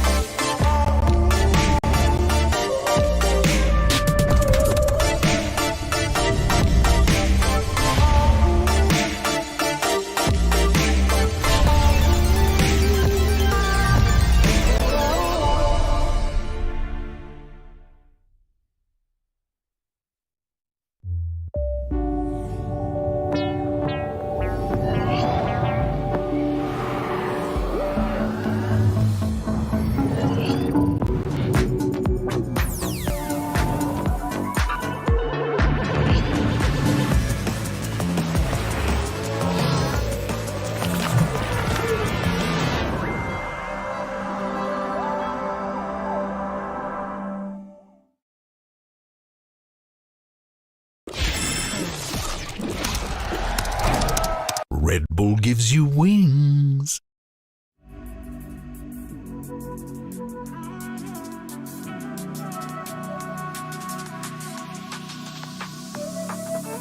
She said he was calling my name. She was naked up against the bed frame. It's a safe bet.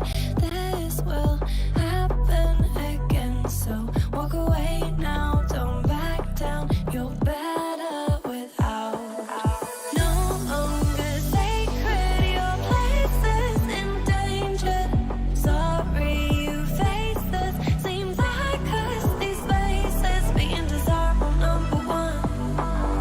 All I wanna do is have a little fun. Just look at you under the sun. It's all too much. I have to run. Dangerous. Caught in the scandal. Dangerous. Too much to handle.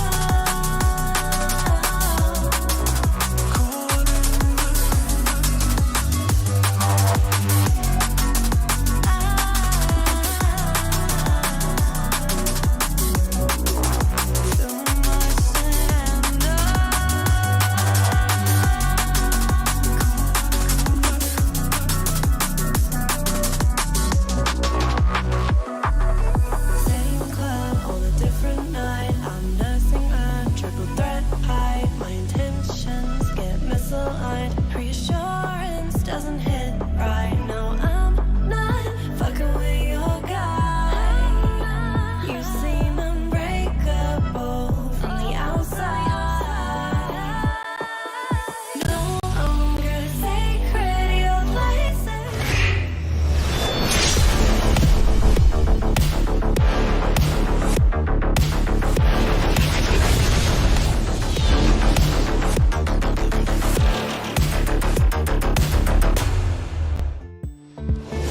Welcome back, everybody, to day one of Masters Madrid. I'm Yingsu, once again joined by Mimi and Kukuka, and it's time to talk about the second matchup of today. It is Loud versus Gen.G. Let's start with Loud because, Mimi, we talk about, teams missing out. NRG are not here, DRX are not here, but Loud are always here. They absolutely are. The color was blue before. We're back to being green because this team always shows up to international events. And what makes it so impressive is that it seems to consistently be a new roster. Loud looked great last season, and they made changes in the offseason. They lost a player who a lot of people considered the best in the world in Icebox, but now they've picked up QCK instead. And Sada, as he seemingly always does, has reinvented this team and made it back to a global. So it would be normal to think that if you have not been following Americas and you see this change and you see that Aspas is no longer in being such a staple for the team, that probably Loud has suffered. And maybe, not seeing them being seed 1 is all that we can account them for. I understand that we've seen some funky compositions, here and then.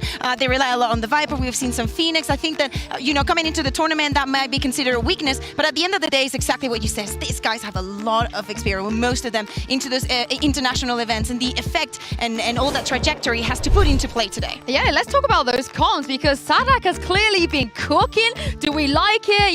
Is it our flavor or is it an overcook? I think that it's something that can work, but I don't know for how long is the thing. So they're playing Breach Phoenix on 4 out of the 7 maps that they're playing, which is crazy to say the least. But the idea behind it is you have double flashes. You can go around, on example for Ascent. You can be splitting into a site, use flashes on both sides, overwhelm teams. You have great retakes, you have strong site hits, but what you give up is you have no dive agent. So if you're playing into a heavy Sentinel comp or a team with a lot of stall, you really can get punished for that. Yeah, exactly. Also the double controller or on Ascend. Maybe we even see the Phoenix there. But I understand why they want to choose the Phoenix. I understand that the ultimate is very powerful. The flashes are very weak, in my opinion, because of how they stand. And I think that it is, from the outside, pretty easy to counter. But once you're in-game, there are so many things that you need to remember once you're going up against this combination, that the conditioning actually favors Loud. And that is one of the reasons why they managed to make it so far with this kind of compositions. Yeah, we've seen teams counter them out. EG, for example, did very well at that, even though though they lost the series, pulling out the Odin, shutting down because there was no dive to get through the stall.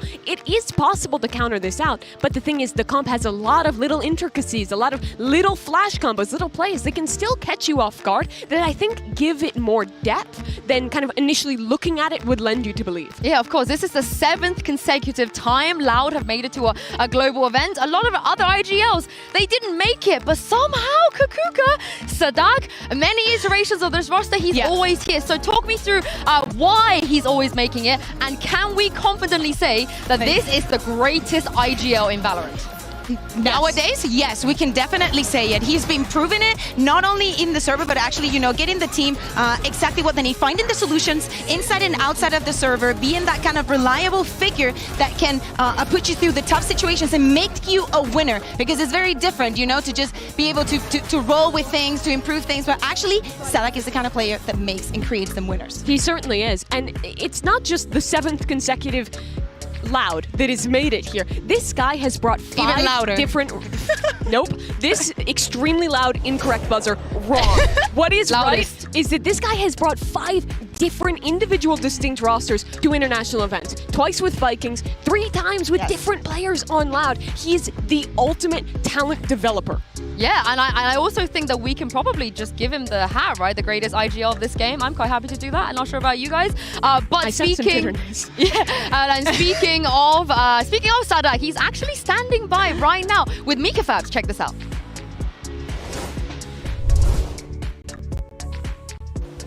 Hey Sadak, can we pull you in for just a really quick question? I apologize, you have to drag your bag over here as well.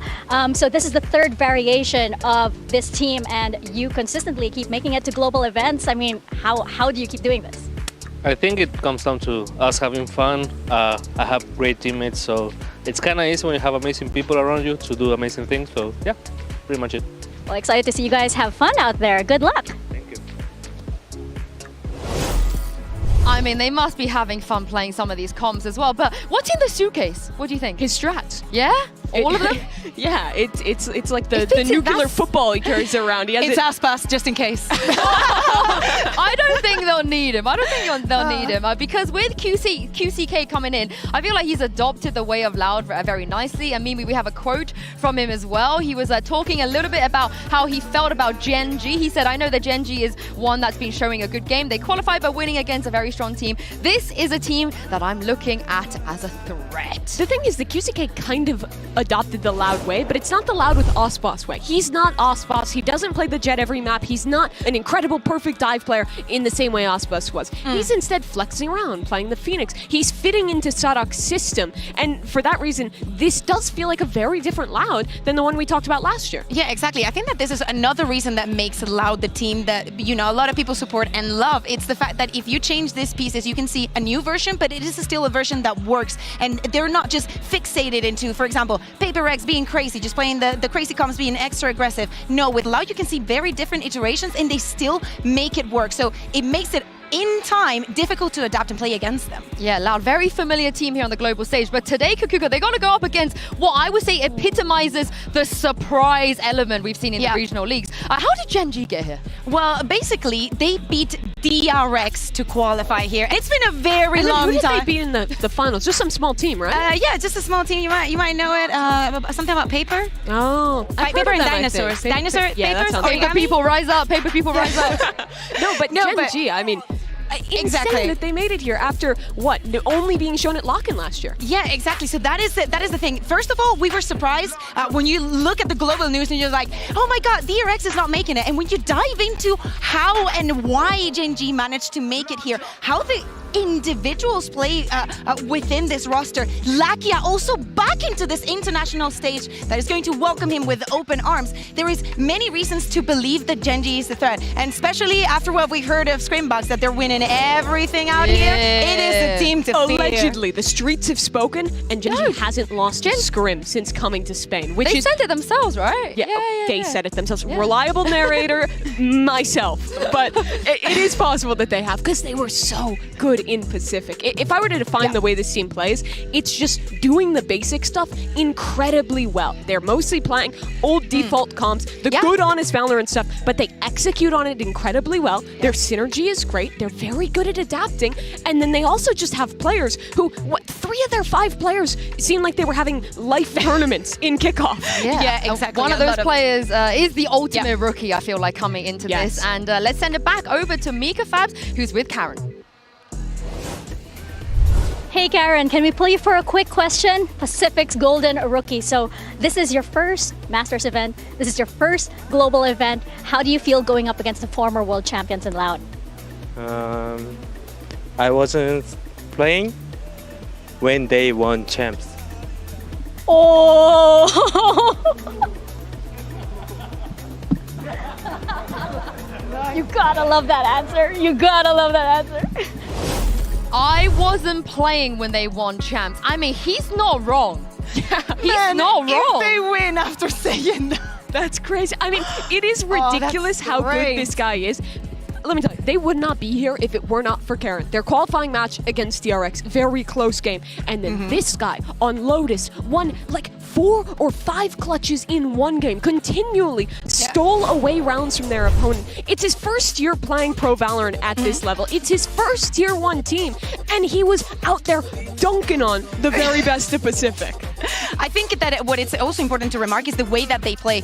You were mentioning, Mimi, the standard compositions, and actually a very standardized and different way from what it's usually played in Pacific. And when we think about, you know, it's probably the perfection version of DRX that they've been trying to achieve for years, but actually didn't make it. This Gen.G has done it. And the fact that they can win against PaperX, remember, the PaperX that, you know, they might sound crazy, they might run these funky things, but they always make it far and deep into tournaments. Do not forget about that. So if they are able to interpone, to just be better with the play-in standard, it means that they master what they do. Yeah, my question is, where does Karen compare to the other rookies? Because there's some great rookies. We just saw Narrate, Mimi. Do you think he's going to be up there in that kind of caliber? I absolutely do think he is. I think that the performance he showed in Pacific looked as good as Narrate. The thing is, how do you rate between those 2 international leagues? Because I think we have seen the level of Pacific to some extent not be up to what it was last year. PaperX not playing to the same level, they've said it themselves. DRX not even making it here, whereas I think we saw a lot of teams leveling up in EMEA. But I don't think that means he's going to come to an international event and not play well. I think he can keep this up.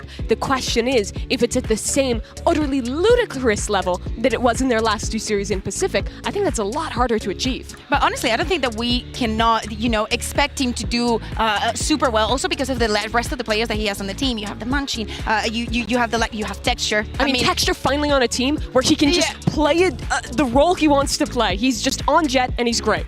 Yeah, exactly. So it is very simple to, even if today he doesn't have the performance of a lifetime, I think that we have to be fair with them and do not expect every rookie's debut on a big stage to be like Narrate's. I expect every rookie's debut on a big stage to be like Narrate. Well, me too. I expected him not to lie to me, and he did. Agree. So. I mean, we talk about rookies, right? I mean, at least with the players like Narrate, he played in Americas. You know, we had Tier 2. Yeah, but Miniboo again coming through Tier 2. But Karen, officials-wise, only has 17 officials ever. Sadak has 46 global games. Not just global. Just globally. And if you tally up his time in Brazil, his time in Americas, yes. So this is insanity, the kind of rookie going up against, you know, the old guard we're talking about. But is this going to be the one that settles this? So if Sadak wins today, are we still believing, you know, the old guard, they're here? Or if Gen.G wins, is it time? Maybe time's moving on? I think we also need to think about solos. Yeah, I like it. I think that, you know, we were mentioning all the upsets and surprises that we had throughout the year. This could be a major one, probably one that is not in many people's votes for this match. But I think that we also need to think about what I was saying, solo, joining the team, having that experience and maybe changing things up and giving this team a different identity. Sure. We have to be fair and talk about all the coaches that we think make the difference. And I think after seeing them today on stage, maybe we can draw some conclusions about it. To answer your question though, Sue, I think that I haven't moved on, but I think the world has moved on. Valorant has moved past the old guard, the old teams. That's why so many of them didn't make it here. The teams, though, that are still here with those IGLs who have been here since day one, who have been grinding, that's the proof of the pudding that those are the cream of the crop, which Sadak has already proved in event after event. However, that's not to say that if Gen.G plays great today, that's not more faith that there is so much talent out there in younger players. Because I mean, how many times do we have to see that? We've seen it with KC, we've seen it with this team domestically, we've seen it with like half the teams here having rookies debuting. I mean, the interesting thing is, you know, we talk about how Karen wasn't there when Loud won the championship, but if we want to cast our eyes back to old, not just old guard, but like old guard, Lakia was there. Lakia was here from the beginning. He's like the oldest guard. Yeah, but are we counting him as like the old guard, or are we counting him as a new blood? I think that it also says a lot about him that he is able to adapt into, you know, newer times and just playing with the youth, right? So I don't count him as old guard. I count him as old guard. He was there before Sadak was there, I feel like. No, he actually was. He was there before Mimi was born. No, honestly, when the last time we saw Lakia at a global event, DRX was still Vision Strikers. That's not even like a troll, like that's just what it was. Yeah. And they also didn't qualify to a global all the way back then. That was when Lakia was on New Turn. I mean, so much has changed since this guy last showed at a global. Yeah, and what are we expecting from him then? Are we expecting him to come out and have that experience and have a stable performance perhaps? Consistency. That's it. Like you say, Lakia is a steady player. He's always good at the initiator. He has good initiator utility. He sets up his teammates well. He also brings the level of experience that I think will help to kind of keep the rookies stable out there. Totally. For those of them that this is like their biggest match, their biggest debut. Yeah, and I think we have to dwell a bit more into that initiation. We know from, you know, what the teams have been playing and how the meta is reshaping that initiators, just because of there's less and less every time, how important it is, what you do with the information, how you gather the information. And I think that having someone like Lakia with all that experience is probably what this team needed and probably one of the keys to their success. I do want to talk about Loud again for a second, and I want to just take my moment to go crazy about Les, because for my money, coming into this tournament, he looks like the best player in the world. Like, just straight up. I think he looks like 2023? the best. Yes, they are building their comps on Loud in a way where he gets to play the role he's comfortable with. Every single map, the guy is playing Viper, and he is odds out the best Viper that we have in Valorant. The guy's mechanics and aim are absolutely sublime. You don't need me to tell you that. Watch any game the guy has played before. His timings he chooses on lurks are ridiculous. Yes. This team lost Icebox, and that's everyone wants to have Icebox on their team. But what we get instead is people to see how good Les has always been, now that he's the real star of this show. We can draw a comparison between what Les is doing with Viper and at the beginning of the game when everybody was playing Jet. I mean, you at least had like one dedicated Jet player. How good and how fast they were escalating and how fierce the competition was to see who's going to be the best Jets. I think that for Viper, Les it's very difficult for him to have a competition because there is no other player that only plays Viper on every single match. No, I'm not just saying he's the best Viper.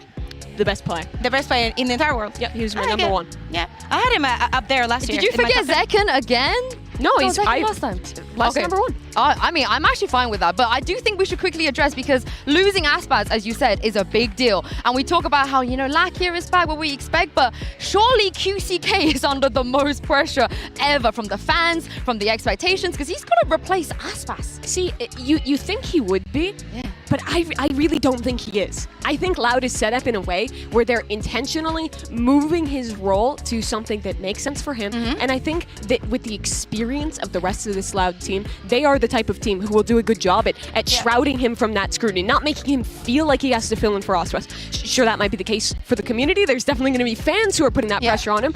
Don't open Twitter. It's not that hard. And not only that, again, I think that we need to be fair. The fact that QCK is not having probably the Aspaz performance, can we just remember for a second that Aspaz is Aspaz? Like, no other player is going to be on that position. He's because less is more. But seriously, I think that this tournament could be literally like eye-opening for many people and probably big in his own development, because we cannot expect someone to just arrive in here and be Aspaz number 2. You don't need that. Yeah, absolutely. And that's why Loud have reset themselves. That's why they're a new Loud. Loud was Loud before Icebox, back when it was a different team, but now they're back to it again. They actually never were Loud without Icebox, but it was Sadak, but it was loud, and it was kind of loud. But they were loud, but they weren't loud. Okay, we have Loud, we have some old guard, we also have the old old guard. But we don't have the guard. In Latvia, we don't have the guard, but we do have map select. So let's find out where our teams will be headed for this best of 3. All right, welcome to match 2 map select presented by Omen. We will go ahead and jump in. Gen.G, you are the higher seed. Would you like team A or team B? We team B. Team B. So Loud, you will be team A, and we will start with your first ban. We ban Lotus. Lotus, your ban. No, we ban Sunset. Sunset.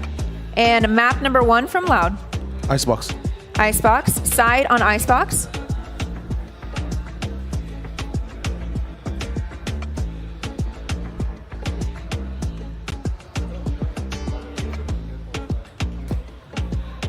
We attack.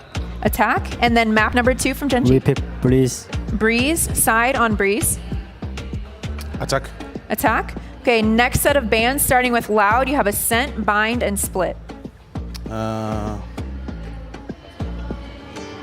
Split. Split. Your ban, you have Ascent and Bind.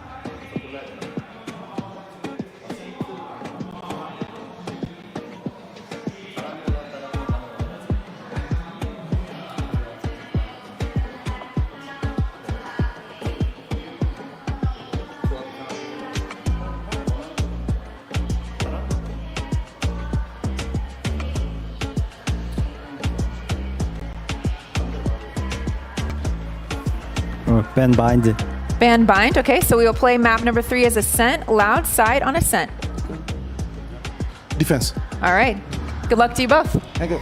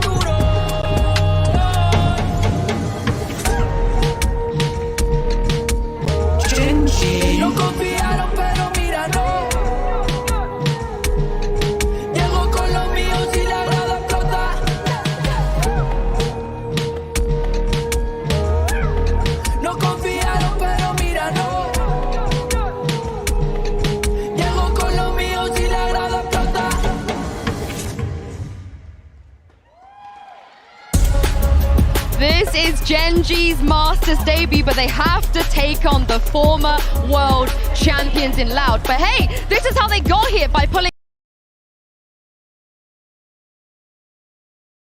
off upsets. But the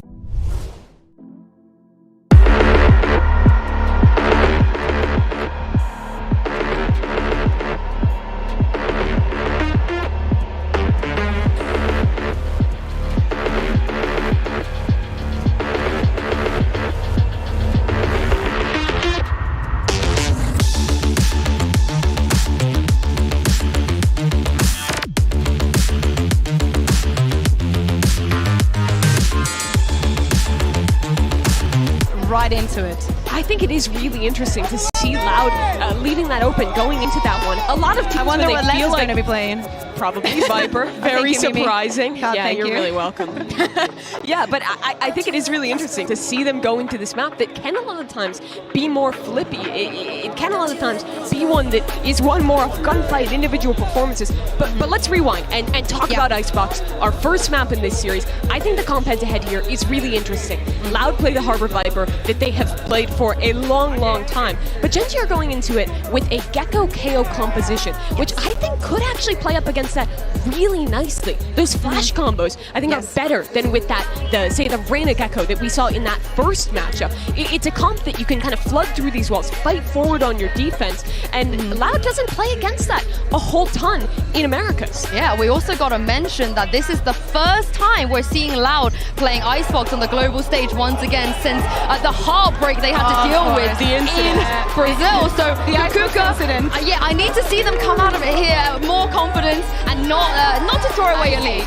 That's how I'm gonna call the incident. But I think that this is probably the best testing ground, the best, if you want to turn things around at an international stage, this is the moment to do it. This is the way that you do it. It has to happen on Icebox. And to go back into the compositions, I think that is going to be a very, very big clash. And it's going to come down to a lot of the preparation. And it's going to be like the match that we previously had into how to read onto the opponent and adapt bit by bit. Because of course you're going to have your ideas and they're not going to align with what you see on the server. Yeah, and for Gen.G, they have to come out here and prove that they are the #1 seed from Pacifics. DRX didn't even make it here. So for me, again, I'm looking towards them and seeing maybe a closer and more competitive result. Yeah, absolutely. And for Loud, I mean, we talked about this as a team that deals with pressure well because of the experience. But I think they definitely will want to prove themselves that losing that final to Sentinels was just an upset, that they still are the kings of the region.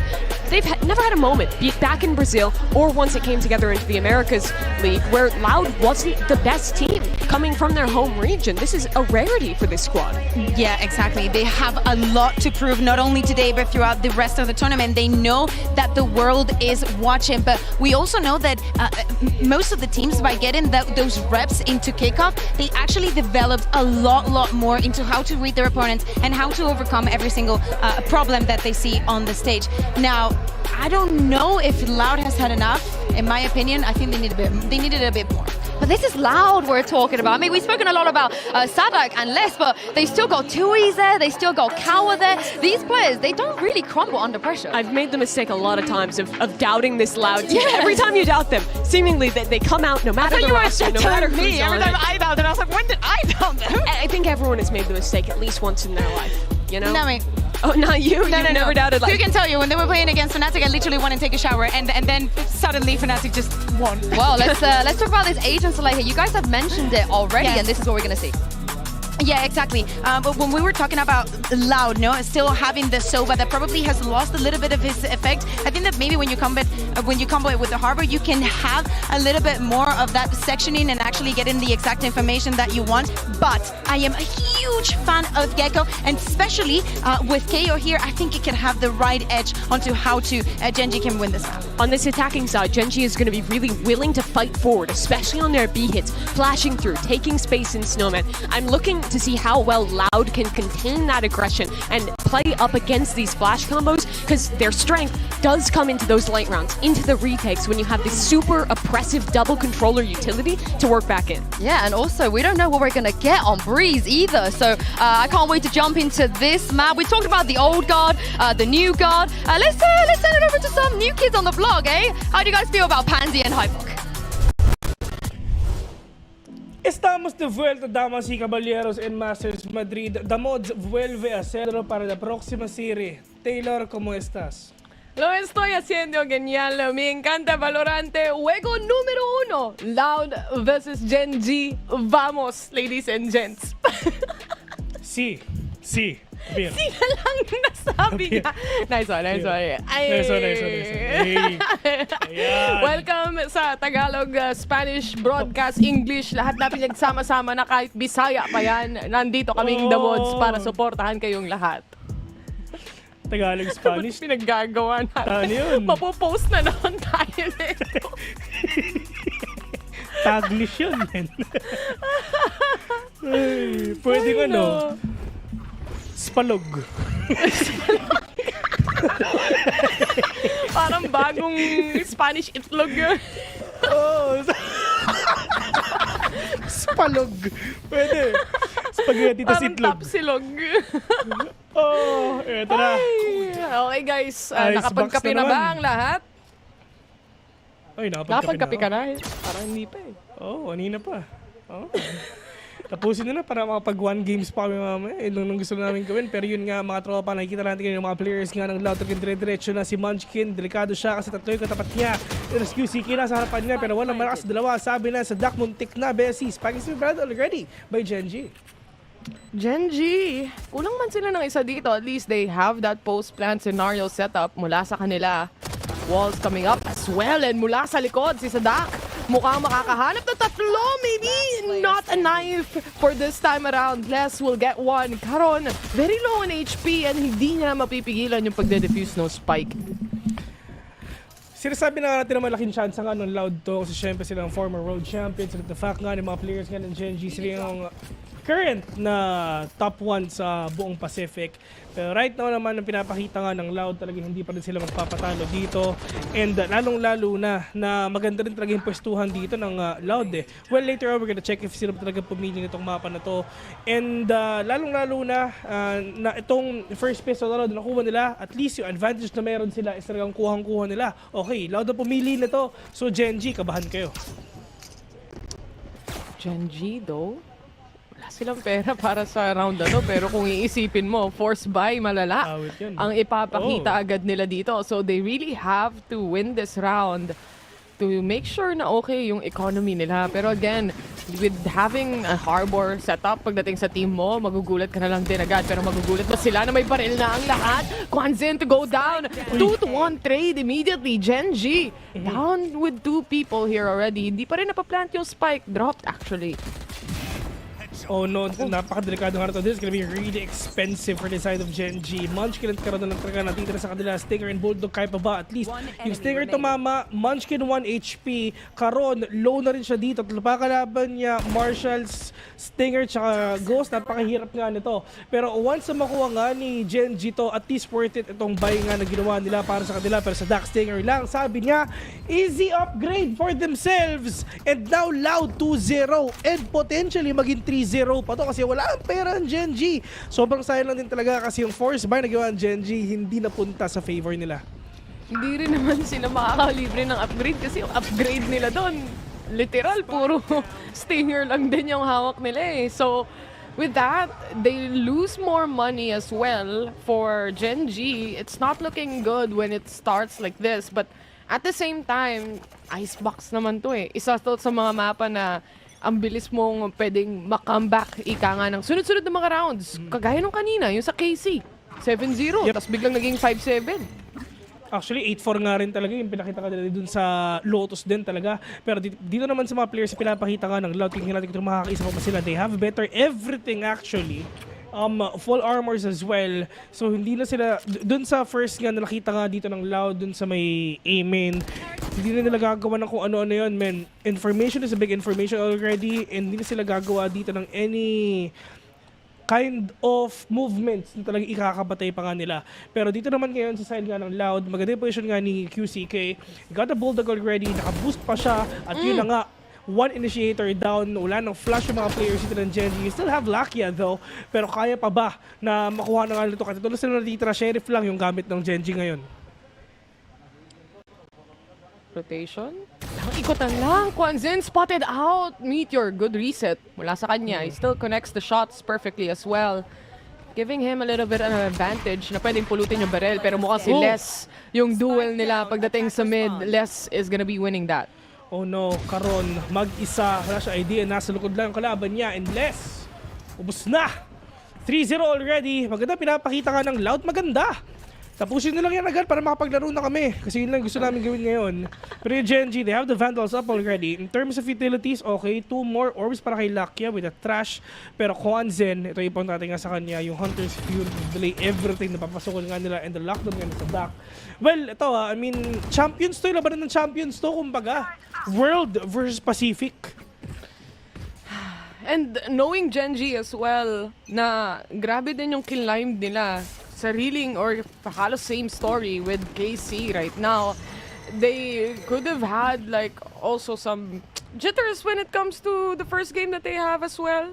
Usually nakikita natin yon pero nakakarating sila sa triple map kind of scenario parate. But tingnan natin kasi ang agang mag-invest ng Loud dito actually with the operator. Si Quick, isang operator na agad meron siya dito. Oo nga, napakahirap nga nito if ever talaga mapipitas niya yung Gen.G. Pero tingnan natin kung kakayanin pa ba. So nagbabasa na si Kuya Bill ng tamang smoke nga ng Viper. Pero dito naman ngayon sa side ng Loud, you still have the Cascade, you still have the Cove as well. Pero in terms of delay, Kawansi ginagamit lang nila lahat yung utilities niya para tumama sa mga kalaban niya. Munchkin muntik na. You still have the 2 flashes nga na pwedeng gamitin niya para nga makapasok sila sa loob ng site. Well, 50 seconds in, ito na, yung napakadaming tubig nga para sa kanila. And on the side naman ng Gen.G, ito na execution nila, but Sadak will get the deny. Texture will catch one, pero nasa ba yung iba, yung flash umama sa kanila mga tropa. May tao sa may likod, sa kapitas pa, si Karol Texture na titira, at yun na nga, walang makita ang Gen.G. Nasa ba yung mga kalaban namin? Hindi namin makita! Saan sila nang gagaling? Wala silang idea at all parate. Oo. Ang dami kasing wall din na nilalapag. Actually, yung harbor wall nga, ang gandang setupan nung mga KO flashes mula kay Munchkin. Kasi kahit iba to niya ng napakataas, hindi niya ganun mabubulag yung mga kakampi niya kasi tagos through the wall. And we've seen one good kill come out of that kind of flash scenario. But in the end, dahil sa isang simpleng recon mula dito sa team ng Loud, napitas nila yung isang player na hindi na nila kailangan makita. Pati sila na pa, ha? Saan galing yung mga players dito ng Loud? Yun nga talaga, hindi natin talaga malaman nga kasi sobrang litong-lito sila. Wala silang makita, tubig tsaka lason nagsama na. Pero QCK, maganda yung position na dito. If ever makapita siya ng isa, this is really good opening nga sa side nga ng Loud para makuha na naman na talagang game na to. Pero pagdating naman dito sa Gen.G, at least yung aggression na pwede ipakita nga ng Texture, sobrang huge talaga para sa kanila. Pero yung isa munti ka na, Diyos ko, bulan talaga na flash shot. Hindi pa sila tapos si Kawansi nga natamaan dito. QCK, super low on HP.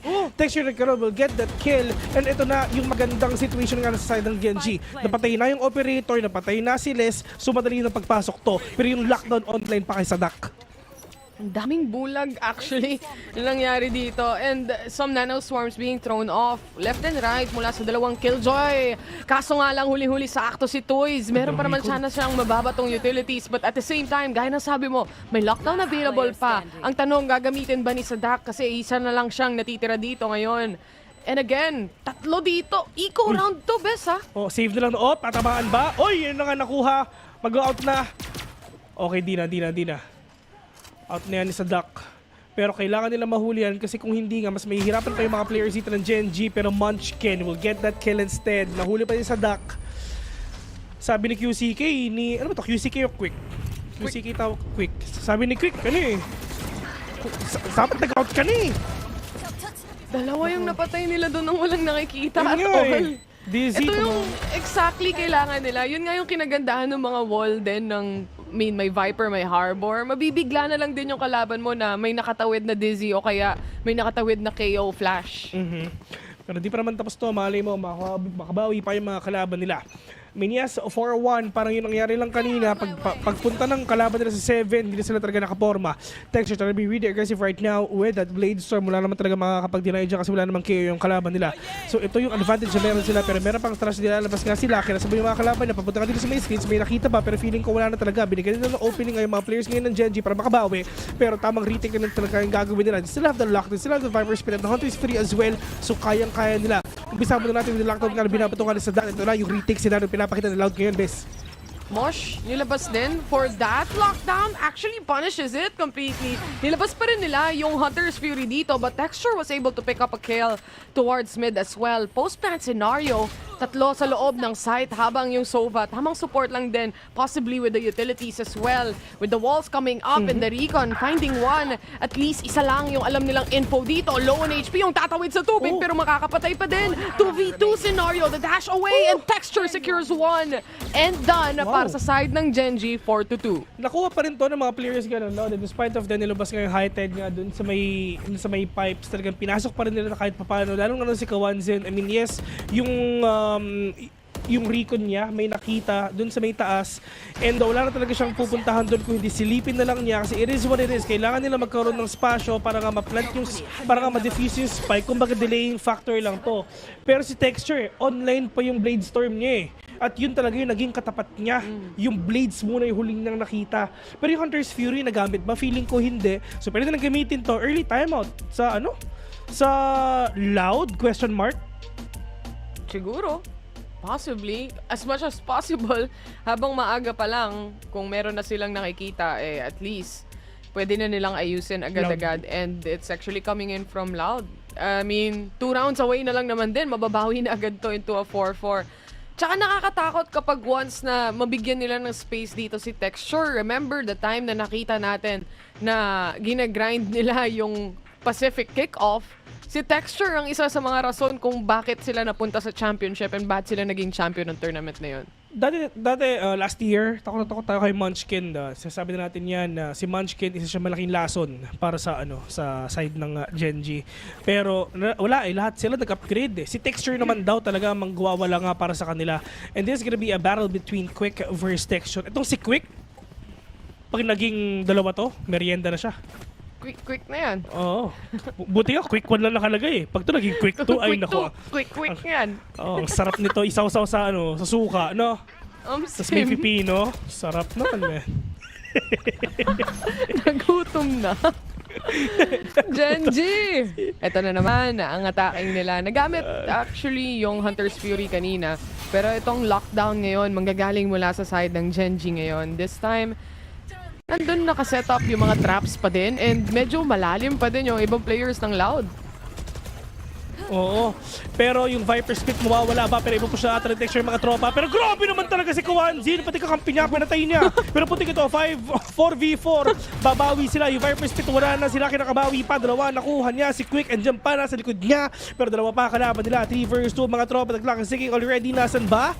Nasa loob ng ng Viper Spit. So napakahirap nga nito. Paano nila gagawin to? Yung mga kalaban nila nasa labas na. Si QCK gumagawa bumuko siya dito ng magandang angulo with a verticality on hand. Nakalabas lahat ng mga kalaban nila. Diyos ko, may laso na, may shock dart na, may tubig pa, lahat na. Nasa kanila, may hangin pa. Si Michor, Diyos ko, wala na rin makita. Hinahabol yung mga kalaban niya. Diyos ko, wala silang makita, tol! Lahat sila walang makita. Lahat na! Kahit sa'yo nang galing yung smoke, wala ka ding makita. Oh. Paano mo i-explain sa tropa mo paano mag-Valorant kung ganito yung makikita nila sa BCT? Alam mo yung newbie ka pa lang kasi ito yung mapapanood mo. Sama sa buka yung kakampi. Hindi nila. Mag-Roblox na lang ako. Minecraft na lang ako. Kahit sila natatawa na lang eh.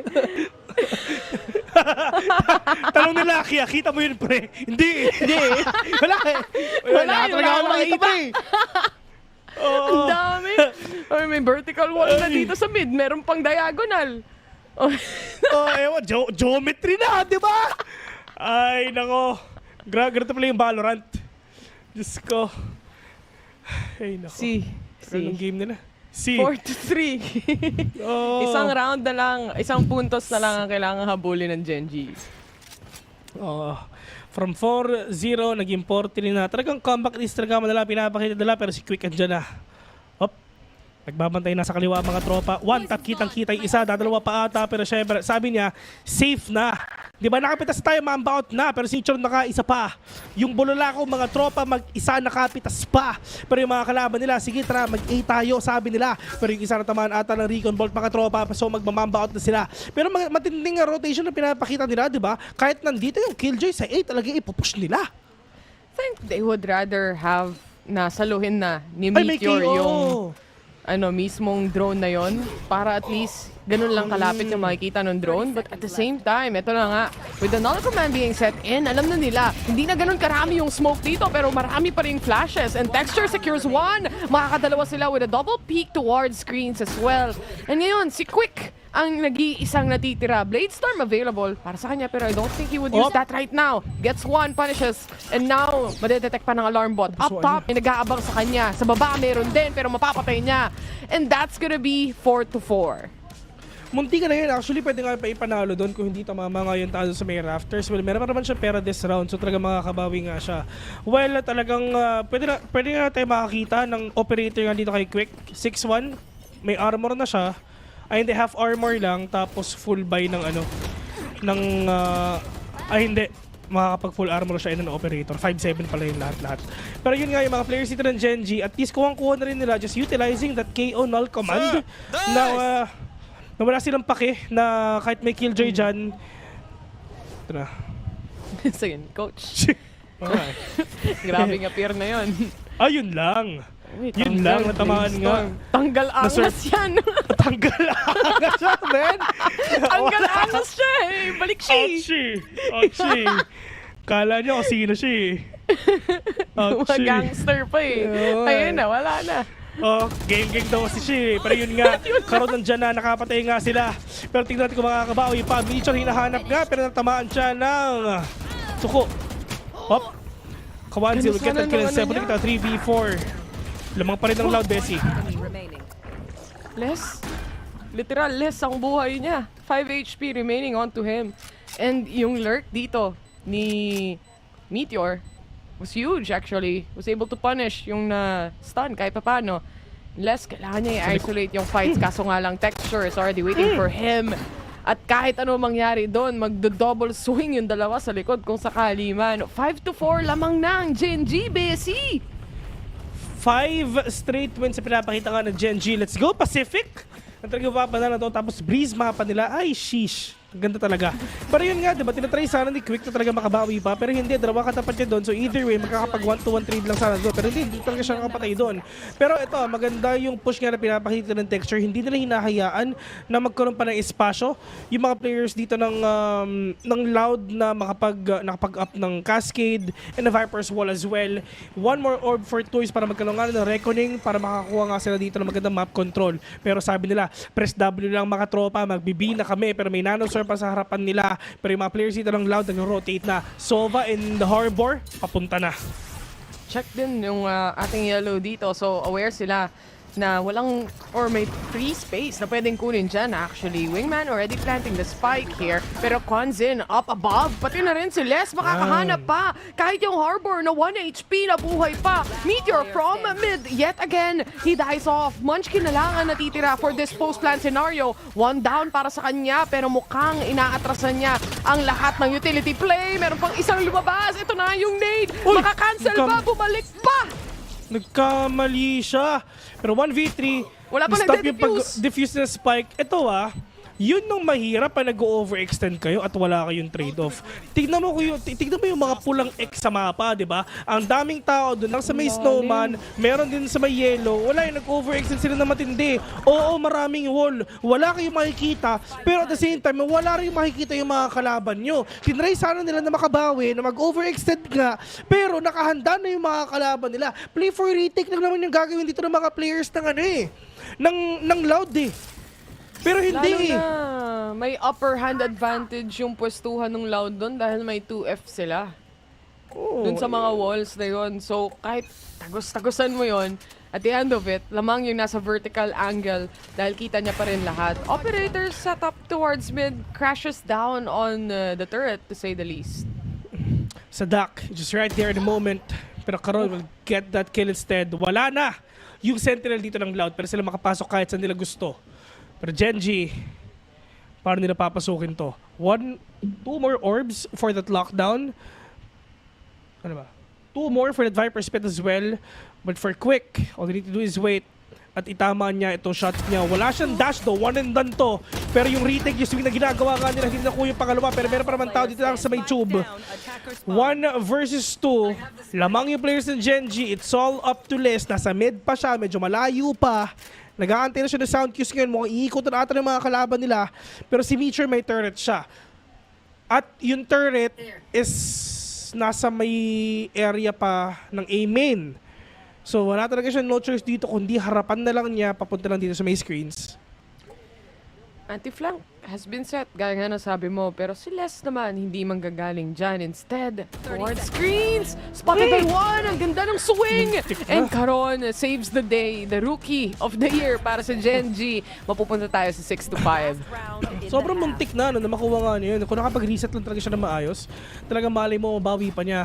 Pero sobrang close game na action yung pinapakita nga natin. Sa totoo lang, Bessie, mas action-packed to comparing sa game kanina. Totoo.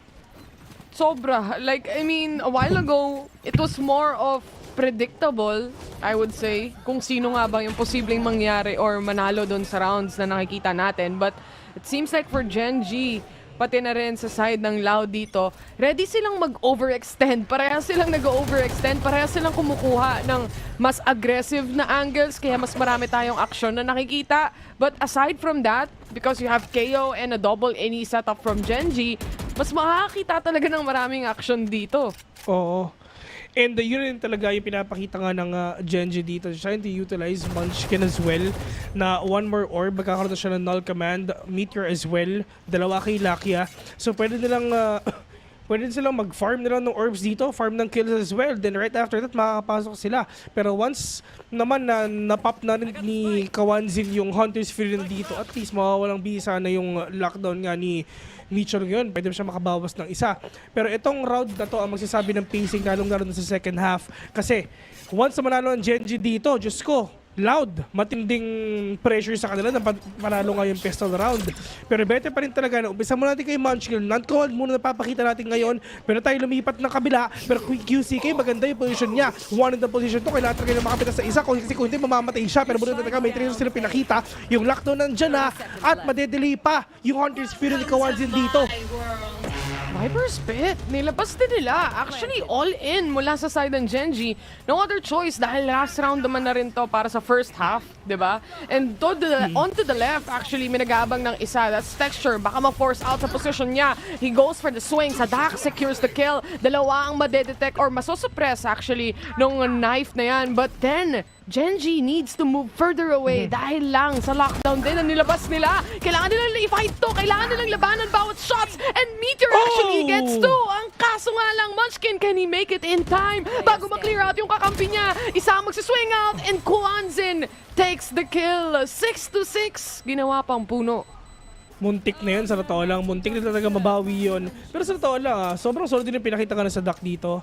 Doon lang sa may screens. Ginamit na yung Hunter's Fury ni Kawanzin na as a shield, na sinabayan niya yung pagka-burst ng pangalawang Hunter's Fury for him to swing out para hindi nga siya masyado makita nga nung kalaban niya. Tignan mo. Ganun lang na-clear out si Caron as well as his Viper Spit. Pre-fire through the smoke, and that's how it was done mula sa side ng Loud. Lucky shot or maybe really such a good read mula sa side dito ng Loud ngayon. Pantay na pantay yung laban so far, and I think this would be unexpected para sa ibang tao kasi ina-expect talaga nila na heavily mag-favor sa Loud to. Back to 0 yung nakikita nga natin ngayon. Pero hindi, this is the first time na maglaban sila, di ba? This is the first time na makikita natin ang Gen.G on the world stage, sa isang world stage. First time na sa Masters, no, Bes? Ang Gen.G? Oo.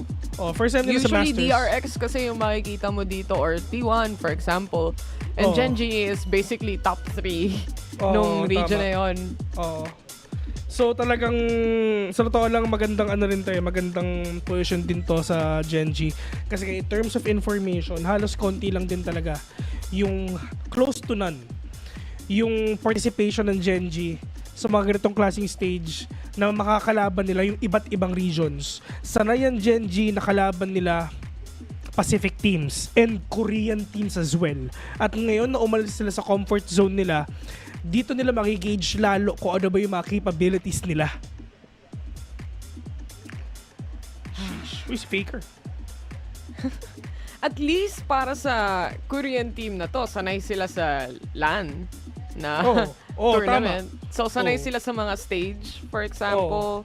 Hindi man home court advantage na, I mean, they're playing against America. So at the end of the day, syempre, meron pa rin mga stage, kumbaga stage jitters, di ba? Kinakabahan yung ibang mga members ng team. So, for Gen.G, who's been playing a lot of games, by the way, during Pacific kickoff, isa to sa, kumbaga, pag-practicean na nila yung buong Pacific. Yun nga di ba? Sipin mo. Sabi nung panel, sa scrims daw na ginagawa nila for Masters Madrid, never pa natalo ang Gen.G. Matindi.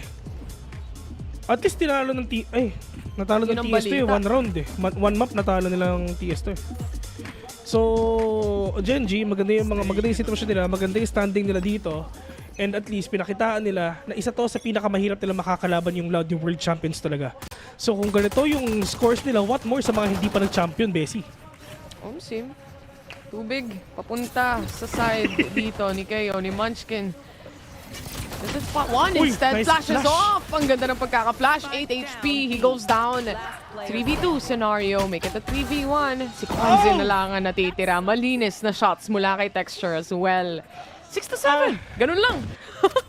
Anong nangyayari sa World Champions mga tropa? Ang lakas talaga ng Pacific, no? Jeez. Mas nahirapan pa yung Gen.G sa TS kaysa sa Loud, eh. Doon, mas kabado pa yung itsura nila kaysa dito eh, no? Dito, chillings pa lang sila eh. Doon, sweaty. Oo, tandaan nyo ang TS, undefeated yung mga yan sa Masters Madrid. Saya nila, pistol pa lang yan, ha? Kala mo nag-champion na eh.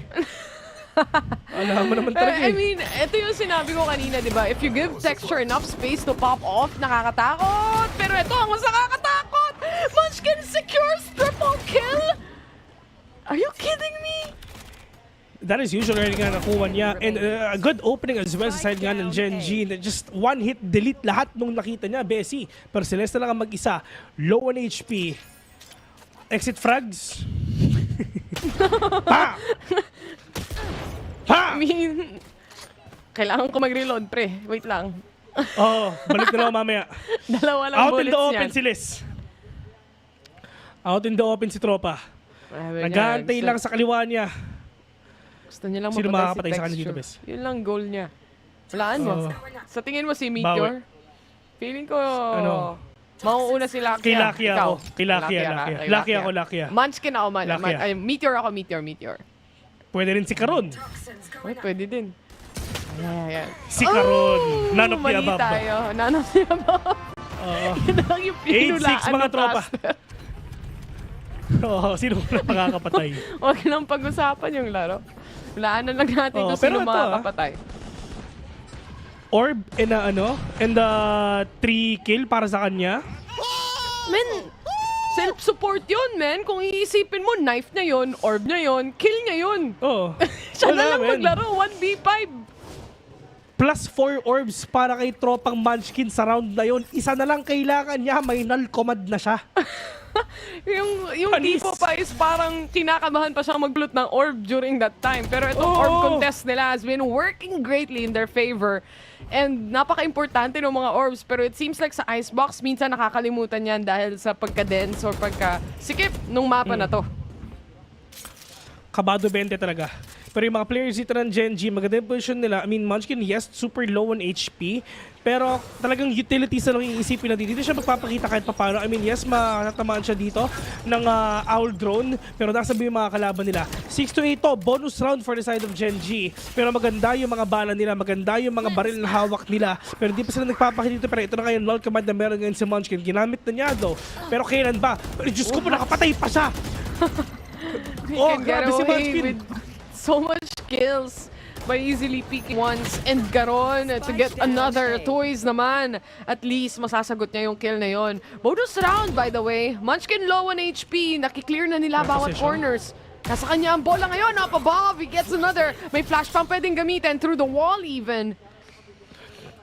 Munchkin, 3 beses nag-reposition, 2 beses nakapatay, mag-iisa pa ata siya ngayon. Napakadaming tubig mga tropa, hindi alam kung siya pupunta. Inaantay muna niya na makakuha kasi Texture dito kasi nga nasa likod siya. Pero na snake bite lang siya, position kita 1v1 right now. Texture, libreng vandal para sa kanya, nasa kanan kalaban niya, yung spike nasa sanya ni Toys. Pero inaantay lang niya yung pagkatap ng spike. 8 seconds in mga tropa, nag-aantayan lang sila ng magandang pwestuhan dito. Pero paglabas si Texture na yung kalaban niya, agad yung nakita niya. 6-9! Nice! Double-edged sword pagdating doon sa Cove mula kay Toys actually. At some point, at some degree, dahil fake yung una niyang tap sa spike, ine-exclude na yung sarili niya doon sa Cove mismo and hindi siya lalo magkakaroon ng angle or idea kung saan manggagaling yung kalaban niya. They took that opportunity greatly as well mula sa side ng Gen.G. Alam nila yung timing as well and everything just worked out greatly in their favor. Wala, yung oras din kasi talaga yung number 1 na kalaban nga nila, pero ito na yung delaying factor na pinapakita nga ni Karon. Tamang snake bite lang, pero yung cascade nandyan na, nasa harapan na nila, wala silang idea. Si Zach nandyan lang din sa may baba nila, pero frenzy lang yung gamit niya though. Pero importante, yung isa low HP which is texture, wala silang sustain kahit sa Zach at Lester, wala na. Pero kung dire-diretso na, meron pang tao sa may 2F, pero dahil sa swing na ginagawa ni Kawanzin ngayon, isa na bawasan pa. Nature, swing, pero meron pa isa. Agad na nakuha niya, pero nasan ba yung huli? Si Toys, Diyos ko, malayo pa, nasa may bilong pa mga tropa. Pero Messi mula sa round na nakikita natin ngayon sa Loud. Seems like hindi nila alam yung titignan nila rito. Sinubukan nilang umakyat ng 2F pero Munchkin was there perfectly waiting for them as well. Double-digit scoreline mula sa side ng Gen.G. At Nako. Eto Messi ang ganda ng composition ng Gen.G. Naiisip mo man, naiisip ko. Mamaya to sa atin. Mamaya to, man. Dibs ako sa KO, bes. Dibs sa KO. Sige, dibs ako. Gecko muna. Ayan. Gecko, ayan. Need 3 kami, guys, mamaya. Gen.G, call us Gen.G na. Ha? Gen.G, G na. Pwede. Sorry, bes. Anong oras na kasi? Pero yun na nga, it's time na. Si Toys Special Reckoning ngayon, if ever hindi pa nanalo dito ang Loud, Diyos ko, mag-FF na kayo. Na-bonus sila eh. Wala eh. Yung spike pa malayo sa kanila. Yung ginawa nila dun sa first 3 rounds against Gen.G, ginawa ng Gen.G pabalik sa kanila. Pero the take is, nasa second half ka na. So mas masakit para sa ekonomiya, para sa scoreline. Hindi alam ng Loud kung sila pupunta. Saan ba talaga? Nagparating sila sa impa, parating sila sa B, pero feeling ko babawi na sila, babalik na sila papuntang A na. Parang paikot-ikot lang sila eh. They're really trying to force out the rotations ng mga kalaban nila. Pero in terms of rotations, in terms of placements and positioning, maganda ang posisyon ng Gen.G sa A. Pero dito sa B, nag-iikot lang sila. Okay, 3-2 split muna. Just try to pick off someone. Tamang sound cues lang ang pinaparinig nga nila and trying to force out rin talaga ng rotation ng mga players ngayon ng Gen.G. Pero yung isa may napatay na. At yun na nga yung problema. Si Rest nakapitas pa ng isa. Pero ito na yung wall mga tropa. Tamang high tide na. At yun nakapapasok na rin talaga yung mga kalaban nila. Si Lucky na lang mag-isa si Cute. At least nakapatay pa. At ito na ata yung comeback na hinahanap ng Loud ngayon. Gandang mechanical movements as well coming in from Quick. They might not expect him. From Raptors, yun na nga, tumawid sa wall and he swings out yet again. Meteor catches him off then. 4v1. Meteor na lang ang natitira mula sa side ng Gen.G. Yung plano nila dito is-sell yung fake towards B gumana perfectly. At saka napitas si Quick agad eh. Ay, si Texture agad. Rotate na kasi sila nun. Nahuli na. Parang contact play lang talaga. Contact malala, if ever may napitas tayo, okay na. Ayan, tapos yun, huli. Timing is perfectly played mula sa side ng Loud dito in selling that fake. And it completely made other players rotate mula sa Gen.G. And ngayon, 10-7. 3 rounds na lang, magiging 10-10 pa. Kanina tinry ng Loud na sobrang bilis nga ng take nila, pero doon sila nahihirapan eh. Pag sobrang bilis ng take nila, mas napapanish siya ng mga players nga ng Gen.G. Pero dito naman sa side ng Gen.G, ang kailangan nila dito is mag-antay. Huwag nila hayaan nga na makaporma pa yung Loud dito kasi alam nila na baka talaga maratalo lang sila. Pero tulad ng ginawa nila kanina, play for picks, contact play, mag-ingay sa A, mag-ingay sa B, aywanan yung spike. Then if ever nakapitas sa tayo ng isa, okay, pwede na. Pero hinati ngayon ng mga players ng Loud itong mapa ng dalawa.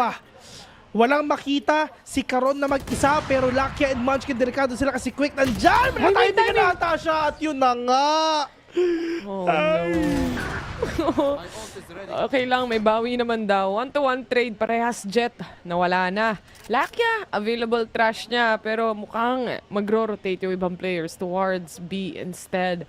May wall ng Viper dito na nakaset and once na mawala yan para mag-recharge, nandyan din yung wall ulit ng Harbor. So, really when it comes to controller and setting up the smokes here, perfect placement naman. It's just really a matter of who connects the shots.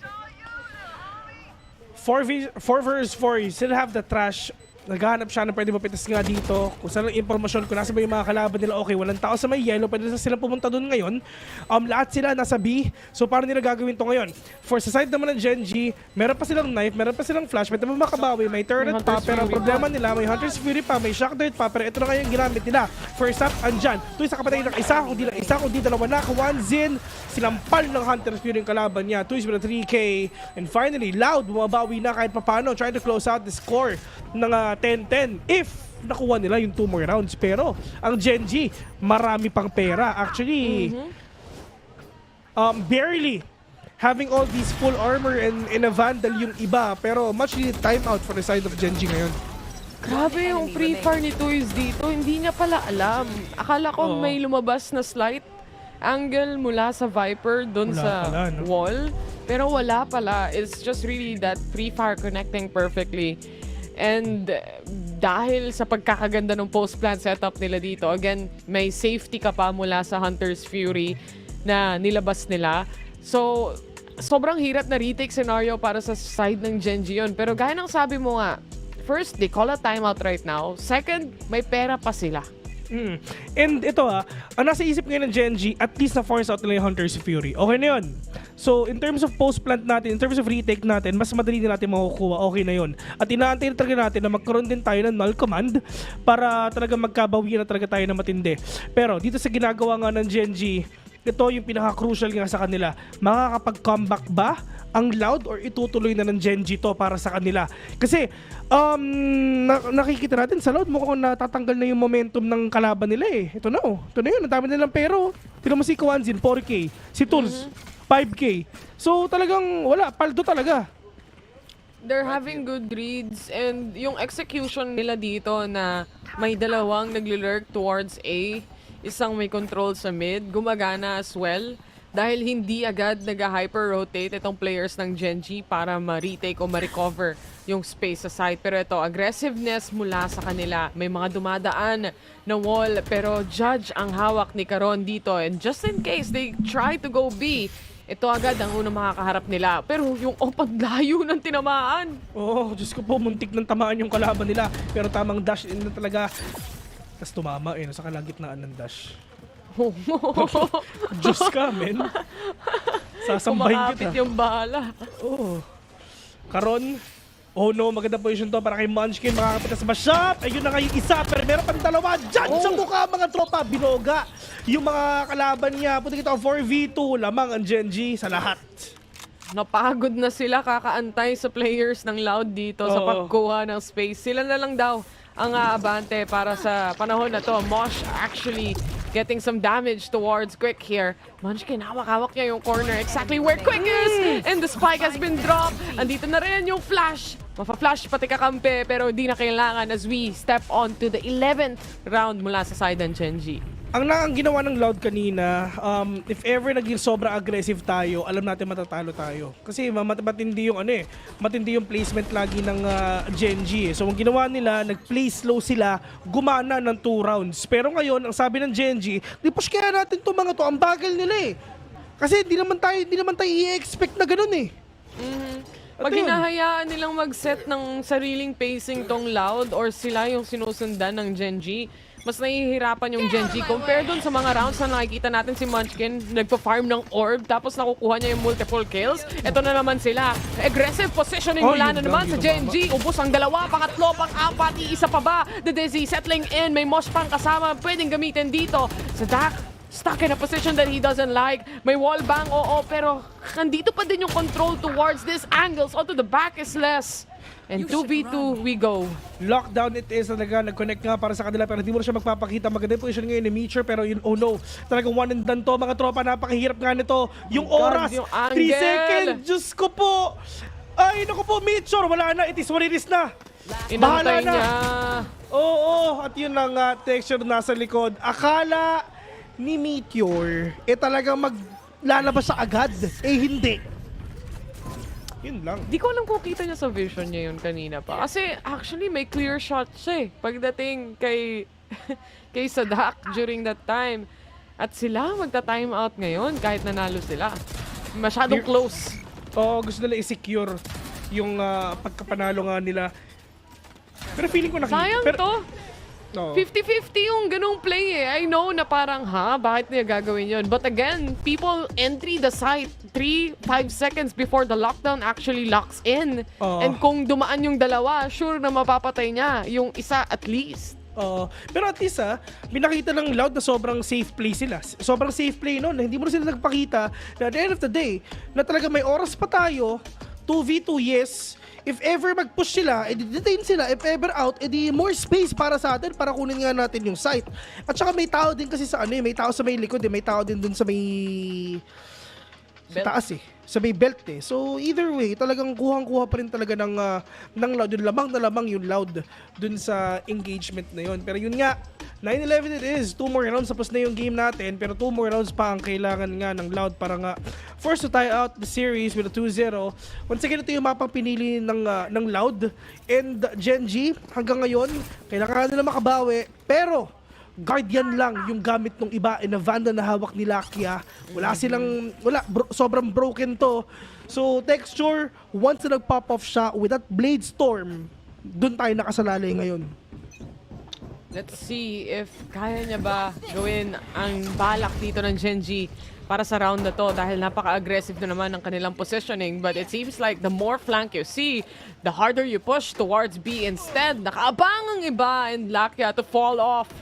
While the rest, antayin nila, lalaruin nila yung timing dito. Alam nila na may nakaabang pa probably towards that spawn. And maraming nakaswing dito, Bessie. Naku po. Oo. Mukhang alam ata nila yung gagawin nila. Nag-antay lang sila doon lang sa may gilid ng A sa spawn. But Meteor, oh no, mag-isa, tatimingan pa.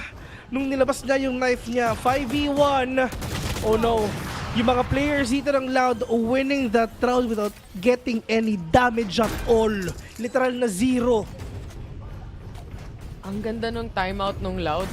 Alam nila na pag may isang nag-aggress at least mula sa side ng Gen.G, may kasabay, may kasunod, and they have all the time in the world, honestly, na mag-antay dito sa spawn. Dahil literal, kakastart pa lang ng round na yon. Well executed again from the side of Loud. Hindi sila nagmadali. But at the same time, it was an eco round for Gen.G. So understandably, may aggression ka talagang makikita. Ang isa sa pinakasayang, si Lucky yung una namatay. Siya yung may Vandal Buti sana kunyari, kung si Meteor sana yung una, at least information lang. Or si Texture, may updraft and a dash naman siya. So talaga makakapag-mamba out siya, tapos swing out ni Lucky. Pwede sana yun Pero wala, it is what it is. Hindi kasi tayo naglalaro Kung tayo yun, ganun yung gagawin nga natin doon. Pero sa side ngayon ng Gen.G, lahat sila may pera na, yung non-command online, may lockdown pa, may Viper Spit pa, and magandang battle to ang gagawin nga nila sa B. Pero yun nga, magpupush sila mga tropa. Si Karon nakapitas na, isa nakadalawa pa, si QCK nakabawi pa. Project to 4v3 already, mamba out na yung iba. Pero si Texture, delikado to. Kasi maganda yung posisyon nung kalaban niya, si Sadak nasa taas, pero nakita niya! Nakita rin Sadak! Narinig na rin yan, nag-drop na! Muntik na. Parehas nilang alam. Nag-aambahan lang sila. Pero information given. So, may certain adjustments din mula sa side ng Gen.G. Meron pa rin naman silang isang swarm or isang alarm bot towards mid. Anyway, so may control sila pagdating dyan. Instead, they used a lockdown towards A. Dito pa rin sila nagko-cover. And yung adjustments na ginagawa dito, narinig na rin nila yung Reckoning. Makakapag-set up freely ng spike for the meantime. Pero onto second floor. It's quick. Quick. We'll pick off one. 3 versus 3. Yung null command, kahit di niya gamitin yan, okay lang. Wala na namang utility sa mga players ng Loud. It is what it is para sa kanila. Pero tignan natin kung makakabawi pa. Munchkin dire-diretso, may knife pa siya. First na swarm, given, nalabas na. Pero si Quick, maganda position na dito. First swing, alam niya na meron tao dyan sa kabila, pero nag-aantay na siya. Okay, first stop. Fake, pero meron pang dalawa. Nasa pa yung iba. Suppress sila mga tropa, wala sila magagawa. Second top, tinuloy iba, pero mukhang hindi naman ata. Naghahanap lang sila with all these sound cues na gamit nga nila. At yun na nga, may oras ba? Meron. Ay! Oh my 26! God! Oh my goodness! Umabot pa! Umabot pa! Gusto ko makita yung replay ng reaction nila, men. Grabe yung tiniis ng Gen.G doon para maubos yung bala. Isipin mo, tinatap lang literal yung Vandal para ma-save yung bullets dito sa post-plant scenario na to. And it gives out info, yes, but again, can't defuse with it. And umabot pa. 0.26. Oh. Talagang pinusuan Match nila, point. no? Match point it is. Ang saya nila, oh.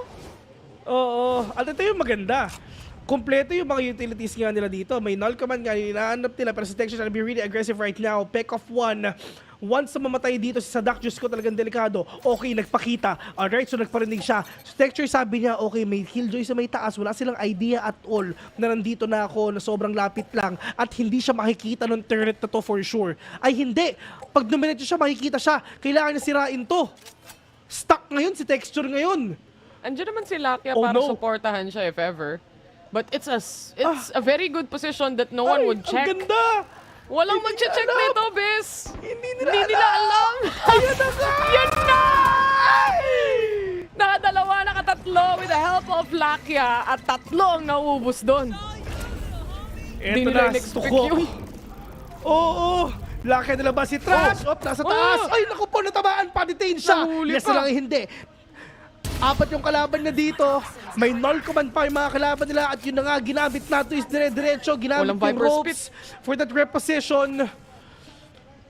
Hindi na magamit yung Viper Munchkin. Spit. Ay! Ay! Naku po! Ay! Naku, nanalo pa! Ganda na ng game na to. Okay. Walang Grabe pera ang naman Gen.G. to. Walang arip. Kahit ako kinakabahan para sa kanila. Alam mo yung wala ng cast? Reacts Oo, na wala lang. na. Alam Wala mo, na. matindi yung laban eh. Wala na, man. Grabe. Sayang yung posisyon. Oo. Ah, Diyos ko. grabe si Les. Nag-audition sila. Nag-aim labs, nag-the range sa screens. Diba? The fact na ginamit nila yung null command para ma-deny yung Viper Spit, andun eh. Pero sininip nila Oo. yun isa-isa. Ayun lang. Sayang. NT. Gigil sila, akala nila lamang sila eh. Wala rin sila idea kung nasa si Toys eh.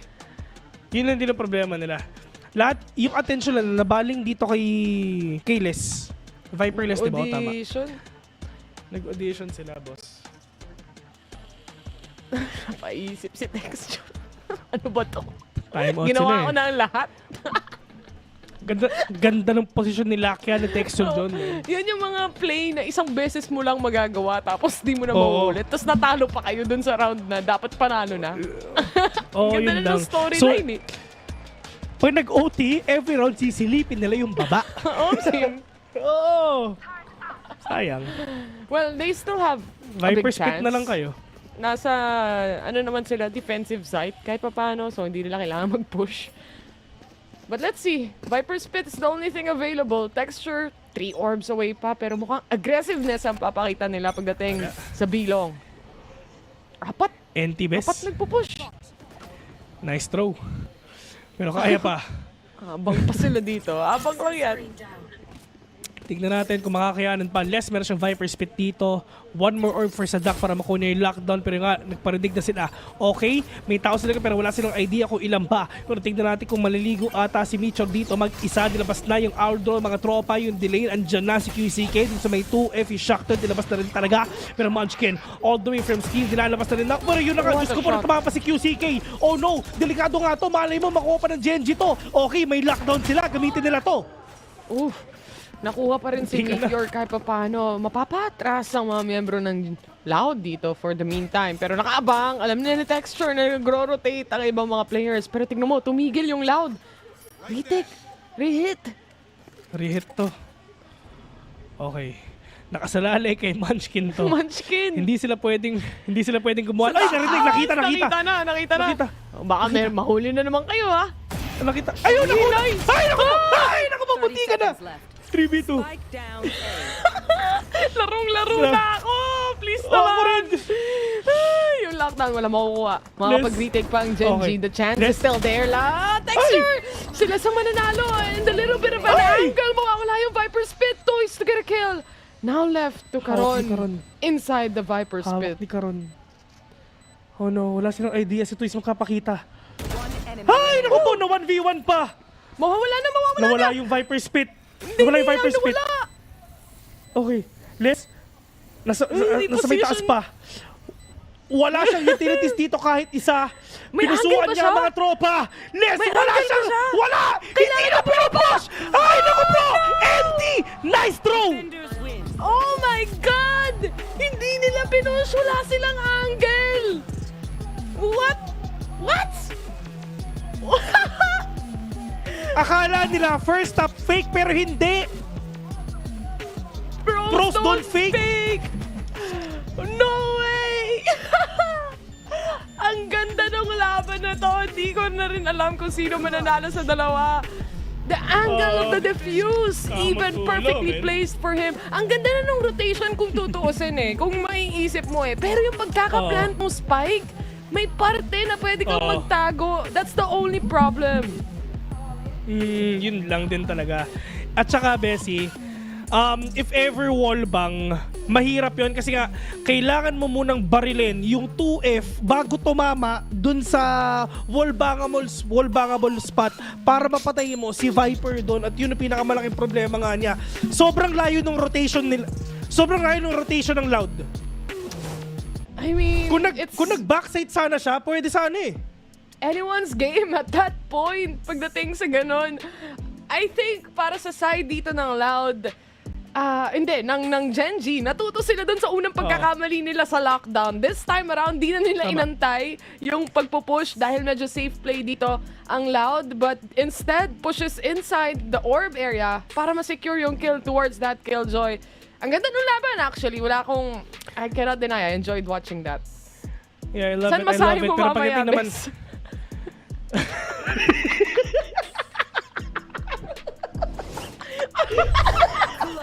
Swedish ba yan o Thai? Shatsu! Shatsu! Traditional massage. Grabe. Akala mo na kimono ako man. Nice throw. Nice throw. Pero ayun na. Ito na, ilalabas ko na yung mga oil ko, yung mga efficacent oil ko kasi wala kailangan na Pagkatapos ito, kainan na rin wala. Wild nung laban na yun, guys. Maganda. Pero yun nga, series number 2, game number 1 pa lang yan. At sino pumili nung mapa na yun? Gen.G? Loud ang pumili nung mapa na yun, guys. So, next game, it's gonna be Gen.G's pick. Let's see kung ano magiging resulta niyan maya-maya lang. But now, we're just gonna go in a very short break. May side quest pa si Vil, kaya magbabalik ang Masters Madrid.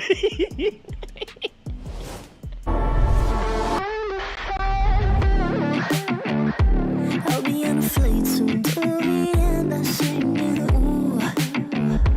Gotta know all this propaganda. How do you do? Better get it with my own man and sing for you. Never gonna make them think I'll stand there. For all the things that I've said, pushing me closer to the edge. And I don't know that lose. Don't mind if I do. For all the things that I've said, pushing me closer to the edge. And I don't know that lose. Don't mind if I do.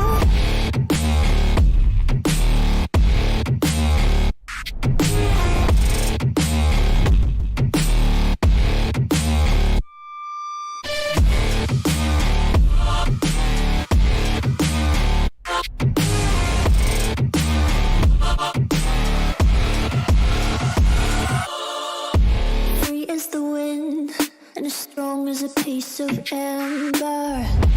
Give me a breath like the fire you'll soon remember. Ooh. I'll be on a flight soon to the end. I'm singing, ooh.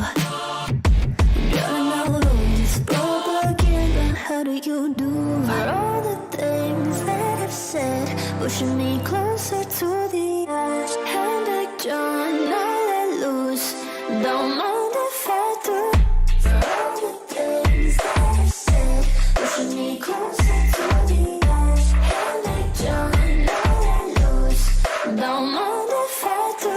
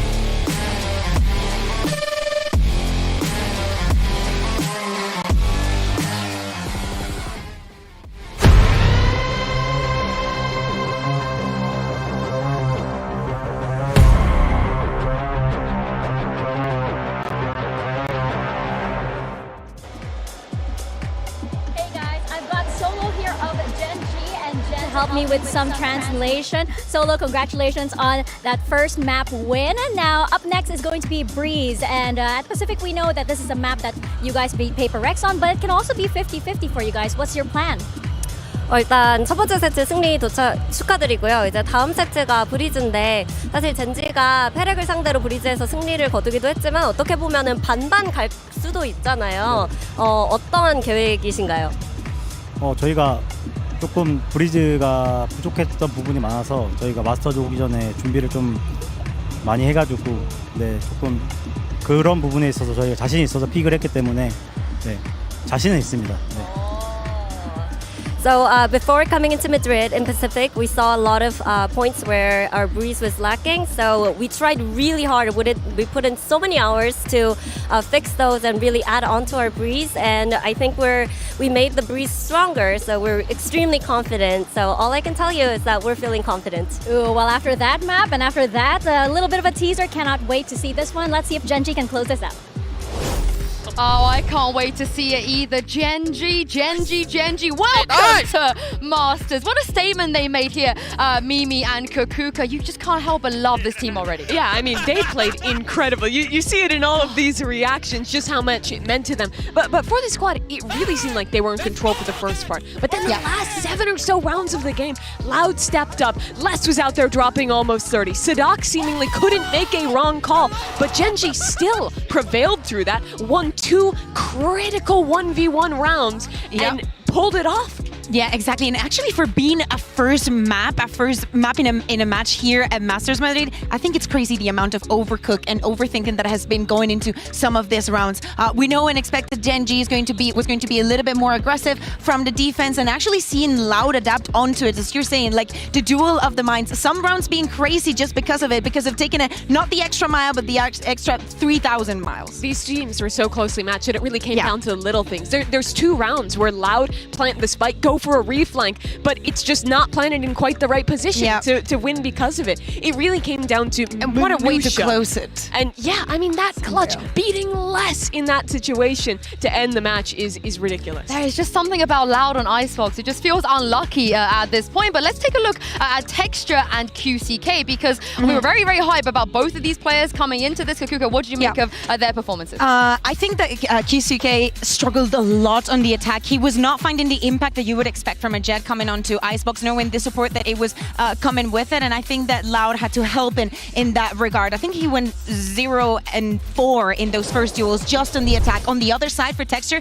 I think that he was one of the pivotal and key parts to making them get into the game and actually find that success later in the game. Yeah, and I agree with you. I don't think this was the best map for Quick, but for the other side, I mean, Texture was ridiculous. Yeah, I think both the guys who are big question marks for Gen.G showed up. We saw Karan being clutch. We just talked about that very with Gen.G, the clutches always go their way. Like, but there was the question still of could they continue it against the best at an international event against Paper Rex like the Loud.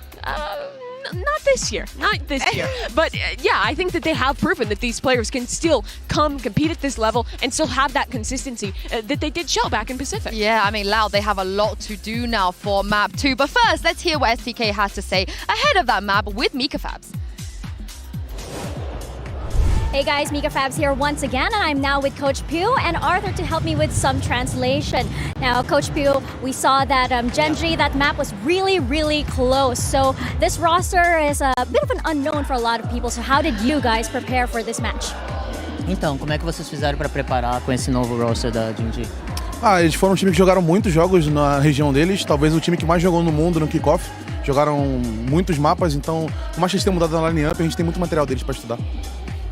So overall, like, they prepared with a lot of maps that they had, like even having like new players or not, that was not an issue for them. Awesome. Well, let's see if Loud can make a comeback in this one. Loud, they do have to make a comeback, but they've done it before. Let's not forget that this is a Loud that ended up winning a trophy at Champs. But Kukuka, we don't know what they do on Breeze. What would you like to see on Breeze? I mean, nothing too crazy. Maybe a little bit of innovation or something that they may have picked up for other reasons. And I love that you mentioned in Champs, because that is probably the last time that we saw them playing on that Breeze. It's been a very hot minute. And as as we were saying before, they have been banning this map constantly during kickoff, but we can also think that that was a strategy or maybe something that wasn't ready by the time. Yeah, we have Aegis Select ready now, so let's take a look and see where we are going to go. And Mimi, what do you think of this? Loud is playing the default comp. It is interesting. They've been cooking on 4 out of their 7 maps with the Phoenix, Breach stuff, but I think both on Icebox and here on Breeze, that doesn't really work. You do need that dive agent, and we've seen teams try out the Yoru like Gen.G, which is new. And I want to talk more about that composition because it's Meteor of all players locking in the Yoru here. It's the only flashes they have, and honestly, I really like this comp. I love the fact that they're playing this double duelist. We know what the Yoru is capable of doing in this map. The support that is going to come onto Texture, I think that this is one of the most important duels. We know how comfortable they are also playing on that double controller. I think that the way, especially that now that they're starting on the defense, after they're up 1 map, if they have a strong start, if they manage to get those Mind Euro games into the heads of Loud, this should be a 2-0. This is the map, Breeze, that is the aim check map, the mid-rounding check, where it'll go into the most chaos. So for me, I'm really looking at Loud needing to step up. We need more out of QCK as the sole jet on this team. We need to see the Sadak, who is pulling off the perfect calls towards the end of Breeze, or a Gen.G, who is looking incredibly hot right now, might have a big upset on their hands. And also think about it, Loud knew exactly that Gen.G might bid into this, but Gen.G is not scared. They're also bringing in something new. We were talking about how important the anti-strat, the preparation coming into the match is, but for this one, it's not going to be that simple. Absolutely, and for Gen.G, right? Like, this is a team where I think that element of surprise can help them out a lot. They tend to play a lot of default comps, a lot of normal stuff. Them coming out and having new ideas for Madrid, I think is really good for a squad like this that has shown the fundamentals. I like them taking this extra step by trying to get ahead on the meta and come up with not necessarily an original comp, but something different from what they've shown before. I think it's funny because we say it's not original just based off what we see for a month. You know, it's like, it's been just a month, but I mean, a lot of teams play this Yoru comp. Yeah, but Breeze wasn't even in the map for sure. You know, it doesn't really, but if we go into think about how this first map went and how aggressive they were and the success that they were finding into bringing back that chaos that we have been mentioning during the day, I think that this is probably what they intend with this composition, is not only being aggressive every round, is planting the doubt in your opponent's mind that that might be happening. Think about the implications for Loud, though. The team that has made 7 international events in a row.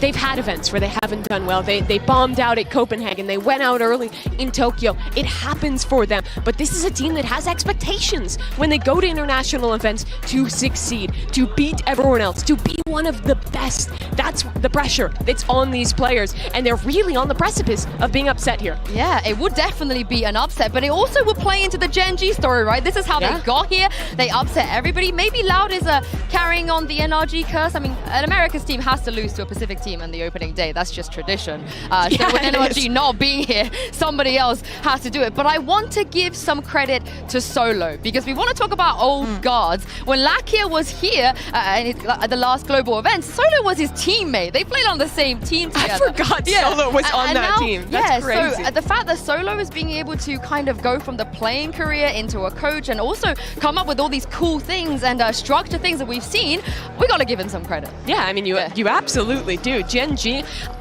if there's one word to describe them, it has been discipline throughout their run in Pacific. They're really good at kind of doing things right in the late round, at setting each other up well with utility, at playing the basics, the fundamentals at a really high level. Sure, it sometimes descends into the clutches, into the badness. They can thrive there too. But I think that's the identity that Solo has instilled in this team.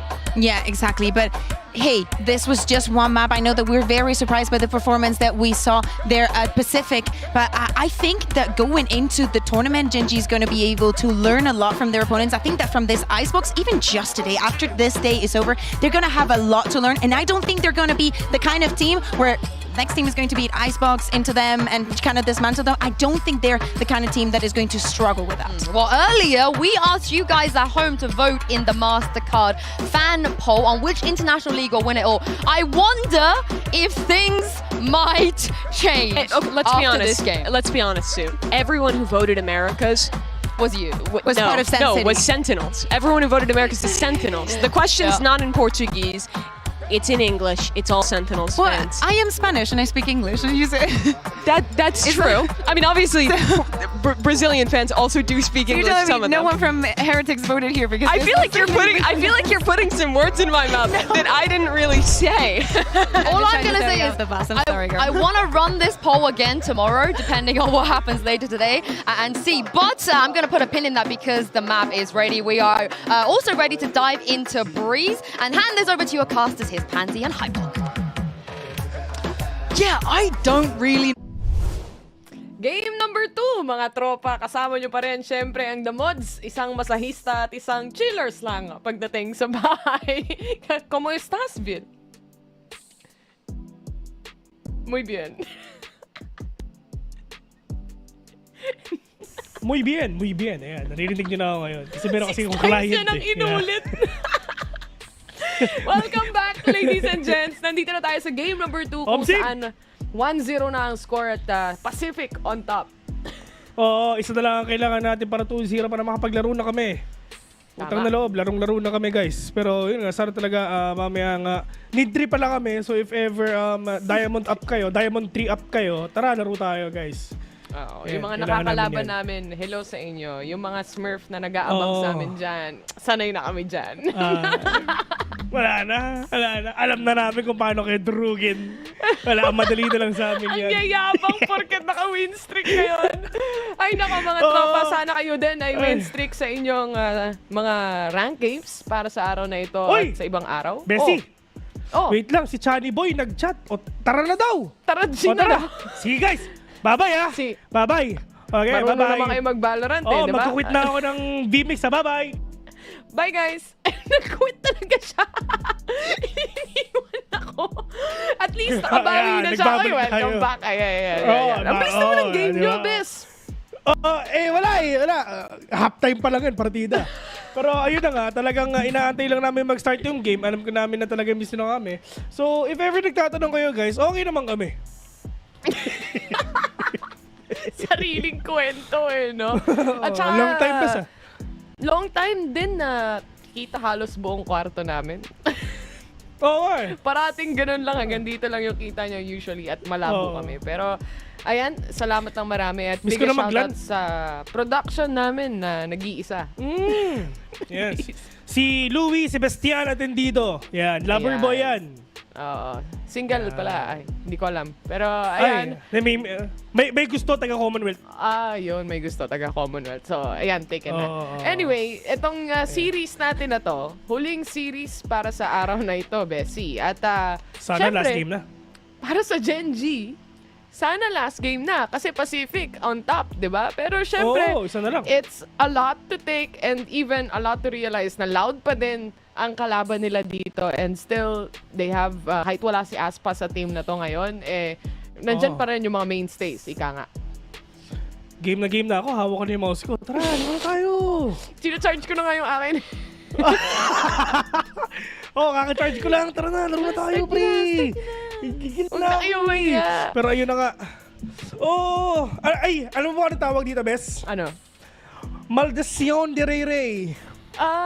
Ray-Rakers. Nag-chat gising na ulit na-curse na naman tayo, guys. Wala Pero, huwag kayo mag-alala. Inaayos lang nila yan sa mga nasa stage.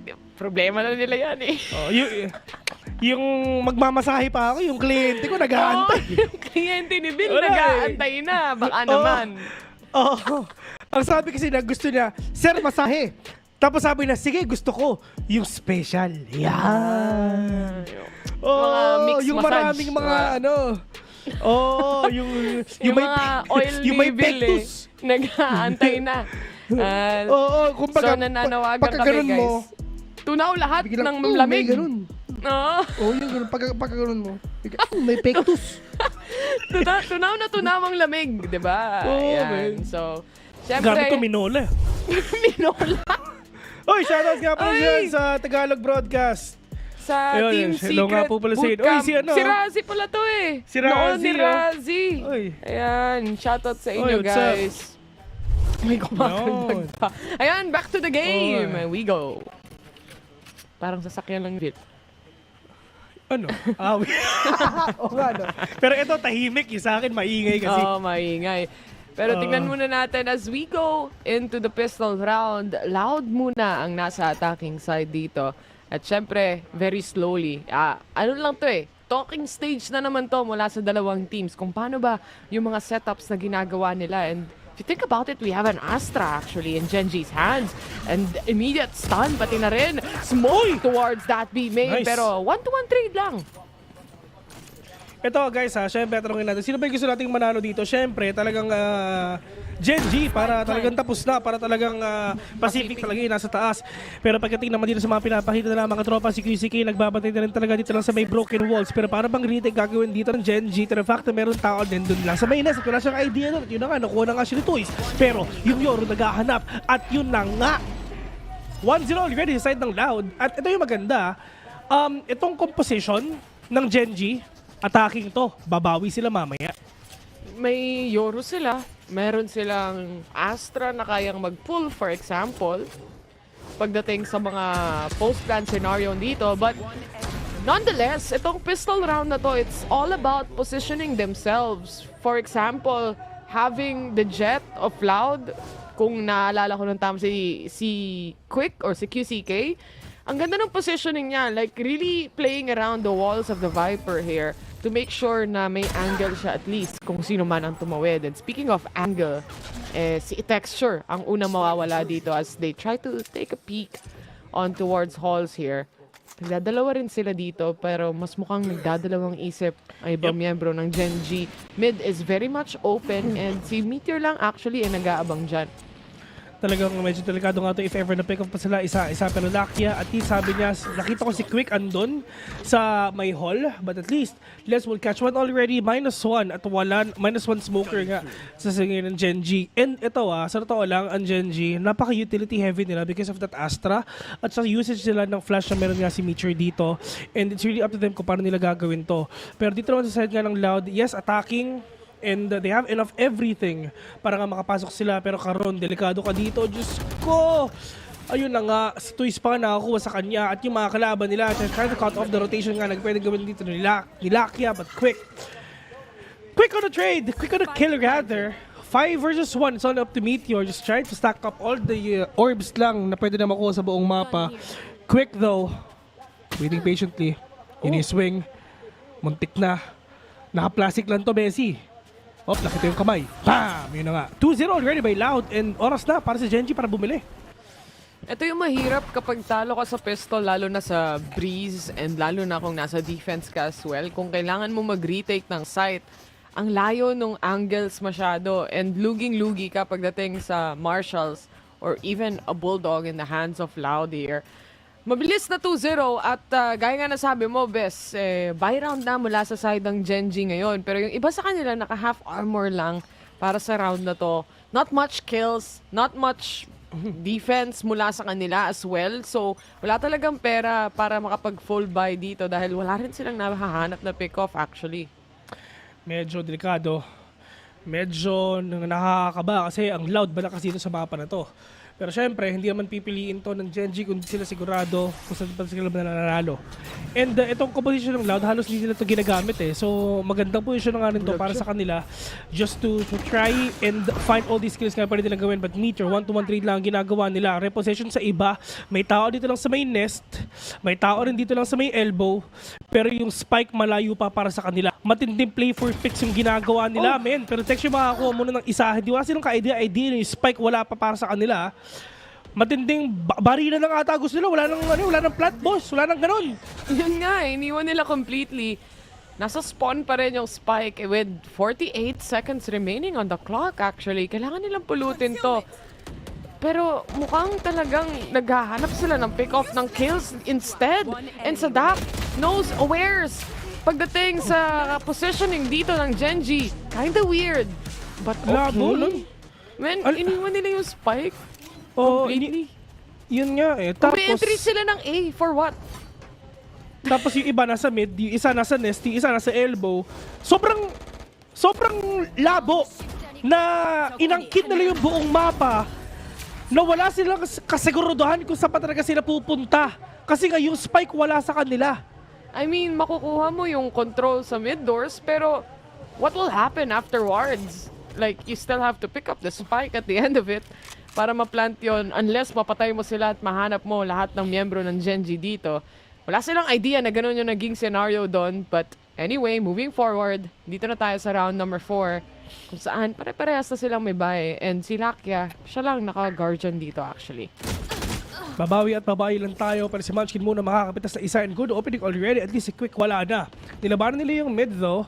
Pero wala naman sila dito, nakita dito kahit isa. Kawanzin, natakuha nga siya ng hour drone ngayon. Mag-swing ba yung mga kalaban nila? Nag-swing yung dalawa. Si Mitchell pa nakapitas ng isa. Tatlo na lang natitira sa duck. 2 more orbs pero may tao naman sa gilid mo. Texture, muntik na. Pero I really like na ginagawa dito ng Gen.G na they're not getting... sorry. Parang hindi nila kino-commit yung kill na gagawin nila as long as hindi pa sila sigurado na mapapatay nila. More on really playing for the angle and the info mula sa side ng Gen.G. Di naman nila kailangan mag-push. Pero speaking of push, si Toys nakuha niya yung control towards halls. And Les actually secures one more kill. Ang ganda ng mga shots dito ni Toys. 3 na ang napipitas niya and that opens up the site for the time being mula sa side ng Loud. Grabing play for picks yung ginagawa nila buong game no? Yun na ginagawa nila, play for picks lang. Lituhin lang natin yung Gen.G. Kasi mabilis sila mag-rotate din if ever mag-push tayo sa fully sa A kasi may Yoro nga tayo So, tas wala rin silang Sentinel, di ba? Actually, pwede nga sila mag-push in sobre. Kasi wala naman Sentinel yung Gen.G. Pero hindi nila ginagawa. Sobrang play for picks talaga na they really try to isolate yung Gen.G na isa-isa sila na napipitas ng Loud. And happily, sumisilip din yung Gen.G para dun sa mga pick-off na yun. Sinusubukan din nilang makapatay. Pero it's on Loud side instead and they plant the spike this time. And of course, sabog na rin yan. 3-2-1 ang scoreline natin. Nakasave pa rin ng isang Vandal kahit papano ang Gen.G. But that's about it. Pitasan to, man. Judge, pwede. O kaya isang shotgun, nakaw barrel. Pero depends on the situation, honestly. Ang ganda ng ginawa ni Toys dito. Ang linis ng shots. Isang tao... Pati siya na-frustrate. Okay na. Ba't ko kasi nilabanan yun? Buti walang pader. Kundi sinuntok nyo na.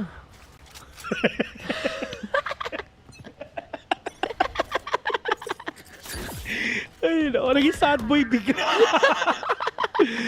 Okay na. Quick! Oh my God, kala mo operator yung hawak. Grabe. One tap lang. Gusto ko maging pwede ganito. To, ha? Palaroin nyo na kami. Pwede itong sumali sa Radiant 5. Best, ha? Pwede natin siyang i-recruit sa team namin. Radiant 5, guys. Meron pa kami slot na open sa premiere namin, guys. Pwede. Okay yung potential niya as a player. Pwede. Ay. Slow play talaga. Mga players ngayon ng Gen.G. Omsim. Pag tayo nasa attacking, tapos na to. Oo. Tagal! 50 seconds. Inuubos nila yung pasensya ng Gen.G kasi alam nila nasisilip lang yung Gen.G kasi nga, impatient sila. Tignan mo si Munchkin, umiikot na. Well, baka ma-timingan si Toys. Kung sakali man, 30 seconds remaining. Right siya, katingin timing nga. Oh no. My God, sinasabi ko na eh. Di ako narinig Matimingan mga tropa pero may tao dyan. Ay, di siya nakita. Nakakaubusan na. Si Dexter na wala rin talaga. Munchkin natitira. Vandal gamit niya. 1v3. May shock date pa. May flash pa. May updraft pa. Baka nakita siya na owl drone. Nahirap na to. I-save mo na lang yan, tropa. Save na naman Lalaban ako. Lalaban siya. Angle isolate the fight. My God, the shots connect! Muntik na! Muntikan pa! My God! Muntika na. Grabe naman tong match na to. Di mo alam kung sino man nanalo sa pick-off. Naka-close nila ng 1v1, yes, pero hindi napapanalo ng Gen.G. Mukhang magi-game 3 ata tayo. Sana wag. Hindi yan. Ano lang talaga, yung Loud, inuubos nila yung oras dito eh. And once na, syempre, silip ng silip tong Gen.G kasi confident sila sa tutok nila, eh, doon natatapos ang lahat. Doon nagkakaroon ng space yung Loud. Oo. Muntik na. Pero ito Alam ng mga players ng Loud na sobrang aggressive nga ng Gen.G. So talagang minamind games ng Gen.G na okay, pre, ano to, impatient tong mga to, sisilip at sisilip to, maasim tong mga to eh. At yun na nga, di ba? Talagang nagkakasilipan na. Tinan mo yung isa. Talagang sumisilip pa sila. Yung spike drop pa at alam to ng mga players ng Loud na medyo mahirap nga to. Pero si Liz, maganda yung position na. Pwede siya makapick off ng isa dito. Hindi alam detection na meron tao sa may kaliwa. Pero si Mitchell nandiyan pa para sa kanila. Pero bubuhayin ba? Yun ang tanong para sa kanila. Puti ito, 2v1. Quick na lang ang natitira. At nabuhay na nga yung isa. Naging 2v2 pa. Pero tamang wallbang lang ang pinapakita nila mga tropa. Yung spike drop pa at hawak ni Karon. Yung angulo na yun. Ganda lang kapit niya. Knife settling in. Aware siya. May flash na kasama. Pero hindi rin siya matatamaan. Mukhang atras. May ipit si Karon dito. For the time being, habang nagro-rotate pa lang si Munchkin with that operator. And that kill towards mid-op, by the way, secures probably the round itself. For the meantime, mula sa side ng Loud ngayon, kailangan umentry ni Sadak, kailangan niya makuha yung spike and that's gonna be the wallbang instead. Napagod nang mag-antay ang Gen.G. Ano to yung maganda sa Gen.G? May operator na sila. Same. May Blade Storm operator pa. Sila. May Blade Storm pa. Ay, well, kanina pa pala may operator si Texture pero napatay siya ni Liz, napatay siya ng Cypher. Grabe, ang ganda nung angle ni... Ang layo niya kung tutuusin para sa magiging scenario na maiipit si Karon. Pero nakuha niya yung tamang timing and tamang angle. This round was perfectly timed for Gen.G's side. Oo. Tapos nag-times 2 scope pa si Munchkin so kitang-kita talaga niya yung kalaban niya. Oo. Kita niya yung force ni Viper. Oo, man. Pero nga, Texture, nag-aantay, nagbabantay. Lucky nakapitas ng isa, pero si Slack nagbabantay. Tignan natin kung makakadalawa pa sila. Lucky talaga mo lumalaban pa, talaga impatient talaga. Press W Esports talaga manila, pinapakita nila para si Les. One tap muna sa mukha ni Munchkin ngayon. Pero meron pa naman si Karon. At sa nakalagay yung stars niya, isa sa B, at yun lang yun. Hindi ko round to para sa Loud pero so far, dahil sa mga shots na nakikita natin ngayon, isa-isang bumabagsak ang Gen.G. The impatience is not paying off for the side of Loud. Kaso nga lang, isa lang ang makukuha ni Texture dun. Si Karon, mag-isa. Buy round nila yung operator, yung operator hawak-hawak ni Sadak. Deadly si Sadak with an operator for sure. But Karon, oh no, nasa harapan na yung kalaban niya! At Toys will get that kill. Guard siya lang yung gamit niya. 2-5 already and Loud. Bagal ng game nila though, pero nakukuha pa rin ng Loud. Ang gulo sa totoo lang. Hindi natin alam kung sila pupunta, A ba or B. Sa totoo lang. Ano na, magsasabi na si Coach na pwede bang mag-antay na lang kayo, guys? O kaya kung magpupush kayo, pwede bang meron kayong trade? Oo. Hindi yung parang isa-isa kayong sumisilip. Oo. Yan ang sasabihin ni Coach. Pwede bang kalma, guys? Kalma. Baby, kalma. Defense tayo, guys. Wala ka nakakalimutan nyo. The thing is, okay lang naman mag-aggro peak pagdating sa mga players na to, pero again, you would know it's an eco round and you would know the other team will be playing for picks. Might as well have a little trade-off. And tingnan mo, nakakalimang baso na ng kape itong isang player. Ay, Diyos ko po. Wala, man. Mamaya, manginginig. Mamaya, pag di nakatulog yan. May wings na talaga yan. Red Bull gives you wings. Malamig ba dyan? Wait lang. Hindi. Spain yan eh. Madrid, Spain temperature. 14 Celsius. Lamig. Malamig. Lamig din. Pero malamig. compared sa upper east side, mas malamig doon. Pero at least, kumbaga, ang mga kasi mga taga-Europa, balita ko, bakasyon nila Italy, Spain, Portugal, yan. Kasi totoo dyan yan. mas mainit. Kasi nung pumunta si May dyan, hindi daw ganun kalamig eh. Mainit din daw. Pero depende siguro sa season. Tsaka pag city talaga na malaki, usually hindi ganun kalamig. Share lang City, 77 yun.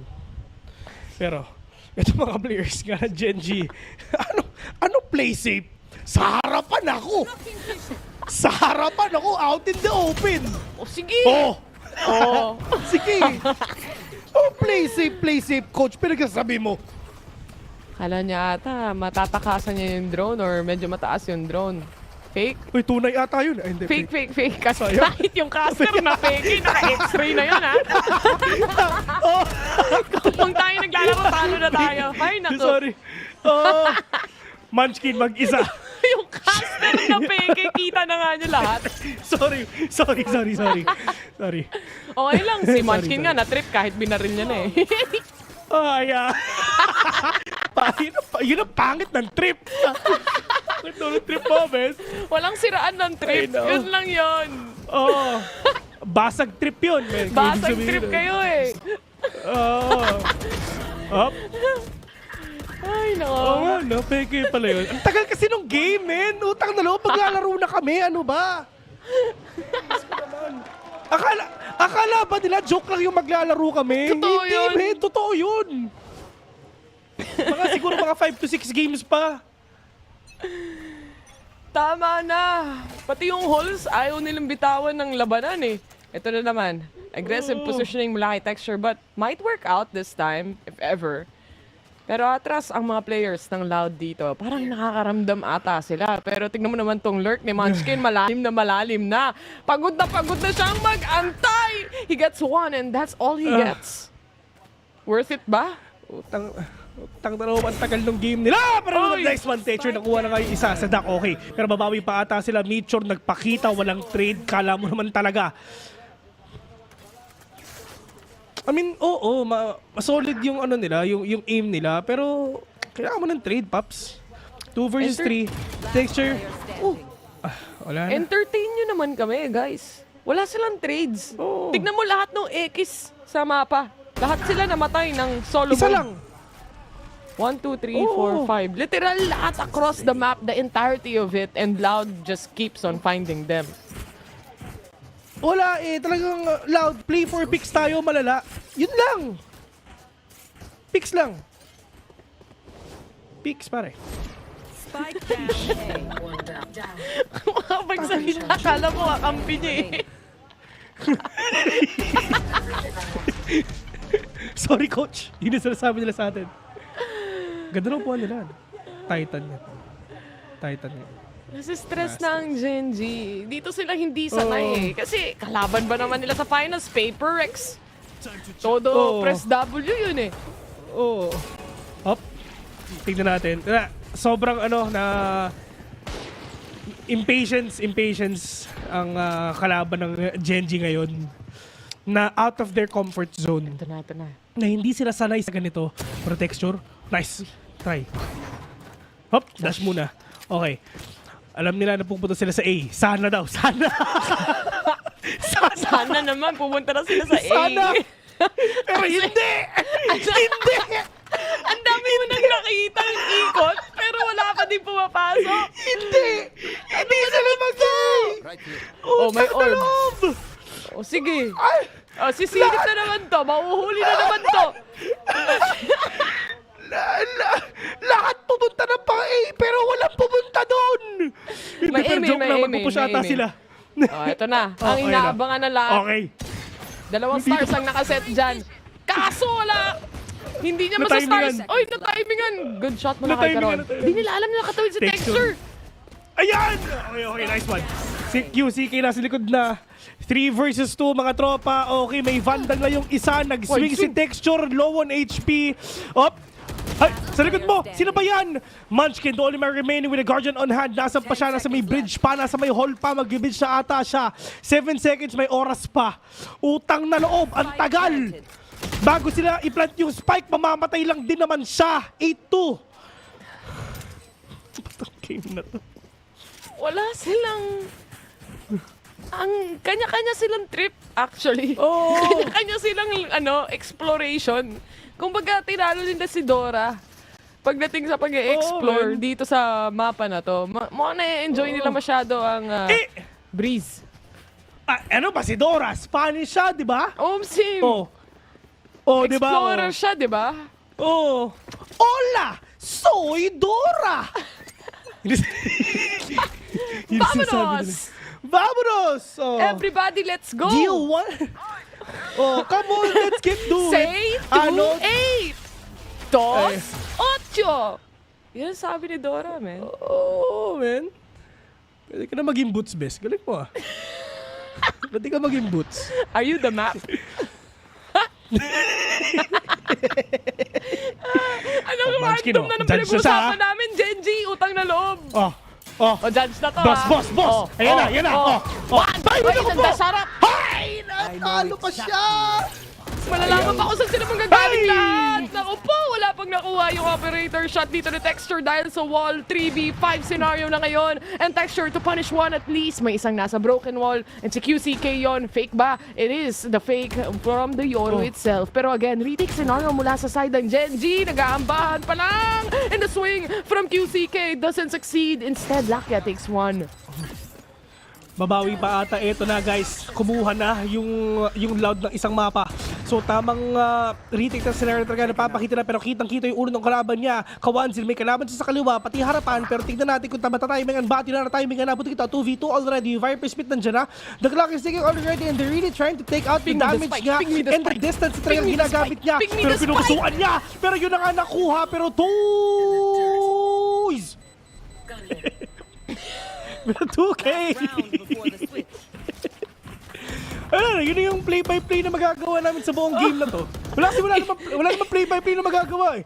In a span of 20 seconds lang. Tapos the rest, kwentuhan na lang tayo. Kasi gano'n naman din ang ginagawa nila. Sayang yung judge actually. Feeling ko that ang inuna dito ni Munchkin yung nandun sa natira o yung susunod eh. Pero sino ba naman ako, di ba? Ascendant lang naman ako. Oo. 3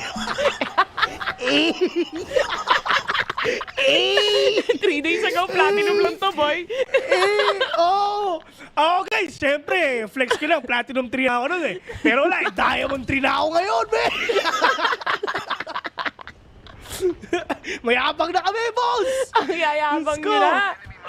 Oo, ranko, pikta yung kay Taylor, green na. Ang sarap maglaro. Ay, nautang. Texture, inip na. Bigyan nyo na ng kill to. Inip na. Inip na to. Sige na. Alam mo sa isip-isip na to, kung pwede ko talaga sabihin yung mga masasamang words, sasabihin ko na, pero hindi. Hop. 1, 2, nice! Yun! Nahanap niya din ang hinahanap niya. Reposition para sa kanya. At least, lamang na sila. Baka naman. Baka pwede naman. Ito, tandaan mo ba sa? Kung may tiyaga, may nilaga. Sinagaan ni Texture. Sinagaan ni Texture yun. Ito na, tignan mo. Nilagang loud na talaga makikita na, pero yung Hunter's Fury nga nandyan sa mukha niya and mamamatay siya kasi vulnerable ka na siya. Tinamaan pa ng Hunter's Fury yung malala. Pero sabi nila mukhang babawi pa ata yung ating mga tropa, yung mga kalaban natin nandyan na. Pero hindi tumatama si Texture ngayon. Pero punti kita 2v3, malay mo makayanan pa. Viper Spit pa. Mission dyan na. Nasa may gitna. Pero let's see if ever makakayanan pa doon sa may likod. Diyos ko, yun lang, natapilok siya, natisod siya. Na out of placement siya. Ay, na-cancel! Hindi pa rin na-cancel! Pinusuan niya ng Vipers, ng Snake Bite Man. Pinusuan niya. It is what it is na lang daw. 2. Oh! Easy Bugatti. Para kay Munchkin. 9-3. Nagre-react na lang yung casters dito. Kasi wala talaga kami masasabing play-by-play, man. Wala talaga. Best. Favor. Refresh tayo sabay. Sige, refresh tayo sabay. 3. Mawawala muna kami guys ha. 3, 2, 1. Yan, okay na, diba? okay na. Wala din nangyari. Hindi naman importante. Nag-refresh ka ba? Nag-refresh ako eh. Nag-refresh ako. Pero itong round na to, para saan? Ba't natin kailangan mag-refresh, by the way? Hindi, parang kasing nauuna yung sa akin kaysa sa'yo eh. Wait? Ewan ko, hindi ko alam. Weird. Di ko alam. Weird. Parang sa tayo pinapanood, best baka nanonood ka sa Twitch. Hindi. Ano ka ba? Hindi ah. Walang caster ako naririnig eh. Sige. 9-3 ang score natin ngayon. The impatience mula sa side ng Gen.G. Hindi gumagana during the time na nasa defense nila. Pero sa totoo sa yung ano naman nila dito, yung pick nila sa agent, pang-attacking eh. Ang importante, dito sa half na to, makakapag-play-by-play na rin tayo na malupit. Mahalaga yun, men. Ito, may laban na tayo makikita. Papasok na sila sa loob ng site. Ito kasi wala eh. Wala talaga, men. Kwentuhan to. Eh, yung laruan ng Gen.G dito, barilan. Oo, habulan.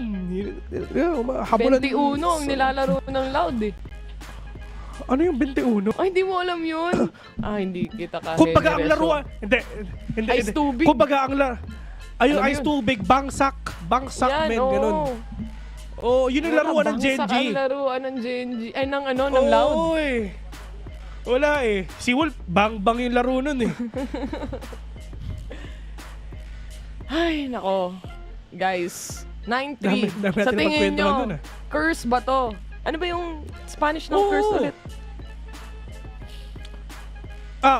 Maldición de Rey. Yeah. Ray curse. 21 sa NBA daw yun, sabi ni Otat Suragi. Pustahan ata yung 21 eh. Sino yan? Kapatid ni Sakuragi? Si Otat Suragi? Sheesh. Sheesh. Oh. Guys, Shoutout sana... nga po pala kay Hibari FPS. Okay pa kayo dyan, guys. Ito na, ang tunay na bakbakan. Nasa attacking na ang Pacific. Eto na. Pwede na silang mag-push. Hindi Wala kami natin pake. mga tropa.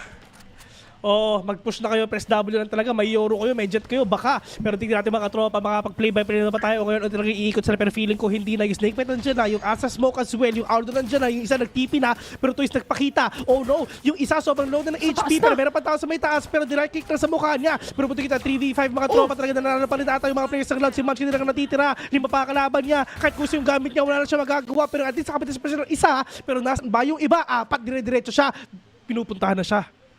Ang ganda sana nung TP actually ni Meteor doon sa loob ng site. Unfortunately, di niya agad mahanap yung kill mula sa baba on the back ends. And that means Loud can clear them out quite easily.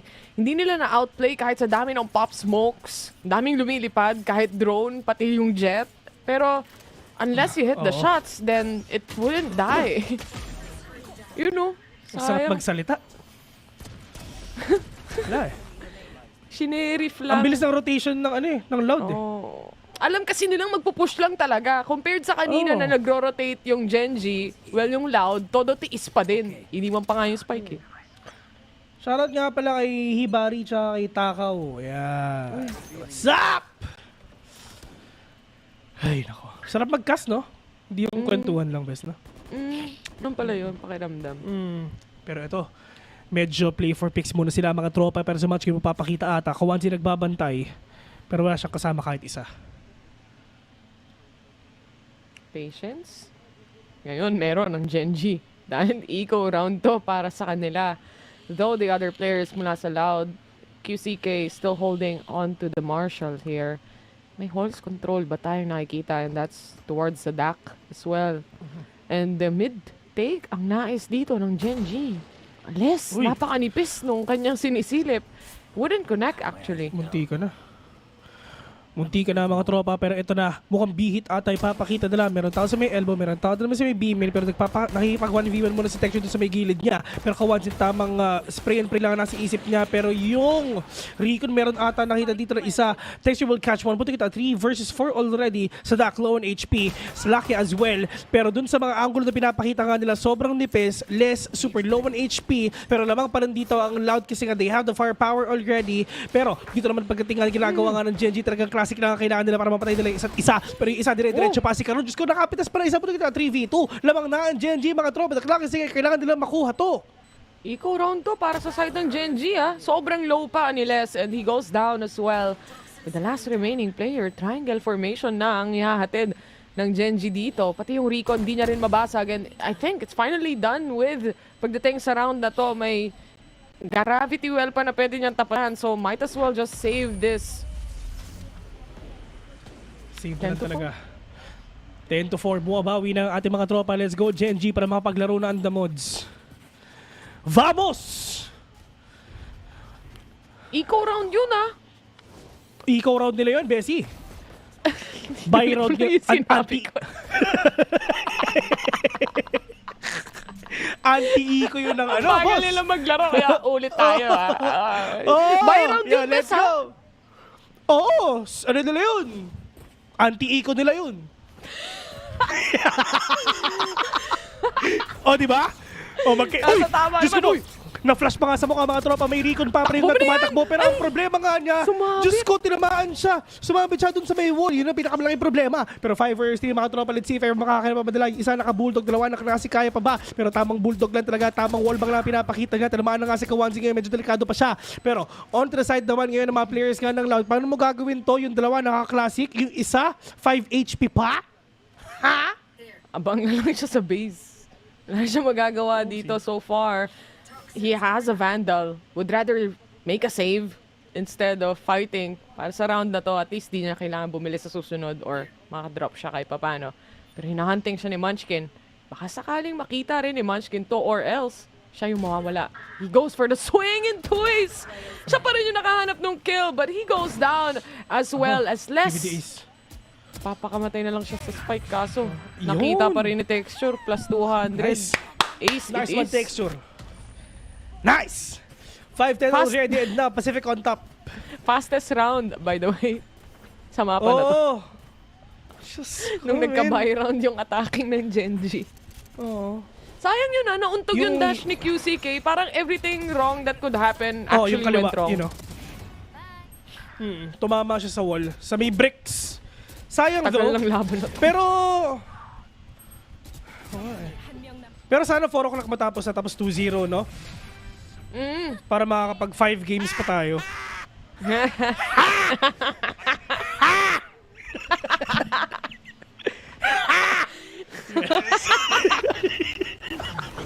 Sinasabi na, inuulit ko lang. Pero Texture, diretso na! Uy, naku po, sige, inuubos sila Texture! Ayan! Nice one! Ang tatagal nyo kasi! Sabi nila, ayan, hindi naantay natin. 2 versus 5, Texture, low on HP. Meron pang Vandal. Pero huntingan na to para sa side ng Gen.G. Yung Yoroclone naglalakad pa. So, akala ni Les, may tao doon, pero wala pala. Save talaga. Walang tao doon, Ay, namatay pa! Yun lang. Wala talaga. Sabay TP pabalik ng site. Les mag-isa 1v5. Pag ito na-clutch niya, mamimigay si Taylor ng Battle Pass. Sige. 5. Kahit 10 pa. Ayan! Kailangan may... Kailangan may diffuse na kasama. Kita nyo, loud lang talaga nagpapatagal ng larong to. Ayaw i-diffuse. Di ba? Hindi nila kaya yung bilis. Dito lang kaya to. Nice one, Gen.G! Bilis! Konti na lang, guys. 4 na puntos Opening na. Valorant na ako, bes. Opening Valorant na ako, bes. Wala kasi silang nagawa sa push the Texture dito. Wala kasi Texture, oh. Nice! Yeah. Ganito naman kasi, iba naman kasi ginagawa mo. Itakita mo naman kasi, ayun, nauntog tuloy ako.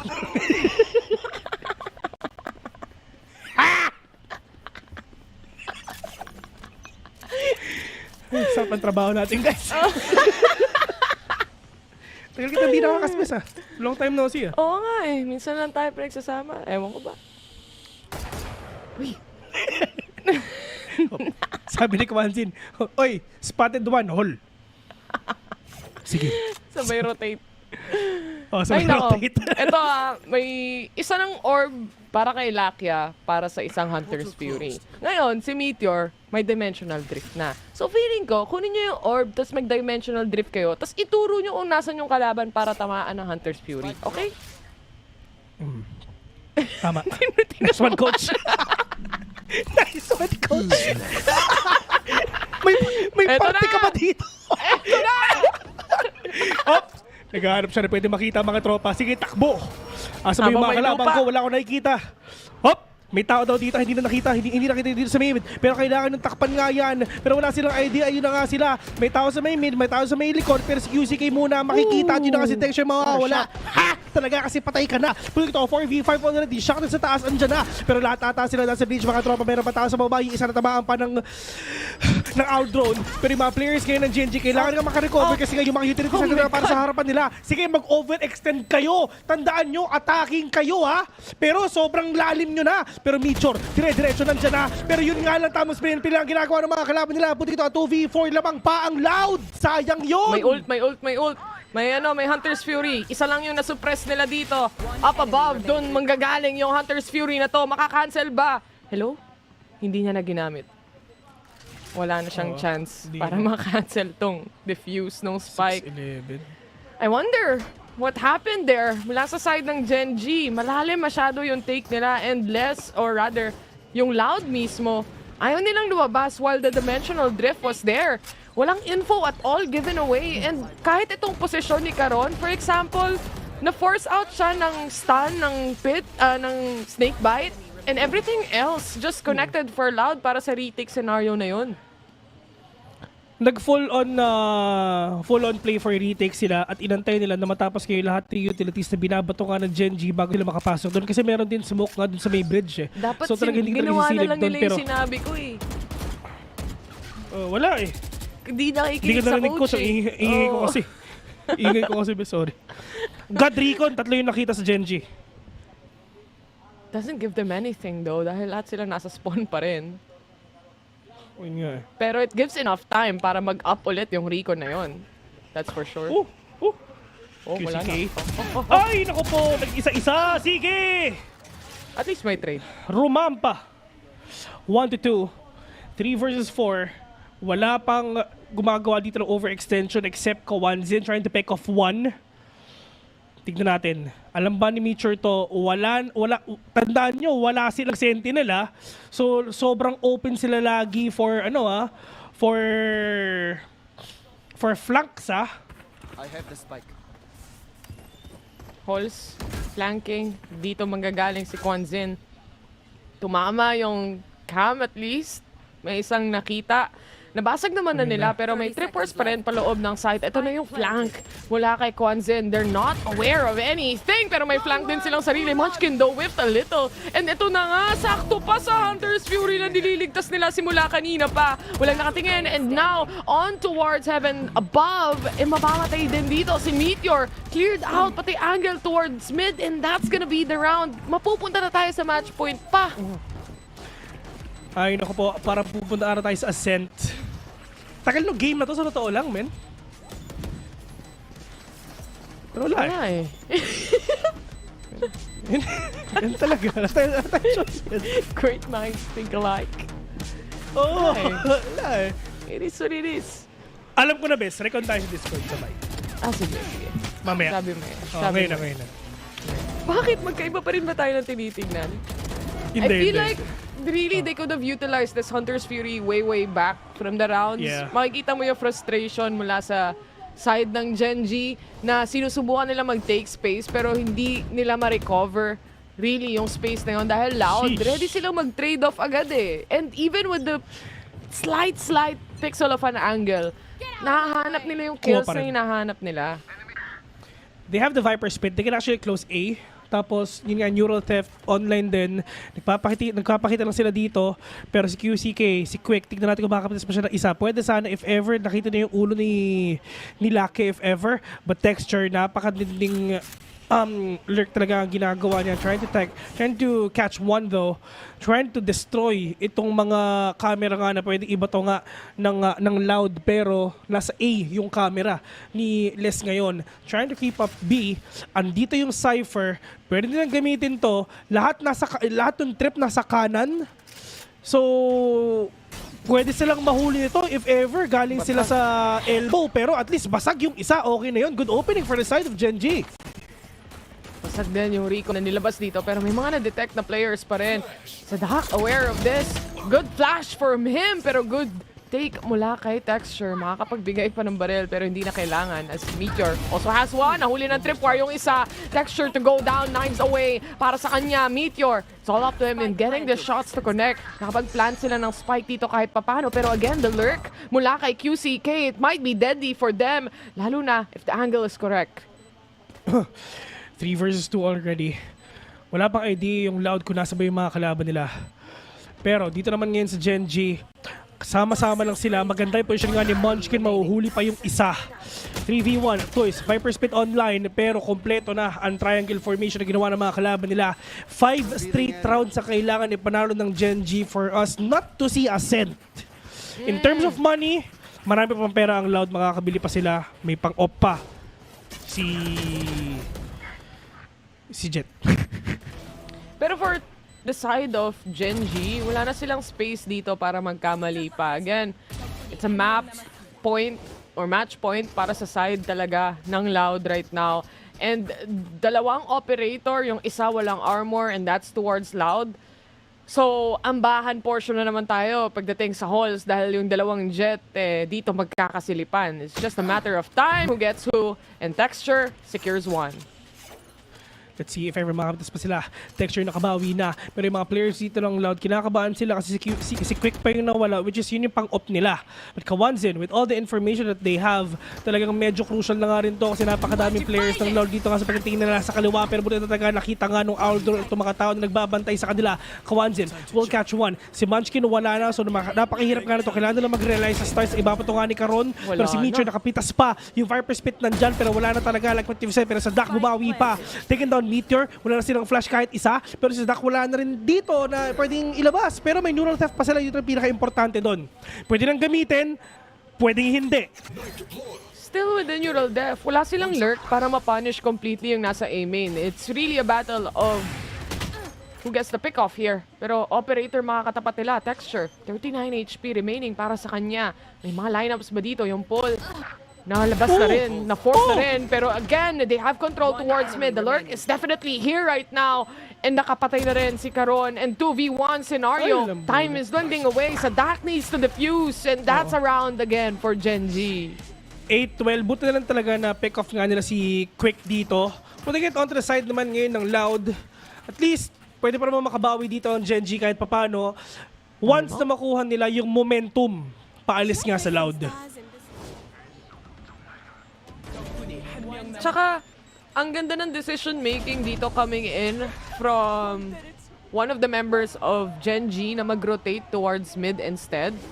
Dahil alam nila na B or rather A main lahat manggagaling eh. So napaka-choke point nito lalo na kung may isang magpo-push towards A main. And because nakapag-rotate nga yung isa papuntang mid, nagkaroon sila ng mas advantageous position to really have the spike planted open and at the same time have angles covered towards mid.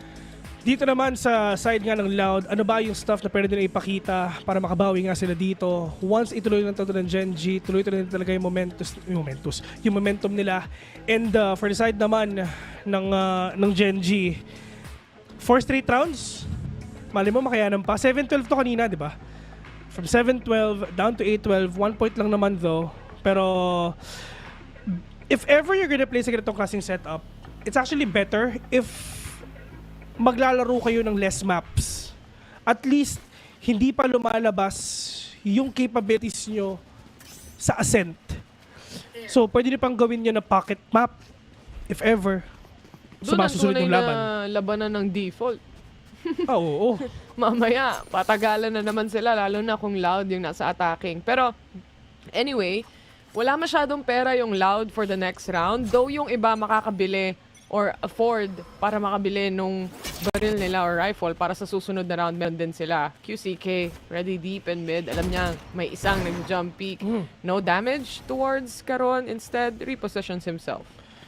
Yung mga players ngayon ng Gen.G, in terms of utilities, in terms of ultimates, they have that Yoru ult, pwede lang gamitin yan. Pero oh no, hindi nakita ni Texture na si Kawanzi pala nandun. Pero mukhang mamamatay din naman niya ata. The damage has been dealt. Dito kay Karon, he's super low on HP. Pero ang importante, buhay pa siya. Pwede pa siyang maglaro na medyo malayo dito. Gonna use all up his utilities para lang at least mas mahirapan pa yung post-plant and retake nga na pwedeng gawin ngayon ng Loud. Pero in terms naman, dito kay Quick, narinig ba yung paglakad niya? Nabitawan niya yung shift kanina eh. Medyo malayo na nga rin pala. At mukhang B. Malayo na din. And gaya nga sabi natin, mukhang B and less siya nakapag-set up ng traps towards B site. May cam setup din sila dito. Maraming nakaabang sa entry na to and I think they're more than aware kung ano nangyayari. Yung fake, napatay na pero yung tunay, mamamatay din. Tatlo madedetect nila. This gives them a big of an advantage. Lahat sila may baril na bigla. Ay. Oo. At meron pang tao dun sa may likod. Munti ka na makuha ni Quick si Munchkin doon. Nagtatanong lang sila. Sabi nila, sige, mag-i-in lang din ako. Uy, hindi pa nahulog yung sheriff. Eto na. Nagparinig sila do. Wala silang idea if ever bumababa yung mga kalaban nila. Pero Des, binuksan yung pinto. Karon! Namatay. Well, super low na nga rin siya. Pero si Munchkin nagpakita pa. Wala nang smoke ang Gen.G kahit isa, apat pa. Kalaban nila. Lucky out. Open! Oh, yun na nga! Diyos ko po! Ginawang shawarma. Ginawang bulgogi yung dalawa. Pero nasan ba yung natitira? Puti ito, 2v1 mga tropa. Kailangan talaga makapitas dito. Pero yun nga lang ang problema. Hindi tumama yung flick niya. Ladies and gentlemen, we're going to game number 3. Game number 3, it is... Ito na naman, na-dismantle na naman nila yung attack ng Gen.G dito. Isa namatay towards B, the others onto spawn even. Hiwa-hiwalay na naman sila. And I feel like the more rounds na nakikita natin na sabay maglaro yung players ng Gen.G, mas nagiging successful yung take nila sa loob ng site. Especially kung sabay din yung kanilang duelist dito dahil, again, you have a Yoru, you could utilize the TP when Chaos is already on site itself.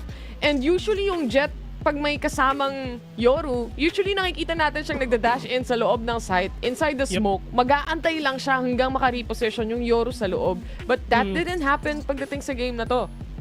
Doon sa game na, doon sa first game na nakita nga natin ngayon, it's actually a game of pick-offs talaga. Na talagang ginagamit ng Loud yung pagka-impatience ng pagka-impatient ng Gen.G doon eh. Kasi alam nila na sisilip at sisilip to. At doon malakas ang Gen.G sa bakbaka na sobra. Sa literal na barilan talaga, hindi antayan. Men, weakness nila yun sa totoo lang. At yun yung ginawa ng Loud para makabawi sila dito nga sa Gen.G nung dinurog ng Gen.G yung Loud dun sa mapang pinili ng Loud. Yun. I mean, map number 3 is coming in your way. So, syempre, may isa pang chance ang Gen.G dito. Buti na lang nakuha nila yung game number 1. But again, it's last game para sa araw na ito at makakapaglaro na ang The Mods. Right now, we're just gonna go in a short break. And pagbalik natin, it's gonna be that last map against Loud versus, of course, Gen.G. So, huwag kayong alis. Masters Madrid, we'll be right back.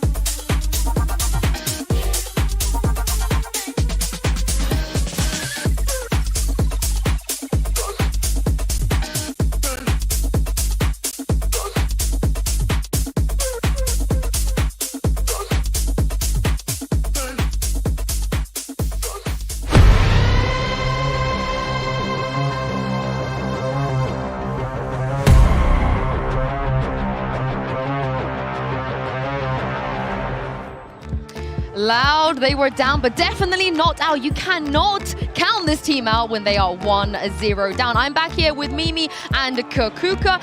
Bit of a fake comeback, I kind of believe for a moment. What about you guys? I don't think it's a fake comeback if they win like 2 rounds. It was a bit more. Like 3? A bit. It was like a 9-3. Yeah, it was like 6. It was like an 8-13, right? Like coming in from a 3. I'm so happy that you can count. I've really been working on it. I've really been working on it. Carry on.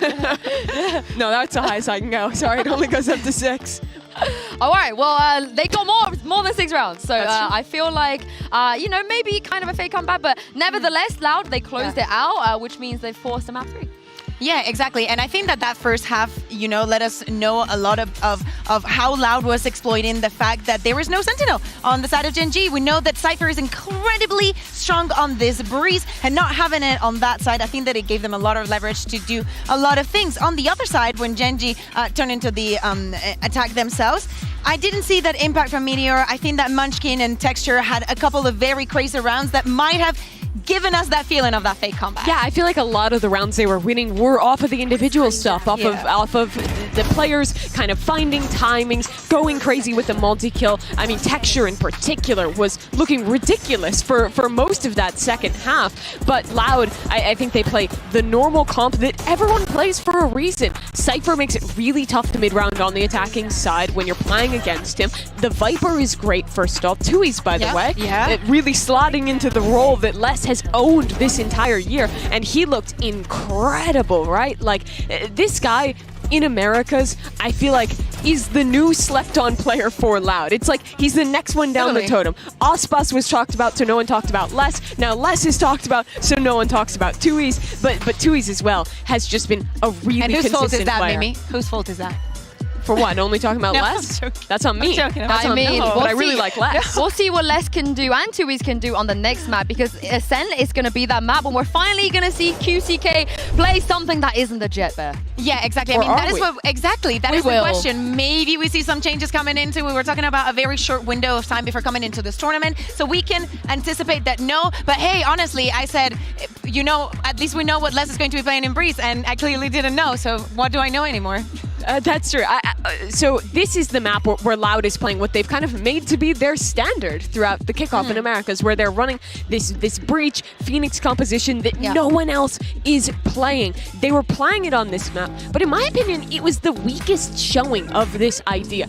Like we mentioned earlier, EG counter-strategy. Exactly. The way they did that on their defense, a lot of using 2 Odins, constantly spamming and pressuring mid, and also being very proactive to re-clear that space. This comp relies on getting mid control on your attack side, then splitting into sites. If you try and strong take through main without dive, 9 times out of 10, you're getting destroyed by stall utility and losing the round. So I'm really interested to see if they take the risk in going back to this comp, or if maybe they try something new and like go back to the default comp, because I think that's also an option. Exactly. Stalling utility, it has like double effect on them, because they do not have, they're lacking all of that mobility and all of that explosiveness into sides. 1-3-1, as she's saying, on the attack is going to be the common thing, and at the same time, they do not have a Sentinel of their own to be covering on the defense. So the same thing that Gen.G struggled with on Breeze, they might struggle with when it comes to the defense and that mid part of the map. I think that if Gen.G is able to spot that weaknesses and come back a little bit also mentally for what happened on Breeze,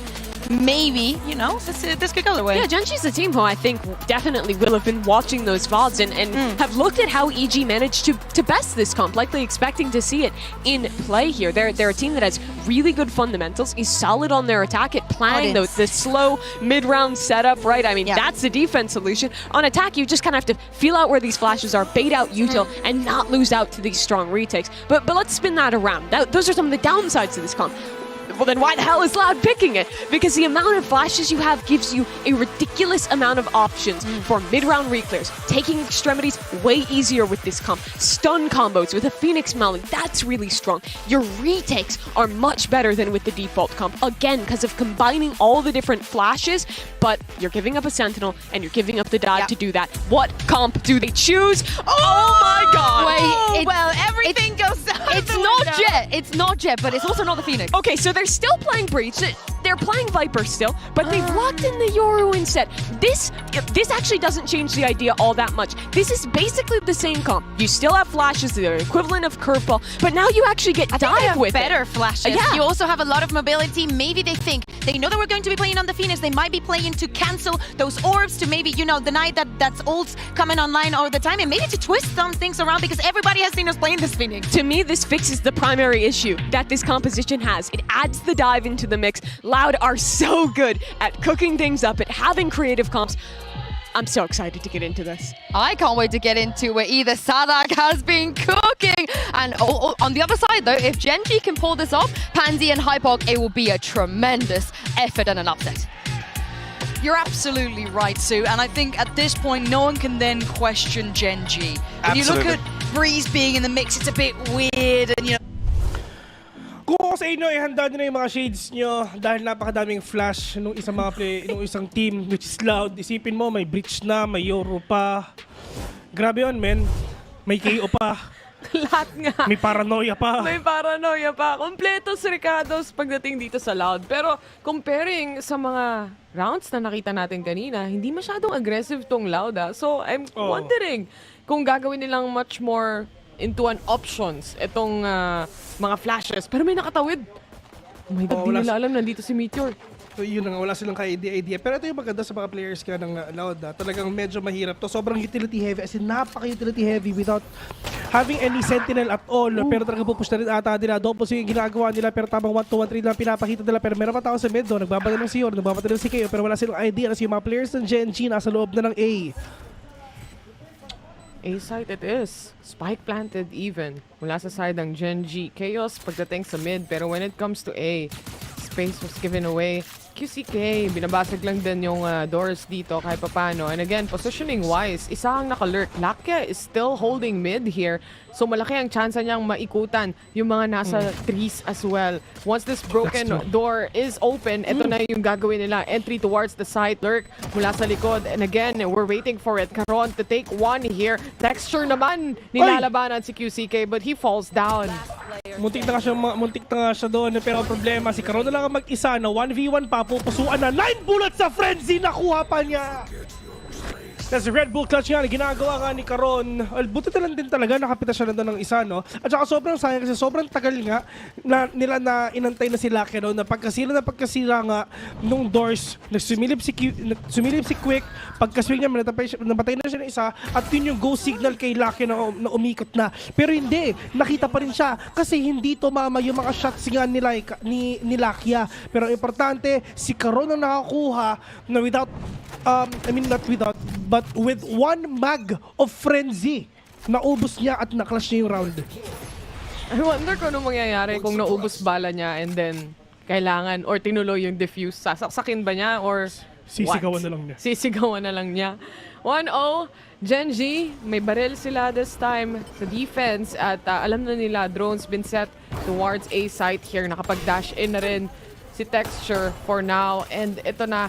Yung entry na ginagawa nila, may isa talagang late lurker na naiiwan and that's the killjoy for now.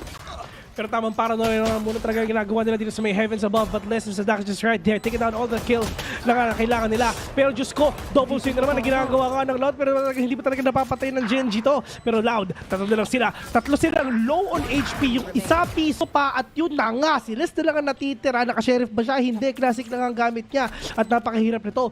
Buti na lang talaga, may bulldog siyang kasama. First up, may flash pa. May flash pa, may lead pa. Oh my God, hindi niya na alam kung ano titignan niya. Lahat ng posible niyang masasalo niya doon. Double nades ang nakita natin na setup mula sa Gen.G. Kung hindi ako nagkakamali, Gen.G din yung maraming lineup, di ba? Oo, tama. And with this kind of angle and with this kind of composition, we really expect na magkaroon talaga tayo ng lineup between Munchkin and Meteor and Lakia as well. Daming possibilities actually. Masakit yung comp ng Loud kung sakaling mag-attacking sila dito. And even on a retake scenario, baka magbago ang lahat once na, syempre, magkaroon sila ng barrel. And ito na yung round na yon, yung official buy round mula sa side ng Loud.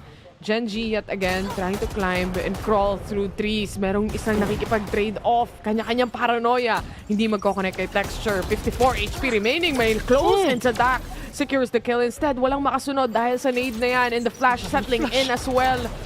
Sasara lang yung pinto pero masastuck si Sadak. Uy! Ay, super low na HP pero nga meter pa rin talaga nakakuha ng kill na yon. Pero ito yung nagbabantay. Tamang jiggle peek na ang ginawa niya. Nakapatay pa siya ng isa. Pero ka-1-0 will get that kill instead. Pwede kita 4v2. Meter ng karoon na lang ang natitira. Siguro pwede mo pumunod dito ng baril pero medyo malayo pa kasi dalawa nagbabantay sa kanya doon lang sa may heaven. Pero tamang isolation lang if ever talaga makakapitas siya. Pero mukhang hindi na talaga mangyayari yun. Less will catch one. It's all up to Karon.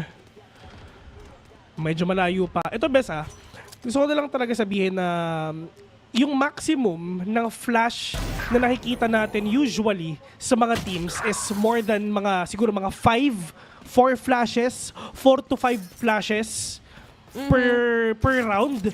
Pero ito they have a total of 7 flashes na pwedeng ibato sa isang round. And nakita natin yun sa control pagdating sa doors kanina kung saan nagamit nila multiple times kahit yung mga nades din nila dito para lang maiwasan yung entry na ginagawa ng Gen.G. But sometimes it just matters kung ano nga ba yung shots na magko-connect dito sa dalawang teams na to. Kasi kahit naka-sheriff lang, for example, may ibang membro dito ng Gen.G, yung mid kapag na-control nila, makokontrol talaga nila. Kaso nga lang, B-main, ang dami. Para-pareha silang na-flash doon. Ito na naman, flash na naman. Diyos ko, hindi sila makaporma mga tropa. Paano pa kaya nagkatake yung mga kalaban nila? Oh my God, wala silang makita. Men, ang sakit ng ulo nito mamaya, sigurado. Sa low on HP. May flash pa, bes. Meron pa.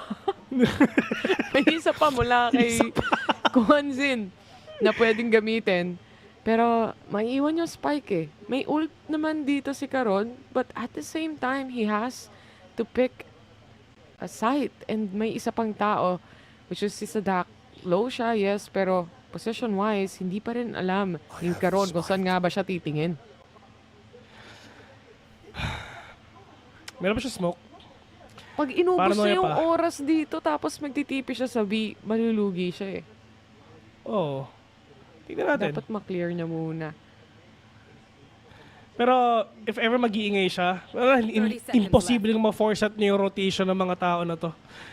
I mean, either way, if ever na talagang B talaga to, ayun lang ang problema. Mag-iingay siya sa A, tapos silipat siya sa B. I'm not quite Parang sure gagawin ata talaga niya yun. About this play right now. 10 seconds remaining. And probably kung mapipitas na yung isa dito, hindi nagpaparamdam. Yun na nga, yung stun. And again, kailangan niyang labanan ng lahat. Oras ang kalaban niya, sarili na lang. Mapaplan pa yung spike. Buhay pa siya. Oh! Oo, buhay pa. Mali siya ng side na pinili. 300 na lang para sa kanila. 50% chance of actually picking a side kung saan nag-iisa si Sadak and 5 HP siya. Pero A side it is and good for Loud na nakaabang na yung dalawang membro doon. Pero at least nakapatay siya ng isa kahit may effect pa yung fault line. Kahit na-stun siya. Ito ata kryptonite ng Gen.G. Yung mga slow play. Slow? Oo. Okay, hirap sila sa mga sobrang utility play na ganito. Which is actually maganda nga. Kasi ano ba yung isang bagay para ma-stop mo yung sobrang aggressive na play? Flash mo na lang. Flash mo na lang. Kasi kahit sige, diretso siya pero wala kang makita, ganun din. Buti pa yung smoke At least meron ka pang chance Pero hindi, kung flash talaga, solid yan Babawian ata. Yung paranoia nandiyan na, nag-knife na rin talaga pero yung tamang nade muna para sa kanila para di sila makapasok dito. Pero si Tesho wala silang pakialam kahit na-damage ako nito. Pero dire-diretso na siya. May tao sa may Jenny, mapapakita pa siya pero yun na nga napatay. Pero yung feature yung isa pero ito yung sa kabawi parang dalawa. Pero pwede kita 3v2 already. Lamang yung pa-players ngayon ng Loud pa rin. Classic lang sa imong mukha. Eco round yun for Gen.G anyway. So hindi ganun ka-full yung buy nila. But they were still able to pick up some kills here and there.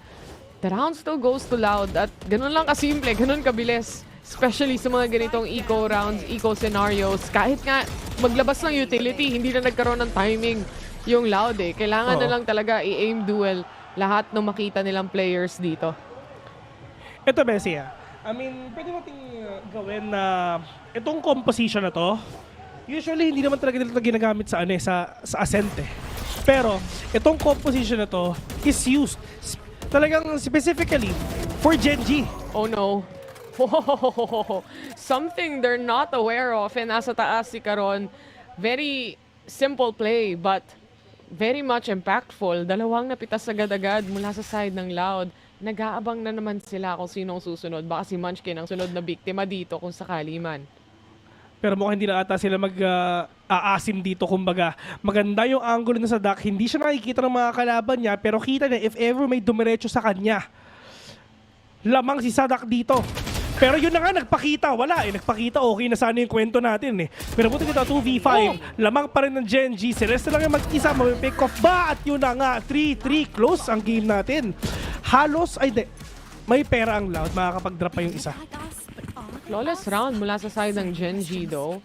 And natalo sila doon dahil lang kalahati ng katawan nila halos kita sa napakasimpleng angle dito sa A-main mismo.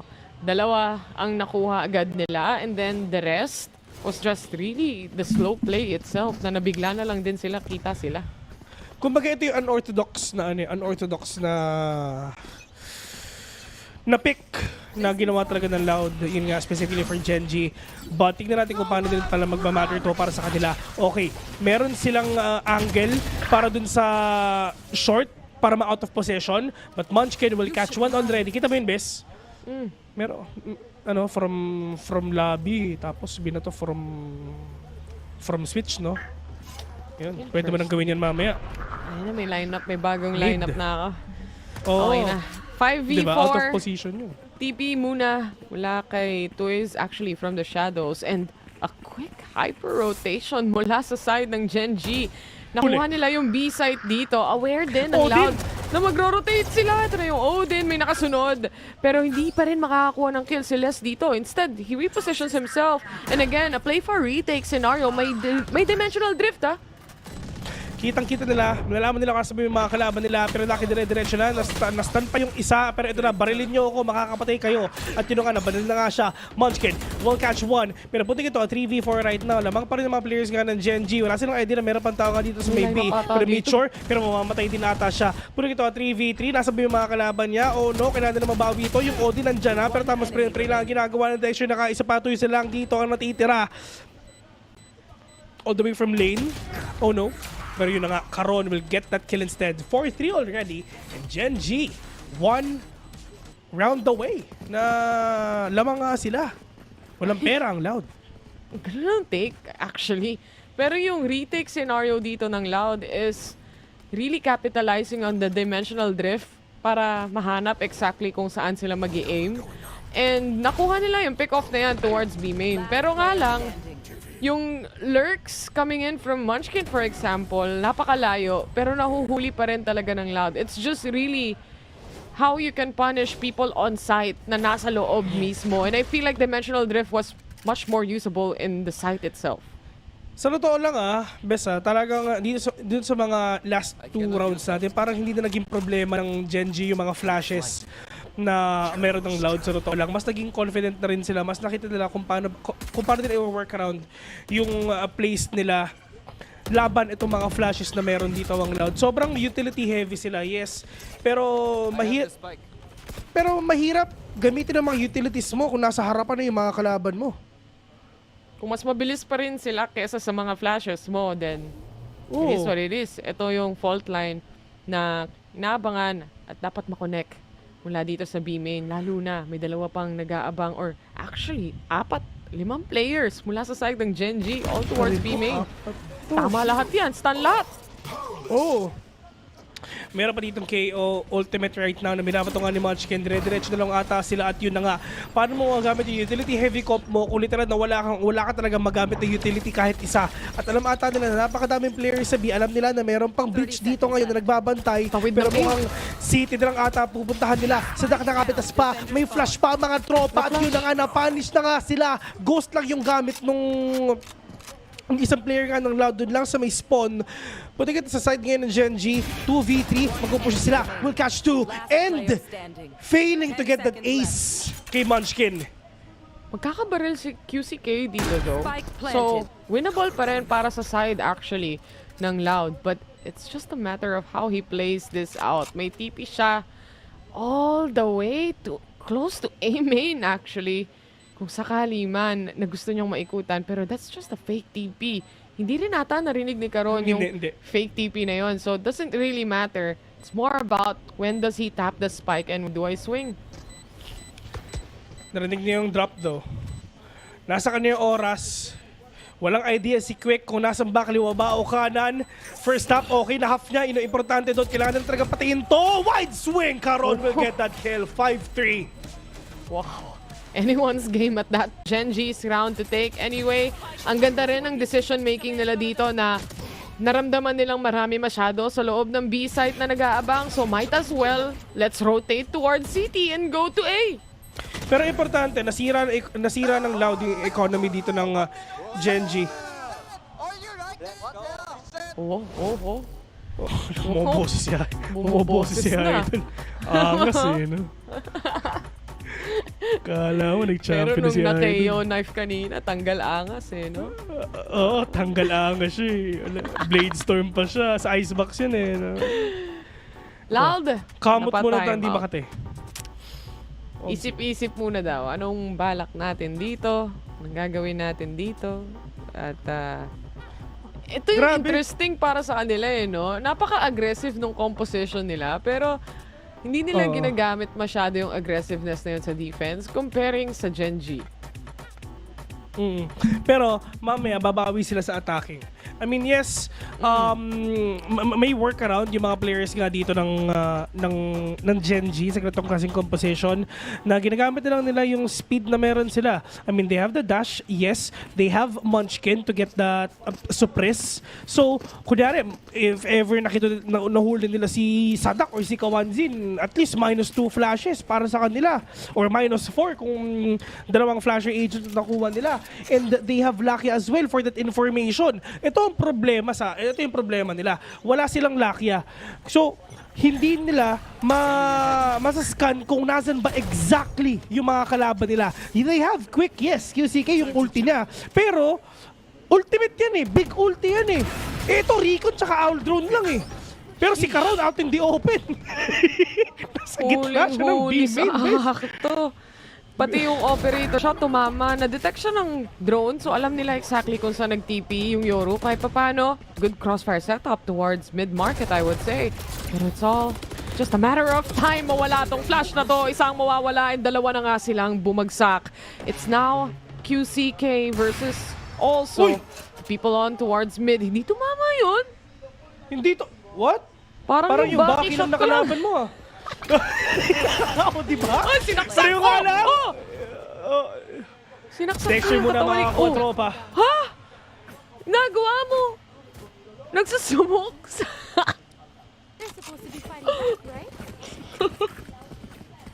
Ewan ko pa dito sa mga to. 3-6 already, no Gen.G. No, bawi na. Sheesh. Para silang may death wish, guys. Ito, kala ko sasaksakin niya yung katawan ni KO, yung pala binebeluhan lang niya. Kita yung info kung saan siya manggagaling. Well played mula kay Texture. Pero, interesting smoker. Interesting omen, walking blindly. Andun nga sa B, sa gitna.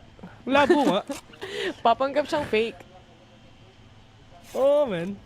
Pero dito naman sa side nga ng Loud si Omsim na talagang makakabawi pa sila. Pero dito naman ngayon sa Loud, they have that Rolling Thunder, they have that Viper Spit, pero broken by sila malala. Din na to, kanina pa to kay Lakia. And pinapaulanan lang niya yung A-main dito kahit papano. Alam naman natin yung positioning ng Loud usually towards that close of an angle, but less holding mid control. Texture naman, unti-unting ginagapang ang A short kasama si Karon for that support or that paranoia support kung sakali man. 4 na stack A-site. Paano nila gagawin to mga tropa? Mga papasok na ata sila. Eto na dire-diretso na yung smoke nandiyan na. Sa dakta sa Gen.G. Wala siya mga gamit dito kahit isa kasi nga suppress na rin talaga sila. At yun na nga, sobrang stuck na talaga siya dun sa may Gen.G. Si Toy sa kabawi pa pero napakadaming tao sa may harapan mo. Kung di na isa, kung di dalawa. Laki nilabas na ang Odin niya. QC din lang dito pero naka-stinger lang siya. Mga tropa wala siyang kahit isa pero problema na-scan siya. 4v1 QCK. Odin, Vandal, Phantom ang kalaban mo. Stinger lang gamit mo. Ayan na. Ayan na si Lakia! Pero napatay pa! Diyos ko po! Umahamba na yung Kitang-kita natin Odin yung pagka-slow mo. Nagre-reload pa si Idol Na-ready na eh. Kaso, wala. Pero okay lang yun. Nakuha pa rin naman nila yung round. Tsaka ang ganda ng pag-clear nila dito sa crease towards A-site. And I feel like it's a big thing na syempre, eco round to for Loud. Kaya wala rin masyadong gunfight or firepower potential na kayang ibigay. Oo. Malakas sa pinapakita ng Gen.G ngayon. Sana ganun yung ginawa nyo kanina. Para 2-0 tayo ngayon. Pero may Viper Spit pa. Suppress pa yung mga players nga ng Gen.G. Yung Hunter's Fury tumatama ata sa mga kalaban nila. Pero si mamamatay ba? Pero feeling ko wala na. Pero wala ng smoke. Ang Loud. Wala na yung main smoke nila na si Toys.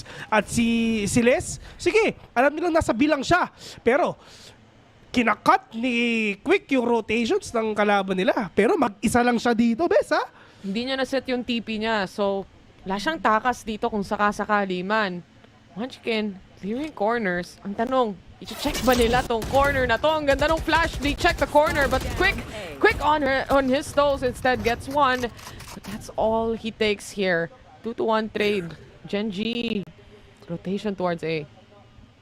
Let's see if ever talaga makakabawi pa. Yung mga players ngayon ng Loud, talagang stuck sila dito ngayon sa B. Kasi kailangan nila magamit itong Viper Spit na to pero mukhang feeling ko wala na. At narinig to ng Gen.G for sure na wala ng Viper Spit dyan pero wala pa silang idea kung nasan ba si Viper talaga. Pero nagpapakita na.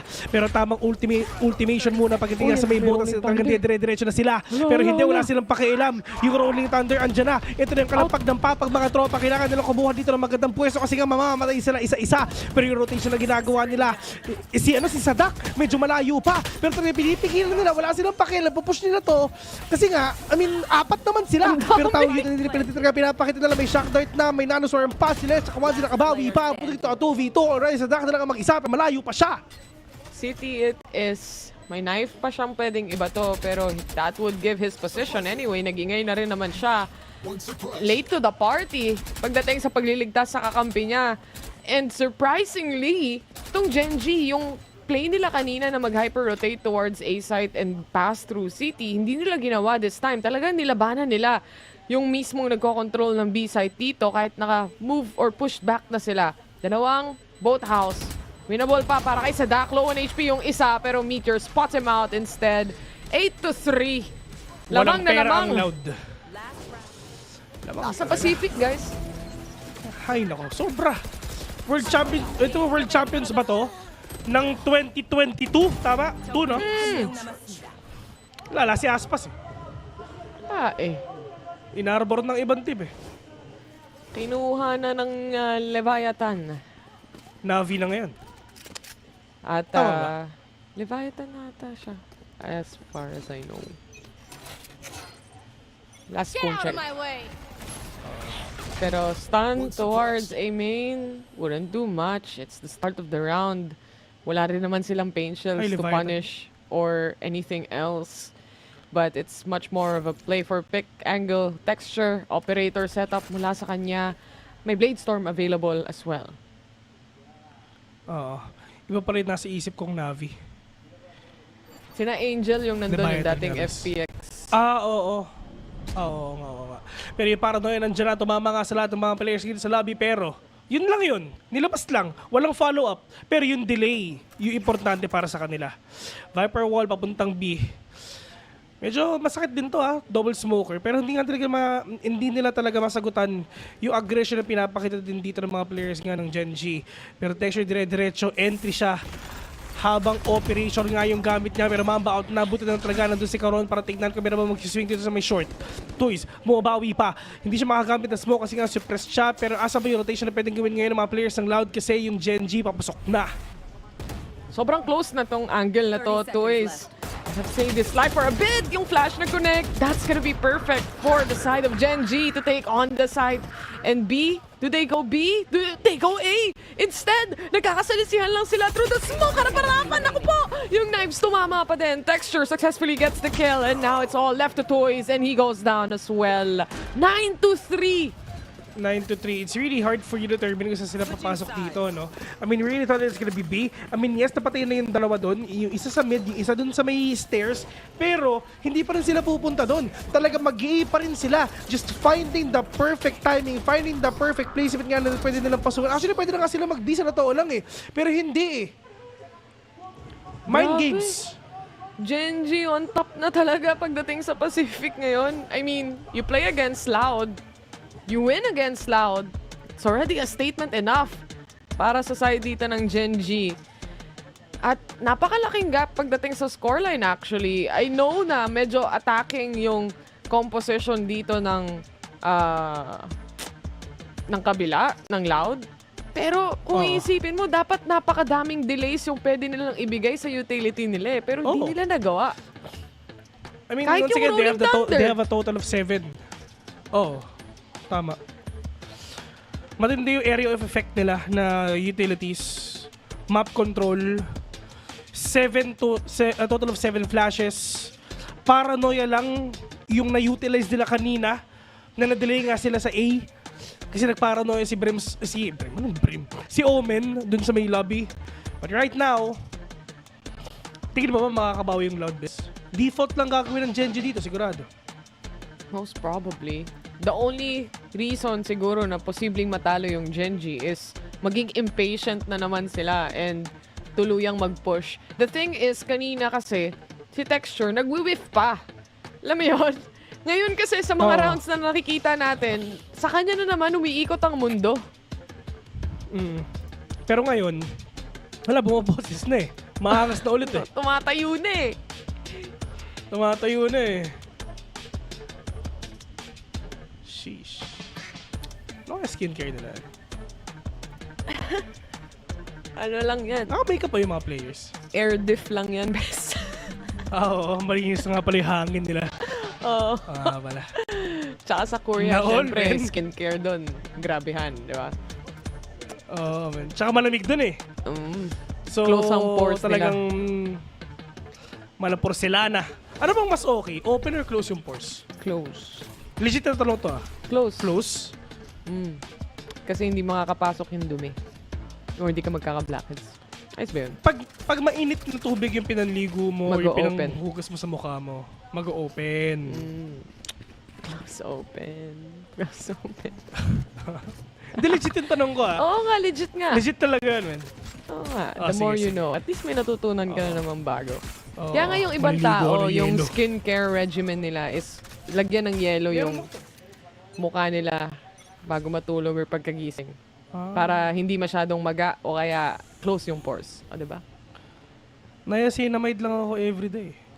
Panis. Yun pa rin. Ka nga meron eh. Panis. Ba't ikaw meron ka rin naman, bumili ka, di ba? Ay, B! Start na pala. Start na pala, B. Yan ang sabi ng... Uy, mali! Muntik nang tumama, nagkamali pa. Oh, sabi na akin. Oh, sadak. May tao sa likod niya, makikita ata sila! Inubos ng Loud! Ay! 1. Flash pa siya yan. Pa. Ayun. Yung mid-date na yun. Ano? Nagantayan tayo. Doon lang nakatalo, men. Tsaka yung bes, yung nade din, nagkamali. Delay sana yun eh. Delay sana. Ayun, Tama na yung timing eh. Kaso sila yung nakatalikod kasi sabay-sabay silang tuwalon. Oo. Fist bump po. Nice. Lakas ko Grabe naman to. Bes, grabe naman yung sponsor ng Loud. Sneakers tapos Mentos. Siyempre, meron nga silang menu sa Burger King eh. May nga burger pala, sila no? dun. Oh, Panis. what a shot. Yes, Di pa alam tapos niya to. pang may isa pa. Meron pa to. Oh.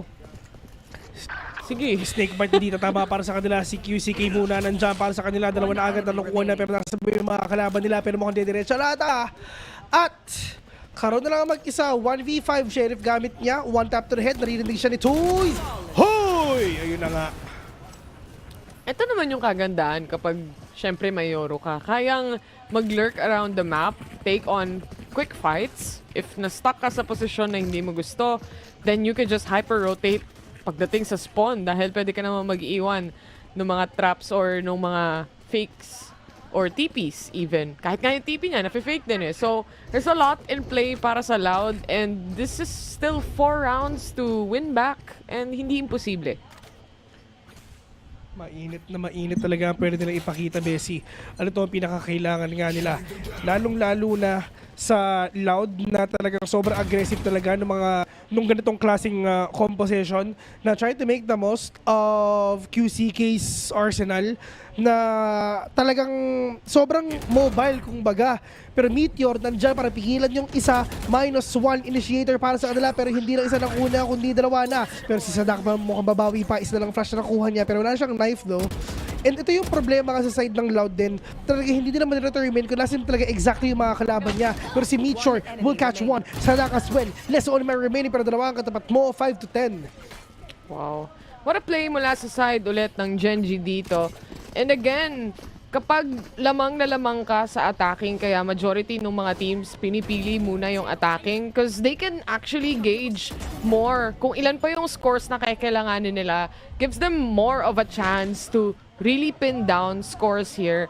And so far, Gen.G has been doing that greatly as well against Loud. And I think hindi to ina-expect at all ng ibang mga nanonood. Lalo na sa mga hindi nakapanood sa Pacific kasi you're expecting Loud is the loudest name in the game. Oo. And at least, diba, talaga merong isang team na talagang kayang patahimikin ang Loud at Gen.G muna yun. But for Texture, but he's trying to be really aggressive right now. Not gonna catch anyone, pero tamang TP away lang pinapakita niya. Meteor. Ito yung maganda kay Meteor. Talagang sobrang nag-work na rin talaga yung mga stances nga niya. Well, actually, sa totoo lang, last year, hindi naman din talaga ganun kakaganda nga yung rankings ng Gen.G. Pero, babawi sila dito ngayon. After 1 year of preparation, at least, nakakabawi na sila kahit paano. Uy. Tamang wallbang lang mula sa side dito ng Gen.G ngayon. 5v4 scenario pa rin naman. Si QCK lang nawala pagdating sa kanila. They wanna take threes but Munchkin highly aware actually. Unbreakable tong knife na to kung sakali man at nakita na nga niya yung dalawa. Masisira though dahil mas maaga yung peak scenario dito ng Loud pero nakaabang si Texture. One tap to the heads and he gets two. And now in a 5v2 scenario, it's up to Les at Toys. Nakita pa kung nasaan si Toys. Yun na nga! What a shot! One-way smoke! And that's gonna be the 4K. Give me the ace, sabi niya. Inago nung isa yung ace ni Texture doon mga tropa. Ano to yung maganda, di ba? Nakapatay siya ng 3 beses without getting any damage at all with that one way nga na ginawa nga dun sa last kill na kinuha nga niya. Talagang actually last bullet doon bago ng dash. Grabe. Last bullet bago mag-dash. Ito yung mahirap kapag nag-pop off si Texture na. Lalo na dito sa mga matches na nakikita natin. Kapag sa kanya umikot ang mundo, nakakatakot para sa side ng Cloud or kahit sinong kalaban nila. I mean, Paper Rex lost to this team. Team Secret lost to this team and now they wanna take Cloud again? I mean... Ang maganda dito, sobrang confident niya mag-take ng fights. Which is sin and Texture na kakilala natin. Kala mo tropa eh. Kala mo tropa. Pero ayun, kala mo close eh. Tinatapos sila ng Texture kasi sa akin mamaya. Radiant 5 by the way. Yung kasi yung pangalan ng team namin guys, Radiant 5. Kita sa Premier. Mamaya. Premier kaya tayo mamaya, bes. Maka-qualify tayo sa VCT niyan. Sa VCT. Kailangan Immortal 3 tayo tapos contender eh. Hirap naman. Oo nga eh. Dati open qualifiers lang pwede Sige na. Magkakas na lang kami. So far, nakita natin tong pick na to. Never pa nilabas ng Loud actually. And it's not working out the way we perceived it to be or kung paano natin na-imagine, paano nila papaganahin to. Sa mga unang rounds, oo, pero Gen.G knows better now to hide in spots they're not gonna be seen. Makakatakas si Texture, buti na lang may dash. Buti na nga lang kasi nga wala, super stuck siya doon. And good opening already, barisan nga ng Loud, at least makakakuha sila ng orb dito. In order for them na makakuha nga si Quick ng ultimate, plus magkakaroon pa siya ng information, kumbaga human initiator lang. Kung ano, isipin mo kung anong trabaho ng Owl Drone at ng Recon ni Lakia, yun yung ultimate ni Quick, ni QCK. Kung ano mabasa dyan, men. Ang dami. Okay, alam niya it's gonna be B-site. 1 minute remaining. Odin, nakaabang na. Ay, Dimensional Drift, ginamit ba nila? Towards the side. Ginamit. Alam nila kung saan siya manggagaling. Stun connects perfectly. Na-secure nila yung kill na yun. Pero si Meteor, hindi nila mapatay. It's now QCK left alone on site. Tamang flash away na lang siya para sa sarili niya. Pero again, crossfire malala. Match point. Oh my God, Gen.G. Wow. Lakas ng Gen.G, man. Hindi gumana yung unorthodox picks na ginawa ng Loud, hindi gumana sa Gen.G. Sige, kahit ano piliin nyo. Kami, we're just gonna play kung ano yung usual na laruan namin. Yun lang yun. Dito sila malakas eh. And dito sila, kumbaga, kaya makapag-punish ng mga teams. Specifically, kahit gaano pa kalakas yung teams, statistically, sa sarili nilang region, if maganda yung pagkakasetup mo again, nung mga trades as well, ang laking bagay. Tignan mo tong last round nila kung sakali man. Nasa malalim na agad si Texture. And yung ikot ng Loud dito is towards A site. And Texture already trying to crawl up back against trees. And multiple rotations coming in from Gen.G already. Ready na rin, pati lockdown. Yung lockdown dyan na napakadami mga utilities, mga tropa, pero kaya pa ba nila to? Pero kumansin ka na blind spike already, pero let's see if ever makakaya pa ba nila. Yung mga flashes ng Loud, men, hindi na talaga gumagana kasi nga hindi na ma-utilize yun. Wala na sila magawa, pero mukhang ito na ata yung pagbangon ng api, makakabawi na ata sila. Yung flash dyan may aftershock pa, may flash pa yung isa, pero ngayon ubos na. May fault line pang natira, pero hindi pa makakalaban nila. Si Meteor na wala, puti kita 3 versus 3, pero wala silang idea na si Caron nag-diffuse lang. Basang-basa ng Gen.G kung ano ang magiging laruan dito ng Loud. Despite the unorthodox pick that they did here, 4 flashes ng mga tao, ng mga agents, but still they weren't able to utilize all of that just to go up against a very default composition. Ano ba nag-work sa isang Ascent map? Default comp din naman talaga. Sobrang comfy pick lang, di ba? Ito yung mahirap kung all of a sudden, biglang ganito yung pati yung mga pati yung panel nagulat, di ba? Na hala, ito yung mga pinili nila. So that's gonna be really interesting kung ano pa talaga yung gagawin nila. Pero hindi. Talagang yung Gen.G, kung ano yung laruan nila back then, yun lang din yung pinakita nila ngayon at yun din talaga yung nag-work para sa kanila. Pero for Loud, iniba nila specifically for this kind of team na Gen.G na akala nila mag-work pero hindi. Kala ata nila mabibigla yung Gen.G sa mga ganitong comp. Pero di ata nila na-realize they played against Paper Rex, who loves playing Yoru, by the way. And Asusanto is much, much greater Yoru than what I've seen today. So, mas marami silang bigas na nakain para sa araw na to, literal. Only rice talaga yung kakainin nga nila dito. Pero yun nga, GG well played para sa kanila. 2-0 game dun sa game kanina, which is FPX versus KC. And a 2-1 in favor of Gen.G. Pacific pa rin talaga ang nasa taas ngayon, on top. But for the side naman, sa susunod nilang, ano bang susunod na match natin? Zeta versus Global Esports. Ay hindi, joke lang, hindi pala. Iba, sorry. I think ang... Ay, hindi. Joke. Ano, Zeta? Ba't Zeta? Wala naman parang naroon Zeta. Wala namang Zeta sorry. Sorry, yun nga eh. Sorry. Sisilipin ko, be. Edward Gaming versus Paper Rex. Yan. Tapos, Wake up ang Sentinels, Heretics. Magkakas ka ba buwas? Gising ka na lang daw. Hindi. Ayan, hindi mo pa rin makakas ang Sentinels.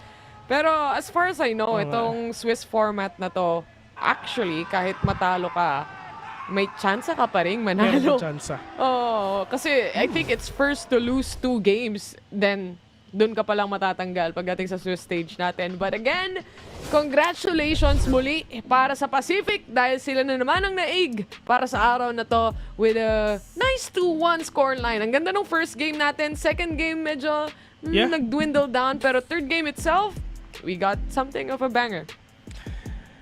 Yun nga, talaga inaanting natin na talaga sobrang maging aggressive nga sila pag ito ng game number 2. Pero it's just the impatient play lang din talaga. Impatience and the impatient play na talaga pinapakita din talaga dito ng mga players nga ng Gen.G. Pero right after that game, talaga na pag-isip-isip nila, tara, laruin lang natin kung paano ba talaga tayo maglaro. Yung default play pa rin talaga yung nanaig dito sa game na to. Pero best dito sa mga plays na pinapakita nila. To be honest, I'm actually really expecting na 2-0 sa Loud. Pero at least nakabawi ang Gen.G. Alam ko maraming believers ang Gen.G para sa araw na to, 'di ba? Kasi syempre hindi pabor sa kanila when it comes to stats as well, and everyone's just expecting Loud to win. And again, it's nice to see someone or some of the teams that we have here in Pacific destroy one of America's top team, basically EMEA's top team probably soon enough. But nonetheless, yun nga, napanood na natin, nakita na natin. Ang galing ni Texture pagdating sa Game 3, nagkasalisihan lang pagdating sa Game number 2, but in the end, again, he popped off like he usually does. Talagang nakita nga na talaga natin yung mga capabilities itong mga players ito. Pero yeah, the mods! Signing out mga tropa. The mods signing out. Bubuksan na namin yung mga PC namin. Bukas yung Valorant namin kasi magkukuha na kami in just a few minutes. Thank you very much for watching. And this has been your day number 1 of Masters Madrid. Kami nga pala The Mods. Mika, kamusta?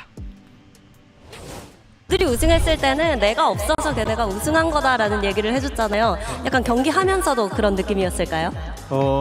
당연하죠. 일단 자신감을 가져야 되는 게 최우선이기 때문에 그런 마음으로 임하고 게임했습니다.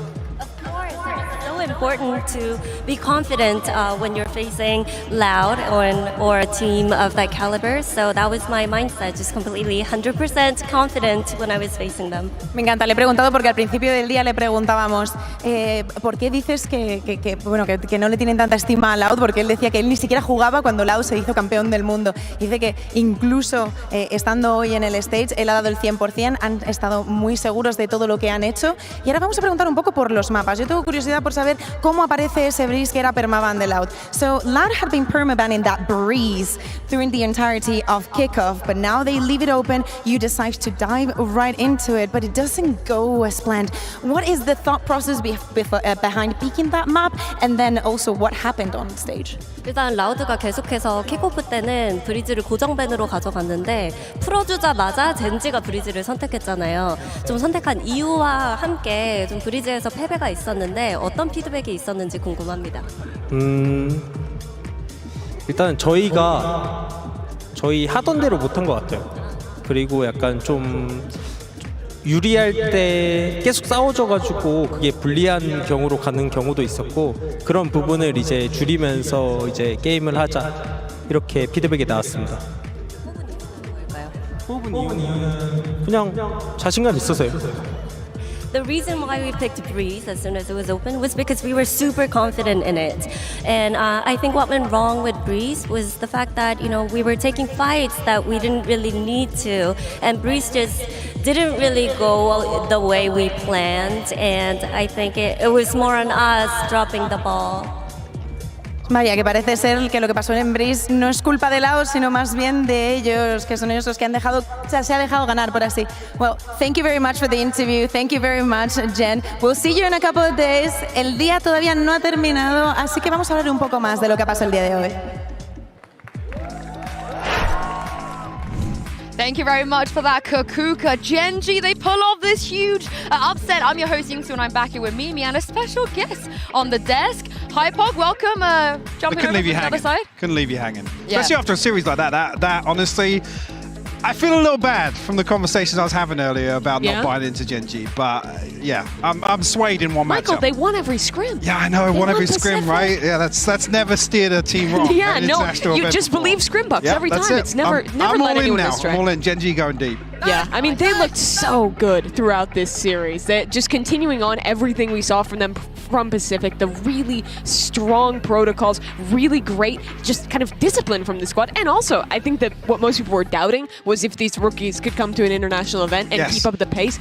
And back my up the talk. God, did they do it. I mean, can you imagine being a player that's only played 17 officials and you're sitting across, from like Les, Sadak, Cowan, etc., and you are quite even the most experienced team we have here. Given it. As you guys can see from this, there's a lot of trash talk. There's a lot of energy, high energy, and this is what we like to see, Mike. This is what we enjoy at these tournaments. Absolutely, and one of the things I was talking to Lauren about was obviously the validation of coming to this event. The fact that we saw this sort of energy, we know Sadak can get up, get a little loud on stage as well himself. Loud. The fact that these guys are laughing and giving it, brilliant.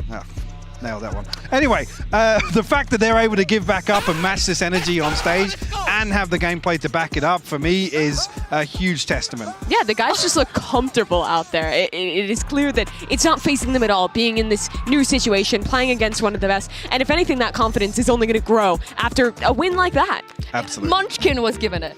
How many times have you seen that guy give it? I don't think we've ever said that before. No. and you know what? He deserves to. I feel like after the performance they had today, they have every right. Dude, and especially I love Munchkin. The fact that we don't get Angel, it just warms my heart that we get Munchkin. It's just him on freeze, running it down B main like 3 rounds man. and then just turns it around and is like dropping bombs on Ascent. He is the duality of man as a man. Speaking of He's our Angel of Madrid.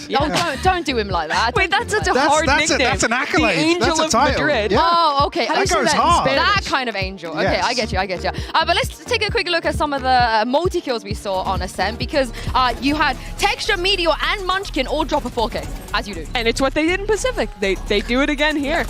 And I was really concerned about that as well, because Loud's a team that you don't really ever get. They tend to, like trade. Yeah, trade, or you never really get an opportunity to clutch out rounds versus Loud. It's like they're strength in numbers. They like deathfall, and they're happy to throw 3 or 4 bodies onto one person. Yeah, that is lunacy for a rookie player to come out and do that versus any team on an international stage, let alone Loud. Yeah. It's honestly kind of unbelievable what this team has pulled off. Like, I think that people really did have some reason to doubt. I think everything people said about the Pacific field not looking as great, DRX falling off a little bit, Paper X not up to their same standard. Okay, they got an upset. Like, I understand the doubters, but I think this is the match to cast all of that aside immediately in Madrid. It is, and I think as well, coming into this, the questions about Loud and compositions, and do they commit to it? Do they play with it a little bit? This was the switch up here that ultimately there wasn't enough in it for me to feel really confident about whether or not they do address some of the issues that we saw at kickoff. Yeah, in an interview back in America, Sadak said he doesn't like Sentinels. He doesn't like playing Sentinels. He's against it. It doesn't make the game as mobile. I think that shows. On Ascent, right? Look, I thought you meant the team. I was going to be like, damn, Sadak. You saw the video this morning. I think they're chill with each other. I thought he was just gonna, he was kind of talking trash about them. No, but the agent, and I think he has a very unique read on the game right now that I don't know. I think it can work on some maps, but you really got to bring this Ascent comp into question a little bit, because it definitely was Gen.G playing excellently. That is the primary reason why this series went this way. But still, some weird choices being made. I think Loud has to kind of go back and do some reckoning within themselves to see what's the idea going forward. Absolutely. Yeah, if you take a quick look on your screens here as well, we have 2 games under our belt, which means KC and Gen.G will be playing the next round because they're both 1-0 up against whichever teams that we're going to see tomorrow, because Sentinels will be taking on Heretics and EDG will be facing Paper Rex. So what do you make of those matchups, Mike? I'm excited. I mean, I'm luckily casting the Sentinels Heretics game tomorrow. That should be an absolute banger. Did you buy the Sentinels bundle? I won't answer that just yet. How much did Zelsis pay you? Not enough. Actually, not enough. I'm Buy not the getting paid Heretics enough. bundle, There you go, everybody. yeah. Buy the Heretics bundle.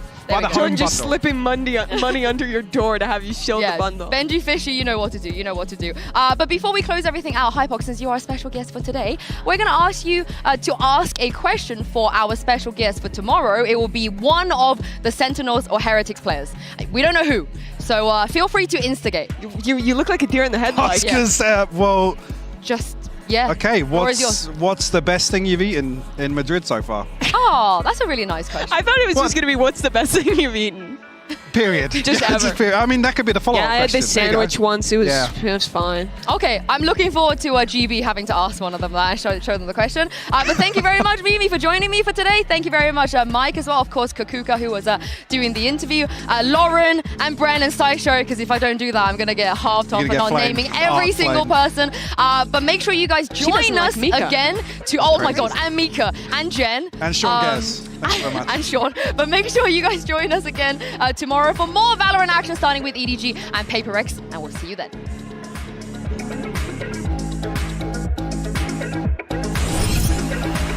Upset surprises, we've seen it all on the regional stage, but can these teams continue their dominance when the stage is so much bigger and the stakes are so much higher?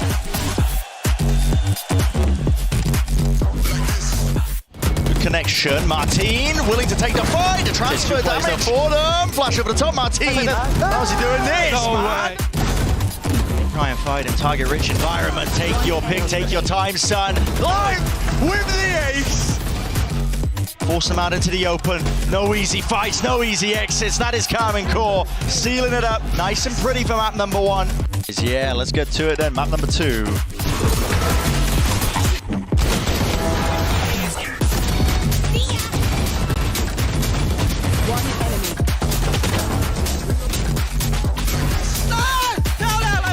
What can he do? Paranoia glides, TP in face! No way! No way! No way! Shin! That's monstrous! And life is nowhere near! Half on it! Life! It's Karmine Corp! It's all down to 1v1. Wraps it around, 20 seconds left, Spike still not retrieved! Thomasy! He finishes the job on their feet before you know it. And it's a 2-0 wrap to the series for Karmine Corp in their opening match of Madrid. This is Gen.G's Masters debut, but they have to take on the former world champions in Loud. We only get one night like this. The pressure on the side was too much before, but it's less now, and his Texture with a world of trouble. Texture, he's on it, tipping the scales now into their hands. Oh my word! Remove that meteor will fall here. That's going to get another one. He has indeed. Oh my God! Can he stop this? Because Karen ain't stopping. He's going. No way! 13, and it is Gen.G! Steal away the 13th round. I've got to have map 2. Let's get out of here. Oh my God!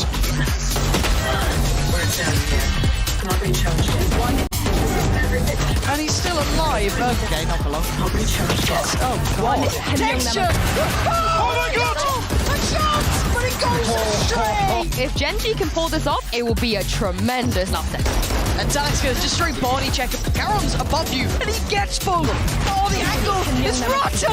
A Texture just dancing around. They're on the precipice of a potential upset here. What a moment it would be for Gen.G. Lockyo one down a county in less than 2. The defuse, it's going on, they can't stop it! Gen.G! Crush Loud in the final map here.